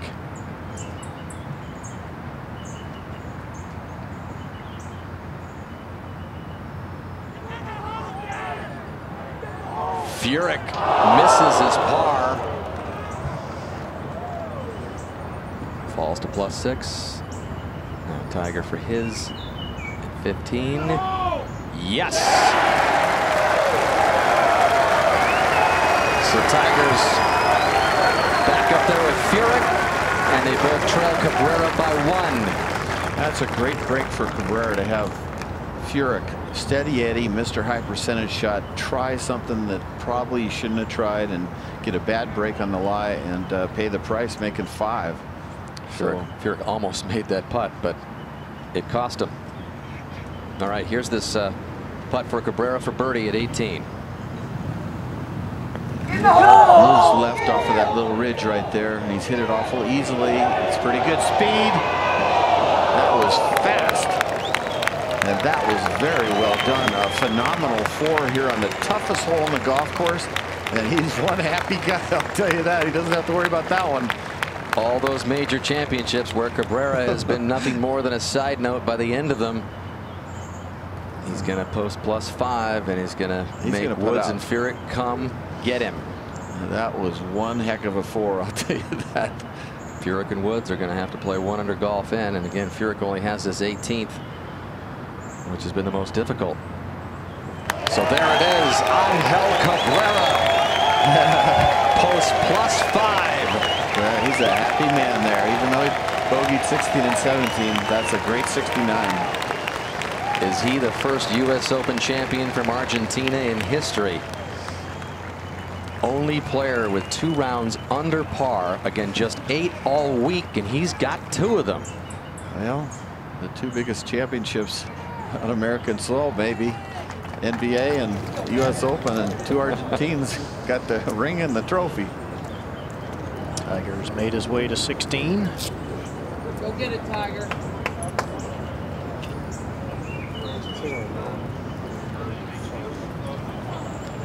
But there's still, who knows, Tiger Woods might finish birdie, birdie, birdie. How do we know?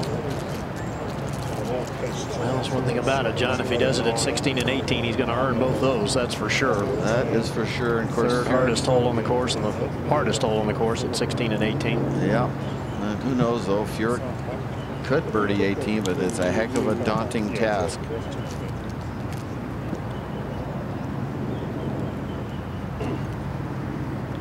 Needs one of those Sky King iron shots of his. Gary just hit something real high, right just left of the flag. Well, everything wants to work its way toward the hole location. If you can carry it up on top over that false front and get it to hold, it'll trickle that way. He's very peaceful, his look. I don't know if it's upcoming fatherhood or whatever it is, but all week he's been very, very mellow. Focused, but mellow. He's chosen a form, fellas.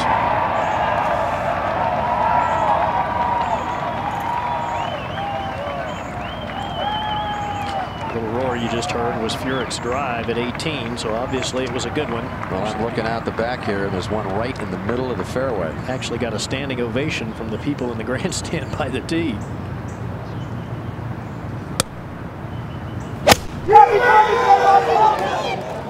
Got that face open, trying to hit a cut. And it's going a little bit left of the hole toward the center of the green. just carries right into the very top of that false front and really doesn't hop forward. Ball carried another yard or two, Johnny, but released right back toward the hole. He was trying to play that fade. Here was that roar and what it was all about. Jim Furyk, one behind. This is the strength of his week. Geez, about the only thing missing are the terrible towels right now. This crowd is behind Furyk. This is as much support as I've ever heard from Furyk. A Steel City kind of guy. And the hunt for the U.S. Open just outside Pittsburgh. Cabrera is in with a stellar 69. One-shot lead over Woods and Furyk. Nervous guy. It's all over. He's going to wait and see if he's going to be the champ.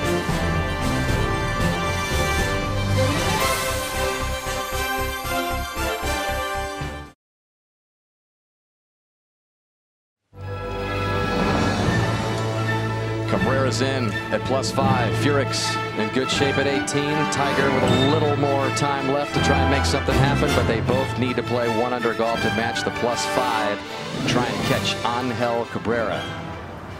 And at 18, there have been only 4 birdies today, 26 for the week, and Furyk needs one right now. He needs a shot like Nicholas Fast. That would do it. Yes, Yep. maybe 1 or 2 more. Yeah. Well, he birdied 18 yesterday. In fact, he finished birdie yesterday. So here's Furyk. What a clutch drive he hit there after the poor bogey at 17. But it's a tiny little spot he's hitting to, Dottie. It is very tiny. 174 total, but the big number there, Johnny, is 170 to that ridge, so he can get it into that little tiny spot. He's probably not going to birdie it unless he puts it on that little shelf where the hole is at.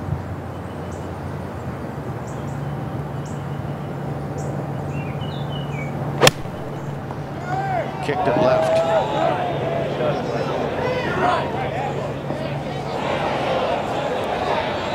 Will it come back? That was a very poor shot for him. He just right at the bottom collapsed his left wrist. Instead of keeping that face square like he normally does, he just let it turn over. That's too bad. He'll remember that one for a while. Back to Tiger at 16. And pacing around, Roger getting a good look at this real long putt for a birdie.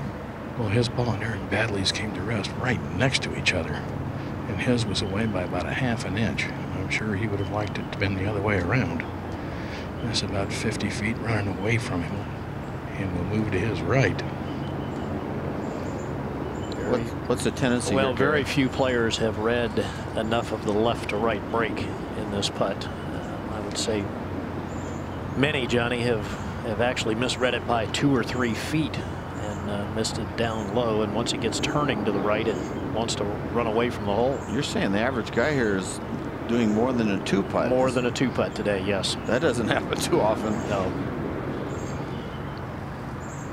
Well, this was the green where Larry Nelson made the bomber in 1983. A little different angle, but about the same distance. Well, he hasn't shown any magic on the greens pretty much the whole championship. Maybe it's all bottled up for a 3-hole finish.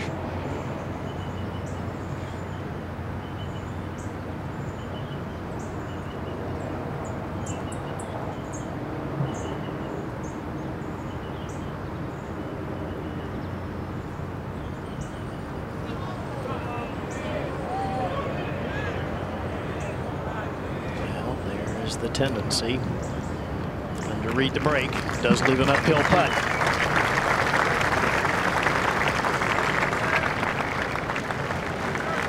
Left 18.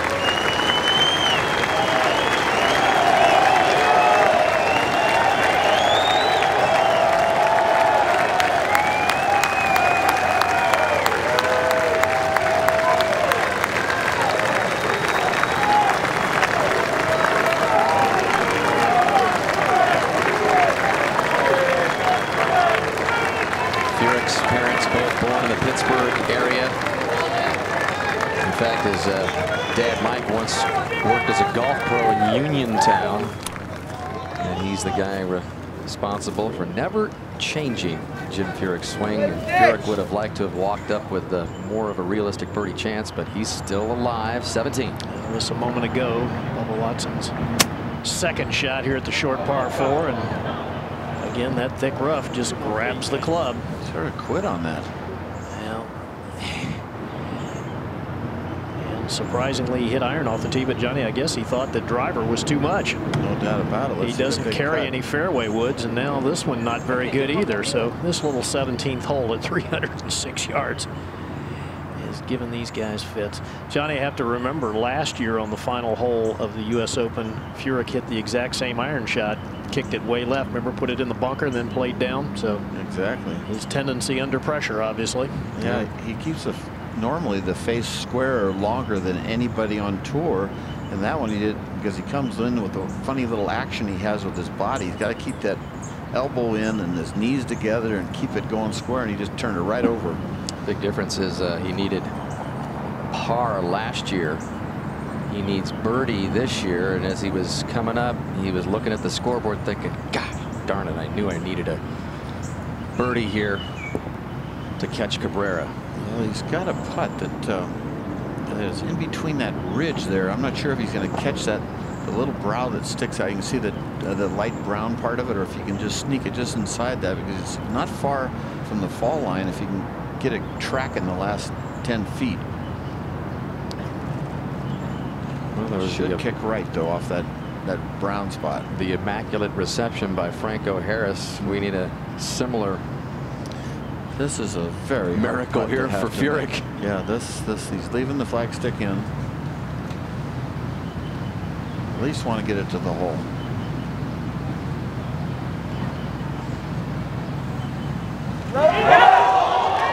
It's hitting that brown spot and kicking it right, and it's low all the way. Just not even any hope for that putt at the halfway point, but good touch. 2 straight years in a row. Jim Furyk's hopes are dashed on the 72nd hole of the U.S. Open. So now it's up to Tiger over at 16. And his putt for par to remain 1 behind.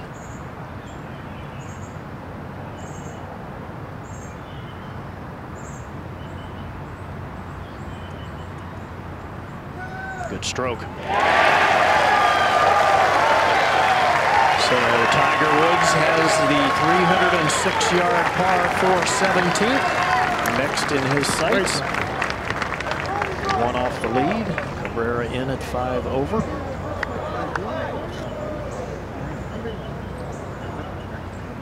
Well, he knows how important every one of these are, and a little fist pump, not the big.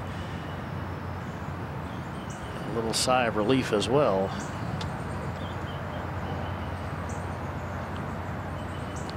Up ahead at 17, Bubba Watson missed that putt for par, so recorded a bogey, drops to +8.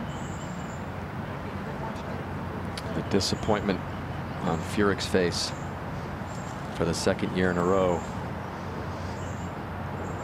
Letting it slip away. Made a nice run with those 3 birdies in a row, but then that 17th hole, he'll be remembering that for a long time. Well, Stricker had a part of the lead today at the turn, and then went double at 10 and 11. And has continued to pick up bogeys down the stretch here. And so Stricker's wait for a possible major championship continues.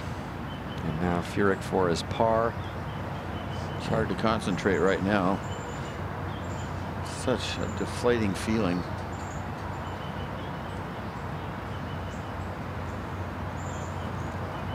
This moves a little bit to the right.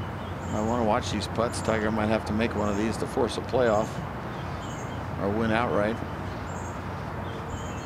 And it hurts even more when you're trying to bring it to your home fans.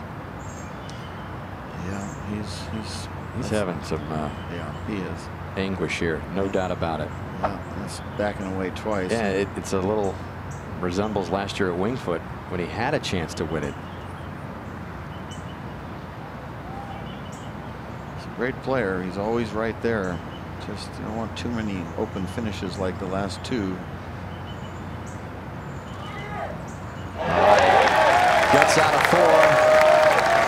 Plus 6, just 1 stroke behind Cabrera. A pair of 70s on the weekend for Furyk.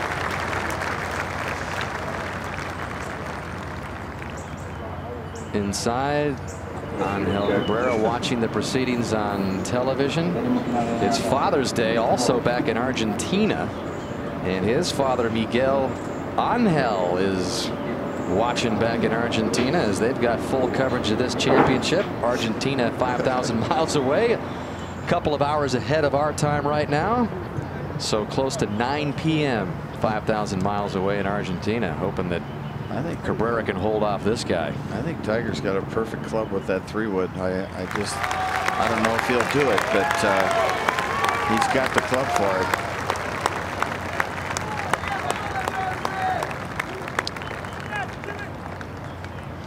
Yeah, it's a tough finish. To make 5 on 17 for him, like Gary Koch says, probably should have laid it up. He's one of the best wedge players in the game. He's hurting, his dad will be hurting, and you know they'll share a hug eventually here as well. Well, Angel looking pretty laid back right now at +5. Let's go to Jimmy Roberts.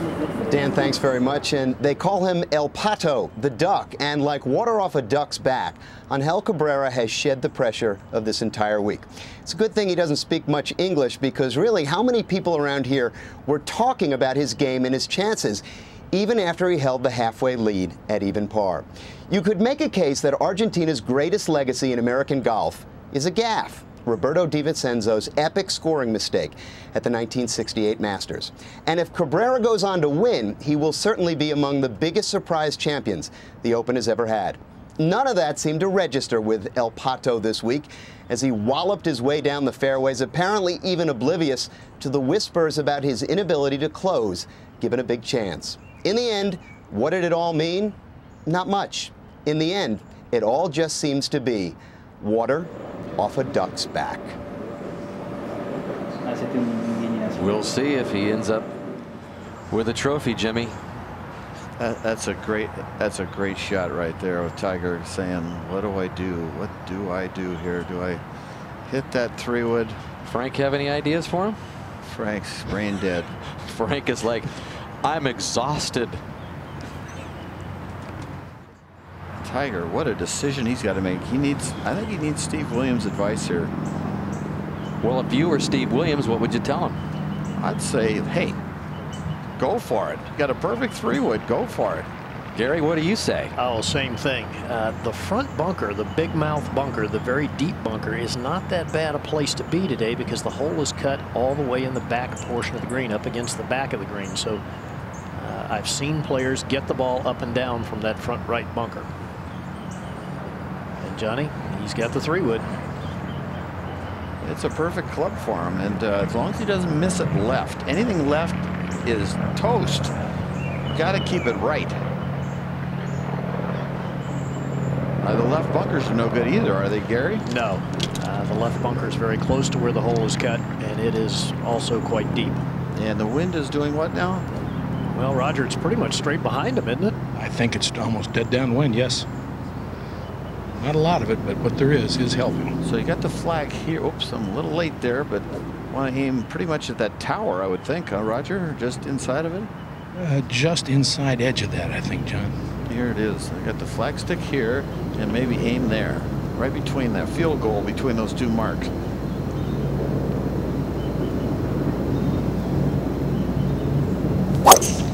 He's got to birdie this. He's probably not going to birdie 18 if he wants to get in the playoff. Asking for it to turn just a little. All right, it's in the bunker. That's okay. It's doable from there. And it'll feed, if he hits it on the green, it'll just feed right down by the hole, I would imagine. Tiger Woods has found the green side bunker at the short par 4 17th. Angel Cabrera in the clubhouse at +5. Tiger needs to make a birdie. He'll have a realistic chance.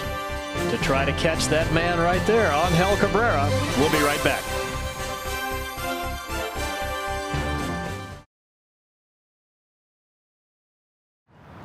There's one man that has a chance to catch Cabrera, and it's Tiger Woods, the top player in the world, who came into this final round of this major championship trying to break a streak. 0 for 28 of comeback wins in the final day in a major championship. All 12 of his major titles have come from at least a share of the lead. And he's got to play the last 2 holes here in 1 under. And as you mentioned, Johnny Miller, the chances of a birdie coming at 17 a lot better than they are at 18. Well, you can almost guarantee that he needs that birdie at 17. Not many guys are going to birdie that 18th hole. Tiger obviously can do it, but he's got a good bunker shot, a bunker shot that he should get inside of 10 feet. And you know what he does normally from inside 10 feet when he really needs it. And then he needs a good drive at 18, the hardest hole on the golf course. Otherwise, he might make bogey there, even if he birdies 17. So if you get excited with this birdie at 17, he's still got one tough par at 18 to force the playoff. And you've got Cabrera there, kick back. You know, he knows doesn't have any more golf today because the playoff would take place tomorrow on Monday. We have asked him to come out and at least have a quick word with us, but he has elected to stay in there. He's also worked with a translator all week long, so maybe he feels a little uncomfortable in that regard at the moment. But it's Tiger Woods, the last man with a chance in this 107th U.S. Open. It's a great scene, isn't it? Gary Koch. Well, it is indeed, Woods. Johnny, and unfortunately for Tiger, his sand play this week has not been great. The soft sand in these bunkers seems to have given him a little bit of problem. He's only 3 of 9 in sand saves. Well, how many times has this scene happened in his era? When you really think about it, he normally wins when he's in the last group. And now there's been a mark set with Cabrera. We're actually seeing him have a chance to do something at the end to see if he can win it or force a playoff. It's a very rare situation for Tiger we're watching. Remember, Tiger in the final group at the Masters trailed Stuart Appleby by 1. Wasn't able to get that done, but another chance here. So it's great theater we're lucky enough to enjoy. Playing alongside is Aaron Baddeley, and he will be first to play his second shot. Well, about a 50-yard blind bunker shot from this deep bunker. Not an easy shot here at all, Gary. It's been a tough day for Aaron Baddeley. Started at 2 over par, now at 11 over. Yeah, the 54-hole leader by 2, Gary. Well, he was saying all the right things, Dan, that he felt that he was ready to accept this challenge of trying to win this championship and playing with Tiger Woods in the final group. But the horrendous start, triple bogey on the first hole, proved otherwise. Yeah, he got the full U.S. Open education today, didn't he?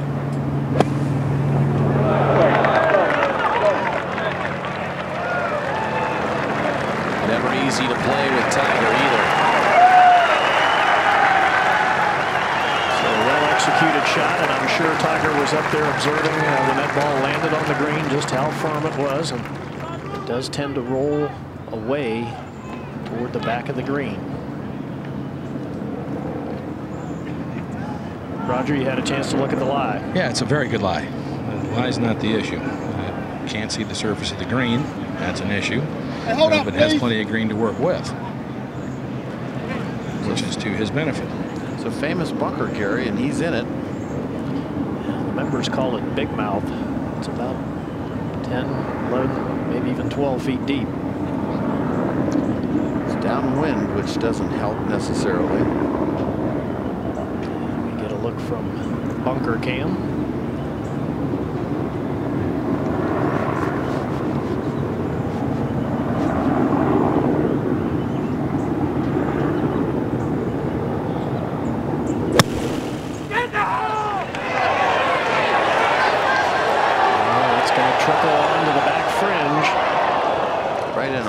Gary. It's not a good break. Look at that ball went right into a hole. Let's join Dottie Pepper. Thanks, Jim. A tremendous swing in the middle of the round with those 3 in a row. Birdies played phenomenal golf. Talk about the highs and lows that were experienced out there. Well, I didn't have too many lows today. I was a little disappointed after bogey in 12. I hit 2 great shots there, and just treading the line on the edge of that bunker. It kicked left, went in the bunker, and I got in a position where I should have been able to make 5, and I didn't dig it out. And you know, I ended up making bogey there. I was disappointed to move quite a few back, but you know, turned it around with a pretty good shot at 13, knocked in a really tough putt, and then the birdies at 14 and 15. I'm right back in the ball game, and you know, I'm a little surprised at 17 that my ball went as far as it did. A little pea shooter like me, hitting the ball short all the time. I've hit a lot of drives off that tee this week, and haven't hit one that far up the left side where I've lost my angle in that green. And with the pin today, you don't want to miss that shot left. But I haven't been able to hit the ball far enough to get left to that green. So I was a little surprised at how far I hit that ball. Well, thanks for your time and a great effort. Back to you guys. Next, Dottie, if Tiger can't finish at +5 or better, Furyk will be the first player to finish second in consecutive Opens since another guy from Western Pennsylvania, Arnold Palmer, back in '66 and '67. All right, Roger, give us a little perspective on this third shot for Tiger. Well, just 3 yards of green to work with here, and the ball has settled down just a little bit. You can see as he's taking his practice stroke how quickly the club is stopping. It's kind of sticky on this upslope. But you know, all he's thinking about is holding it right now. A tough little shot.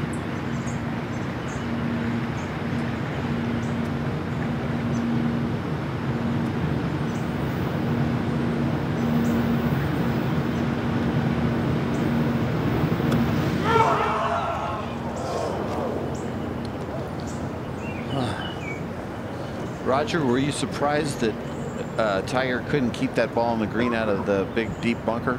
I was. The ball released a lot further than I thought it would. I didn't even think about checking up. Another look at this little pitch. He'll just drive it right down into the ground, and obviously trying to make it. Was very aggressive with it. Boy, Angel Cabrera, he really dodged a bullet there, huh? With him in the bunker. You know, you just expect Tiger Woods to do what he's supposed to do and knock it out 3 feet and make it and force everything all square. But Angel, you're a happy man. There have been only 3 men to birdie the final 2 holes in U.S. Open Championship history to win it.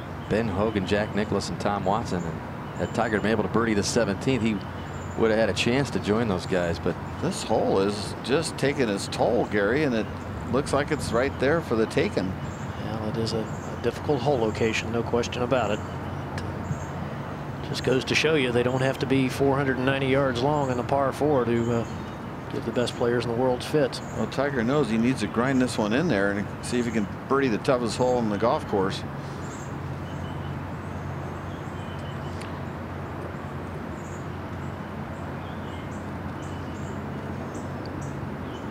Roger, 5, 6 feet, something like that? I'd say about 6 feet, yes. Have guys been reading this correctly, Gary? I think the break's pretty obvious, John. I think it wants to move a little to the left.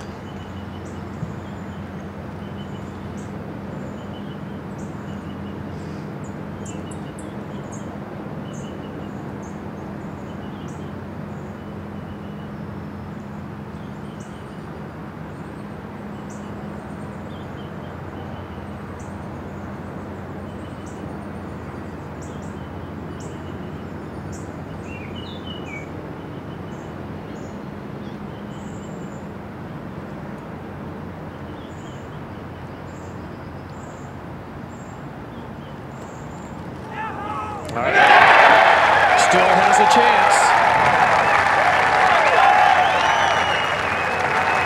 One behind going to the and what a hole it is. Again, some really clutch play for Tiger Woods. Par saving putts. That was the par save at 15. And then at 16, had to have it. And then once again at 17. And he had a couple ones earlier than this too, Johnny, that he had to have and avoided bogeys. And so he's got a chance. But he's going to have to birdie a hole that has produced only 4 birdies today. And the worst part about the last hole for Tiger Woods, He has not hit the fairway or the green all week in regulation. He's gone par, bogey, bogey. So he's going to have to summon up a change of whatever he's been doing wrong at 18. And he's checking out the leaderboard right there, thinking, I got a birdie 18. I should have gotten it on 17. I can't believe I hit that bunker shot. A hole where less than half the field is even hitting the fairway. And then just a third hitting the green in regulation. And Steve Williams is telling him about the wind going to the left. Not much wind, but there's a little bit. And it's just imperative if he wants to birdie it, he has got to hit it. He could miss it in the short stuff on the edge, the fringe, but he cannot hit it in the long stuff here and expect to birdie it. And of course, Cabrera hit it down there so far. He just had a 9-iron to the green and made it a lot easier. So Tiger's got to just hit it right at the green, just right through the green there. A little late, but there's one happening. Argentinian.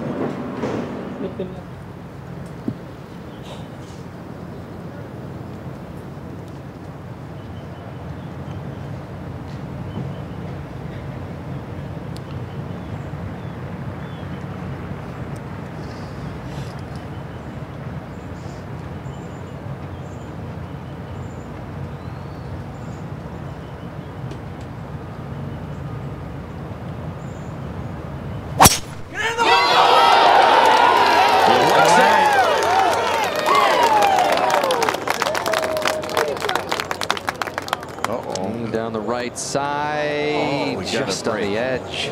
Tell you what, if he forces a playoff, he can look back at that last little kick as being one of the best breaks he's ever had. He's made birdie at the 72nd hole to win or force a playoff just once in his 12 majors. It was back at Valhalla, 2000 PGA, on a par 5 that got him into a playoff with Bob May. Knows he needs birdie here. Everybody's thinking it's going to find the short stuff. It was a really fine swing. There's a lot of slope left to right, and that's what happened. It kicked right. Needs birdie to tie Cabrera in the clubhouse at +5.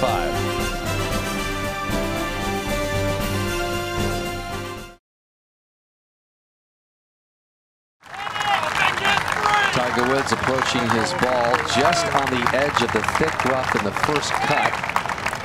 We're going to show you the ball in flight and how it ended up there. This fairway, big slope from left to right, so you know it's going to go down in there, and it could have gone on the really deep stuff, Johnny. Now it's just right on the edge. It is. You can see, watch it. It could have kicked more right than it did. There's a lot of slope left to right. It hits and kicks like it's normally supposed to, but it's working right along that little edge right there. The only thing bad about it is the hole is this way, so that means he has got to go through some of that rough with his swing path to get to that ball. The good news is not too long, and the guy does have biceps like Jim Thorpe. And Roger, you've had a chance to look at that lie, and it's not too bad. It's not. There are other places along this very same cut line where it could have been more dramatic, but right where Tiger's ball is, it's a little thin and a little shorter than it is in other places. It's not that bad.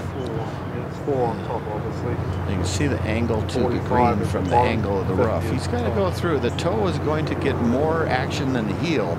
So if he doesn't watch out, he could squirt it right. There's Cabrera, who leads by 1. Badley's going to play first from the bunker. And again, Tiger needs a birdie to tie Cabrera. Badley's got 189. He's got to get it up real quick.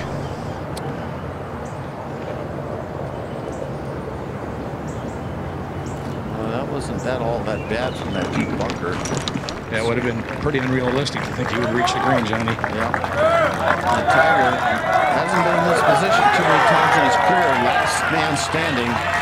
Got to make birdie to force a playoff. Who knows? Not that he couldn't hold it out, but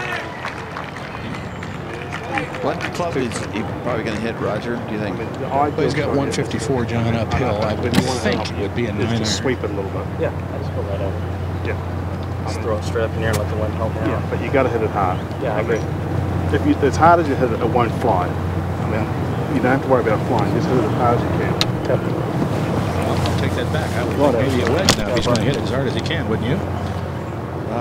I'm not sure, but I know Steve Williams said just hit it as hard as you can. I haven't heard him tell Tiger that before. We'll see if he can get through that rough without it sticking a little or the toe grabbing. That's the one advantage when you work out as much as he does. No way to do this is when it comes in handy. His flags are showing this on there. Just checking out that. It was helpful to see. Right now. Carry this far, but see there's a flag by the. I mean, realistically, you've got no chance through the trees. You just got to. I mean, you just got to hit as hard as you can. Take the big flag. Yes, they are. They're just barely moving from right to left. Maybe against slightly. It's not enough to be any kind of a factor, I wouldn't think.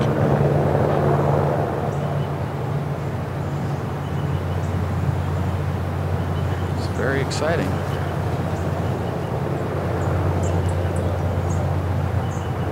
Taking dead aim, just left of the hole.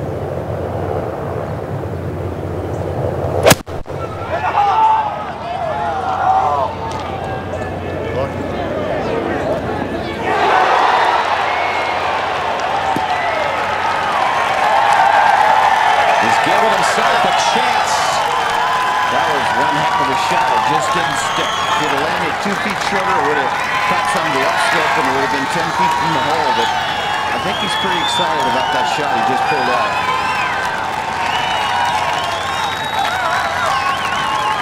Well, you talk about some effort at impact.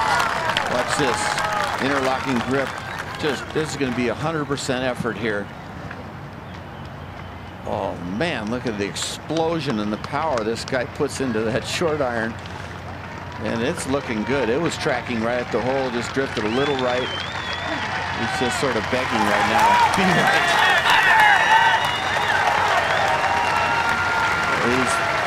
He's happy about that shot. He probably would have liked it to stop, but gives himself a chance. And he didn't even have a chance a year ago, missing the cut for the first time as a professional at a major championship. Just 6 weeks prior to Winfred losing his father. And watching this U.S. Open unfold as it did on TV, and with all the stuff that Tiger has turned in his career, all the incredible shots amid the 12 major championships and all the PGA Tour victories, if this one can go down like the birdie he put on Bob May at Valhalla, it would just add to the legend. He just has not made any putts this week of this length. Not one putt of this length. And maybe it's just all bottled up and he's due. But Aaron Baddeley's got to get this up and in to break 80. He's had a tough day. That triple bogey start just took everything out of him. Sad to see. I really had a hunch that it could have been his first major. What a shot. It's going to stay up. Is it going to go back down? Yes, it is. Been that kind of day, John. Just everything was just a little off. It just couldn't make a putt. Just 18 holes of lip out.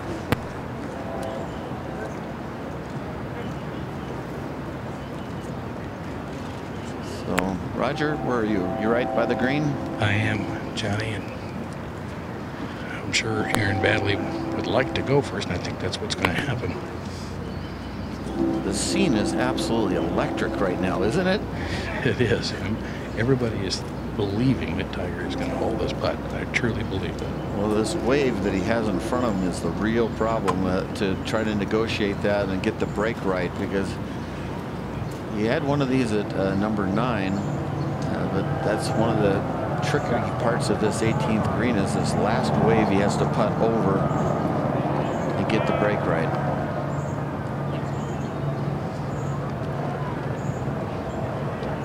Be fun to get in his head, know what he's thinking right now.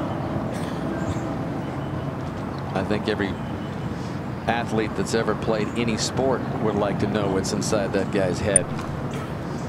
I'll bet he's thinking, I can't wait to get over this. Putt quick. I want to knock this thing in.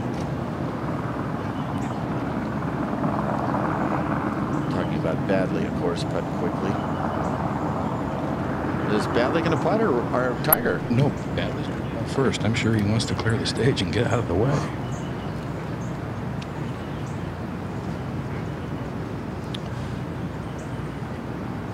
This ball will move right. The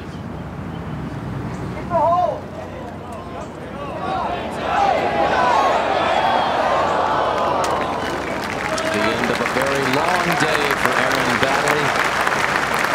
Just 26 years old. He'll have some other opportunities, you would think. But after going 72, 70, 70, plus 2 through 54 holes, and 80 today for Badley, playing with Tiger Woods. Tiger should have learned something there. He should know that that fall line is down and to the left. He saw Aaron's putt come up there, and that should help, Roger. Tie for 13th for Badley, still his best major finish yet. The last man to birdie the 72nd hole to force a playoff, Hale Irwin. Remember the 45-foot snaking putt at Medina when he danced around and high-fived the crowd. He made that way early too, didn't he? Yep, that was early. He had no idea that was to force a playoff, but he was sure enjoying it. Changed his image in one fell swoop. Yep, but Roger talked about the expectations of a guy like Tiger Woods, and ever since we've been watching him in U.S. amateurs and juniors, U.S. junior amateur championships, he's just had this uncanny ability at the biggest moments to come up with a shot that is good enough to keep him in it and eventually win. Roger, how much do you think it's moving left? Oh, as it loses speed and comes across that last little wave there, John. Yeah, I think it's going to be breaking hard pretty good. I think he's going to be looking at there, what, 4 feet or so? Yeah, the fall line is this way right here, so he needs to know it's going to come down and follow, drop into that area there. So he's looking out right there in between his feet and that putter. He's got to throw it over that wave, that brown wave. And if this doesn't go down, then Argentina celebrates a U.S. Open champion for the first time ever.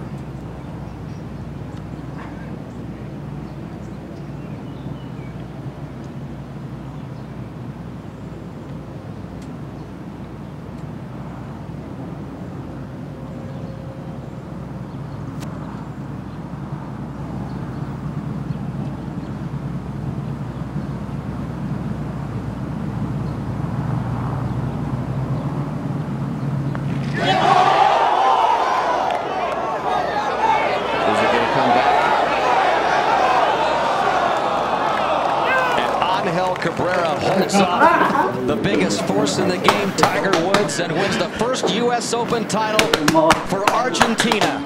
Par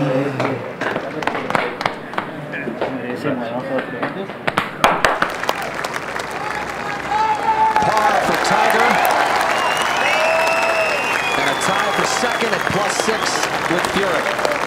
His 4th runner-up in a major, and his 2nd in a row, and his 2nd in this U.S. Open championship.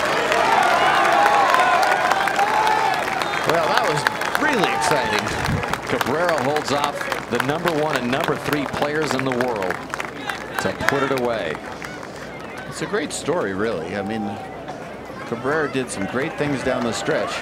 The way he played 18 was magnificent.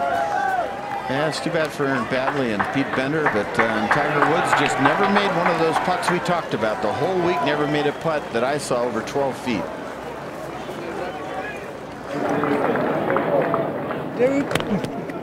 Another look at Tiger's bid for a playoff. He read it to be way out, maybe 7 feet out of the hole. And he stayed down, hit it right where he was aiming. It was just a tough putt to make. So Tiger is in the final group in the first 2 majors of this season, and both times will come up short. Zach Johnson with a Masters win, and Angel Cabrera celebrating his victory for Argentina. 2nd major champion in that country's history. The British Open, of course, won by Roberto Di Vicenzo in 1967. 40-year anniversary of that big championship in 2007. U.S. Open belongs to Angel. And so he's on this list for first PGA Tour wins at the U.S. Open. Michael Campbell at Pinehurst a couple of years ago. Retief Goosen at Southern Hills, the first of his 2 U.S. Open titles. Ernie Els right here in the last U.S. Open staged here at Oakmont. Well, the bottom line is Tiger Woods only made 1 birdie the last 32 holes, and that was the difference. 1 birdie for Tiger with all those short par 4s that he can drive. 5 of them and didn't take advantage of the par 5s, and that was the difference. 1 birdie in the last 32 holes.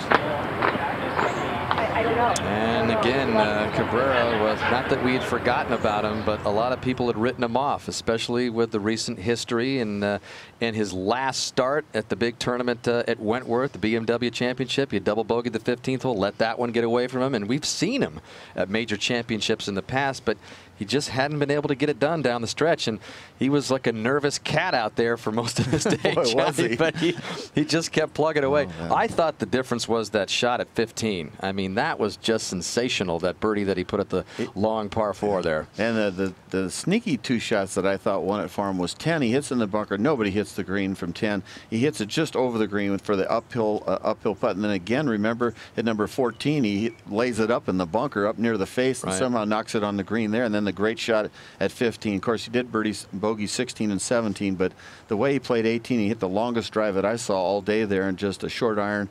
Just played great on that last hole, so he earned it. Yeah, it's so rare for a long driver to win this championship. That usually works against the grain in U.S. Opens. Let's bring you up to date on what happened here. This was the final group. Aaron Baddeley, opening hole for double bogey, triples it, and he just never really got in sync. In the meantime, Tiger continued to take aim. This was his 3rd shot at the par 5 4th.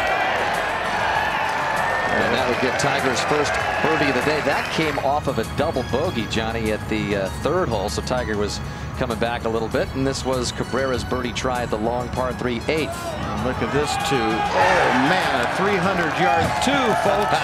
That gave him the lead by 1. And then he bogeyed the 9th.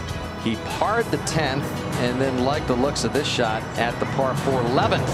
Just a wonderful shot. He hit 2 shots on 11, and of course we're going to see number 15 in a minute. Here it is. That got him the lead back at 1. I just thought, you know, then the reaction from him here. I mean, he just couldn't believe how good this shot was. Yeah, he knew when he hit this shot that he could make this putt, number 1, and number 2 is I might win the Open. Exactly. Well, he had a 3-shot lead. He's like, whoa. What have I done? Well, he birdied that to get that 3-shot lead and got himself to +3. And then this was Furyk, who made a furious run in the middle portion of the back 9. That was a birdie at 14, and all of a sudden Furyk was at +6. And this shot, he thought he hit it left, and he's not real thrilled about it. Didn't even hardly watch it, but the just kicks right and spins right and perfect distance control. Yeah. Furyk would put together a string of 3 consecutive birdies, so he was in the chase at +5. And then you mentioned Cabrera bogeying a couple of holes late. This was for par at 17. Yeah, this was a bad bogey for him, and I think he thought that maybe the oil was leaking and he was not going to win the Open, but the drive at 18 was fantastic, and he hit the short iron to here and cozied this down. That was really good touch. So Cabrera in with a 69. And then just would wait at +5 to see if it would hold up. This was Tiger for par at 17.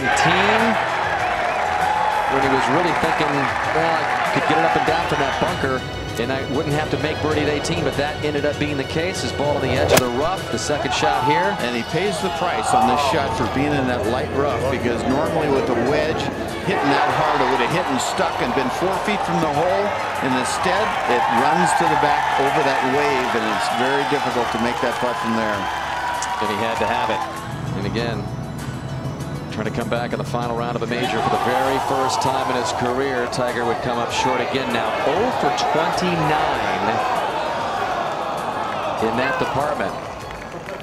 And right now, Tiger is with Roger. Thank you, Dan. Tiger, I know you have to be bitterly disappointed. And we were trying to think. We don't really remember you making a putt over 12 feet anywhere in the championship. True? probably right. Made a ton of par putts inside 10 feet, but nothing really over that for birdie or anything like that. So it was I had to hang in there today, and I did that. And you know, Angel played a beautiful round of golf, and he put a lot of pressure on Jim and I, and we just didn't get it done. Is it the green? I mean, the hardest greens in the world to putt, I think. Maybe you agree with that too. I agree with that. All week it just seemed like I haven't been kind of above the hole. I may have hit good shots in there from the fairway, and I've had 10, 12 footers, and I got to play 2-3 feet of break. Never really got a whole bunch of putts underneath the hole where I could take a pretty good rap at it. But when I did, I made them. A lot of putts just had to be big feeders, and overall I did pretty good this week. Only had one 3-putt, and that's not too bad around here. No, it's not. Thank you for your time. You got it. Danny? Thank you, Roger. Tiger played very well indeed. Ends up in a tie for second with Furyk. And Angel Cabrera with that 69 +5. Fast ended up just a couple back. David Toms made a bit of a run. Bubba Watson had a good U.S. Open. Remember, the top 8 are in next year's Masters. Top 15 are in next year's U.S. Open Championship at Torrey Pines in San Diego. Lee Janzen, the 2-time U.S. Open champion, had a good week, didn't he? He did. It's nice to see him playing better. And VJ. How about that round of Anthony Kim, 67? That's the best round on this final round Sunday. Again, just a 21-year-old. What a birdie, he made it 18. And again, there's the first page of the leaderboard. And the champion from Argentina being escorted. No, they said he already went out. Just a second on that. Can you verify the time to log in? What a moment for that country.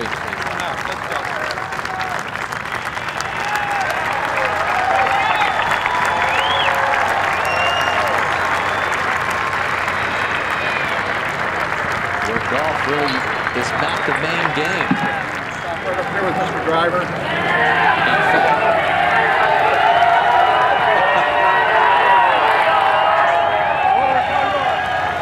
Cabrera and his good friend Eduardo Romero own a golf academy back in Argentina where they're trying to grow the game some more, trying to promote it. This will do a lot in that respect. This is big. There's no doubt about it. For any country that's not a golf country to have the U.S. Open champion is very rare. It's one thing for Australia to do it, but Argentina, first time. That's one happy man. He's just staying over there. 77th different player to win the U.S. Open in 107 years. Look at him. He's like going, woo-woo.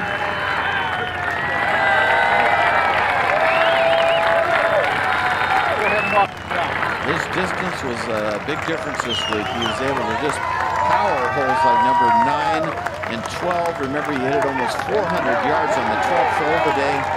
And then, of course, on 18 to leave himself just a short iron. So, good, strong drives, gutsy drives, where a lot of guys are hitting irons or 3 wood off the tee. He had enough guts to pull out the big stick and hit it out there in the 350 range. In the 107 years of this championship, the United States, Great Britain, Australia, and South Africa had only one.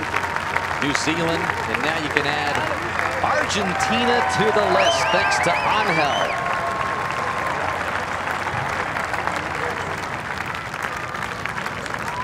And Roberto Di Vincenzo has been watching every bit of it back in Argentina.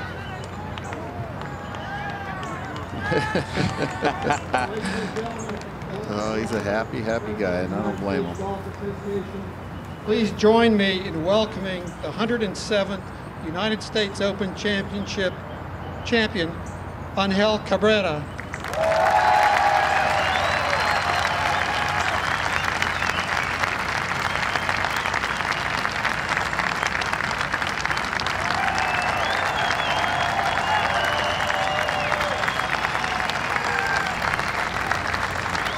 John Sutcliffe from ESPN Deportes will interpret for us as you sat in the clubhouse and watched Jim Furyk and then Tiger Woods come in, knowing that either was capable of tying you or, in Tiger's case, with a couple to play, a couple of birdies, beating you? What were your thoughts? Sí, cuando estabas sentado en la casa club veías que venía Furyk, venía Tiger, que te podrían alcanzar o Tiger hasta a pasar.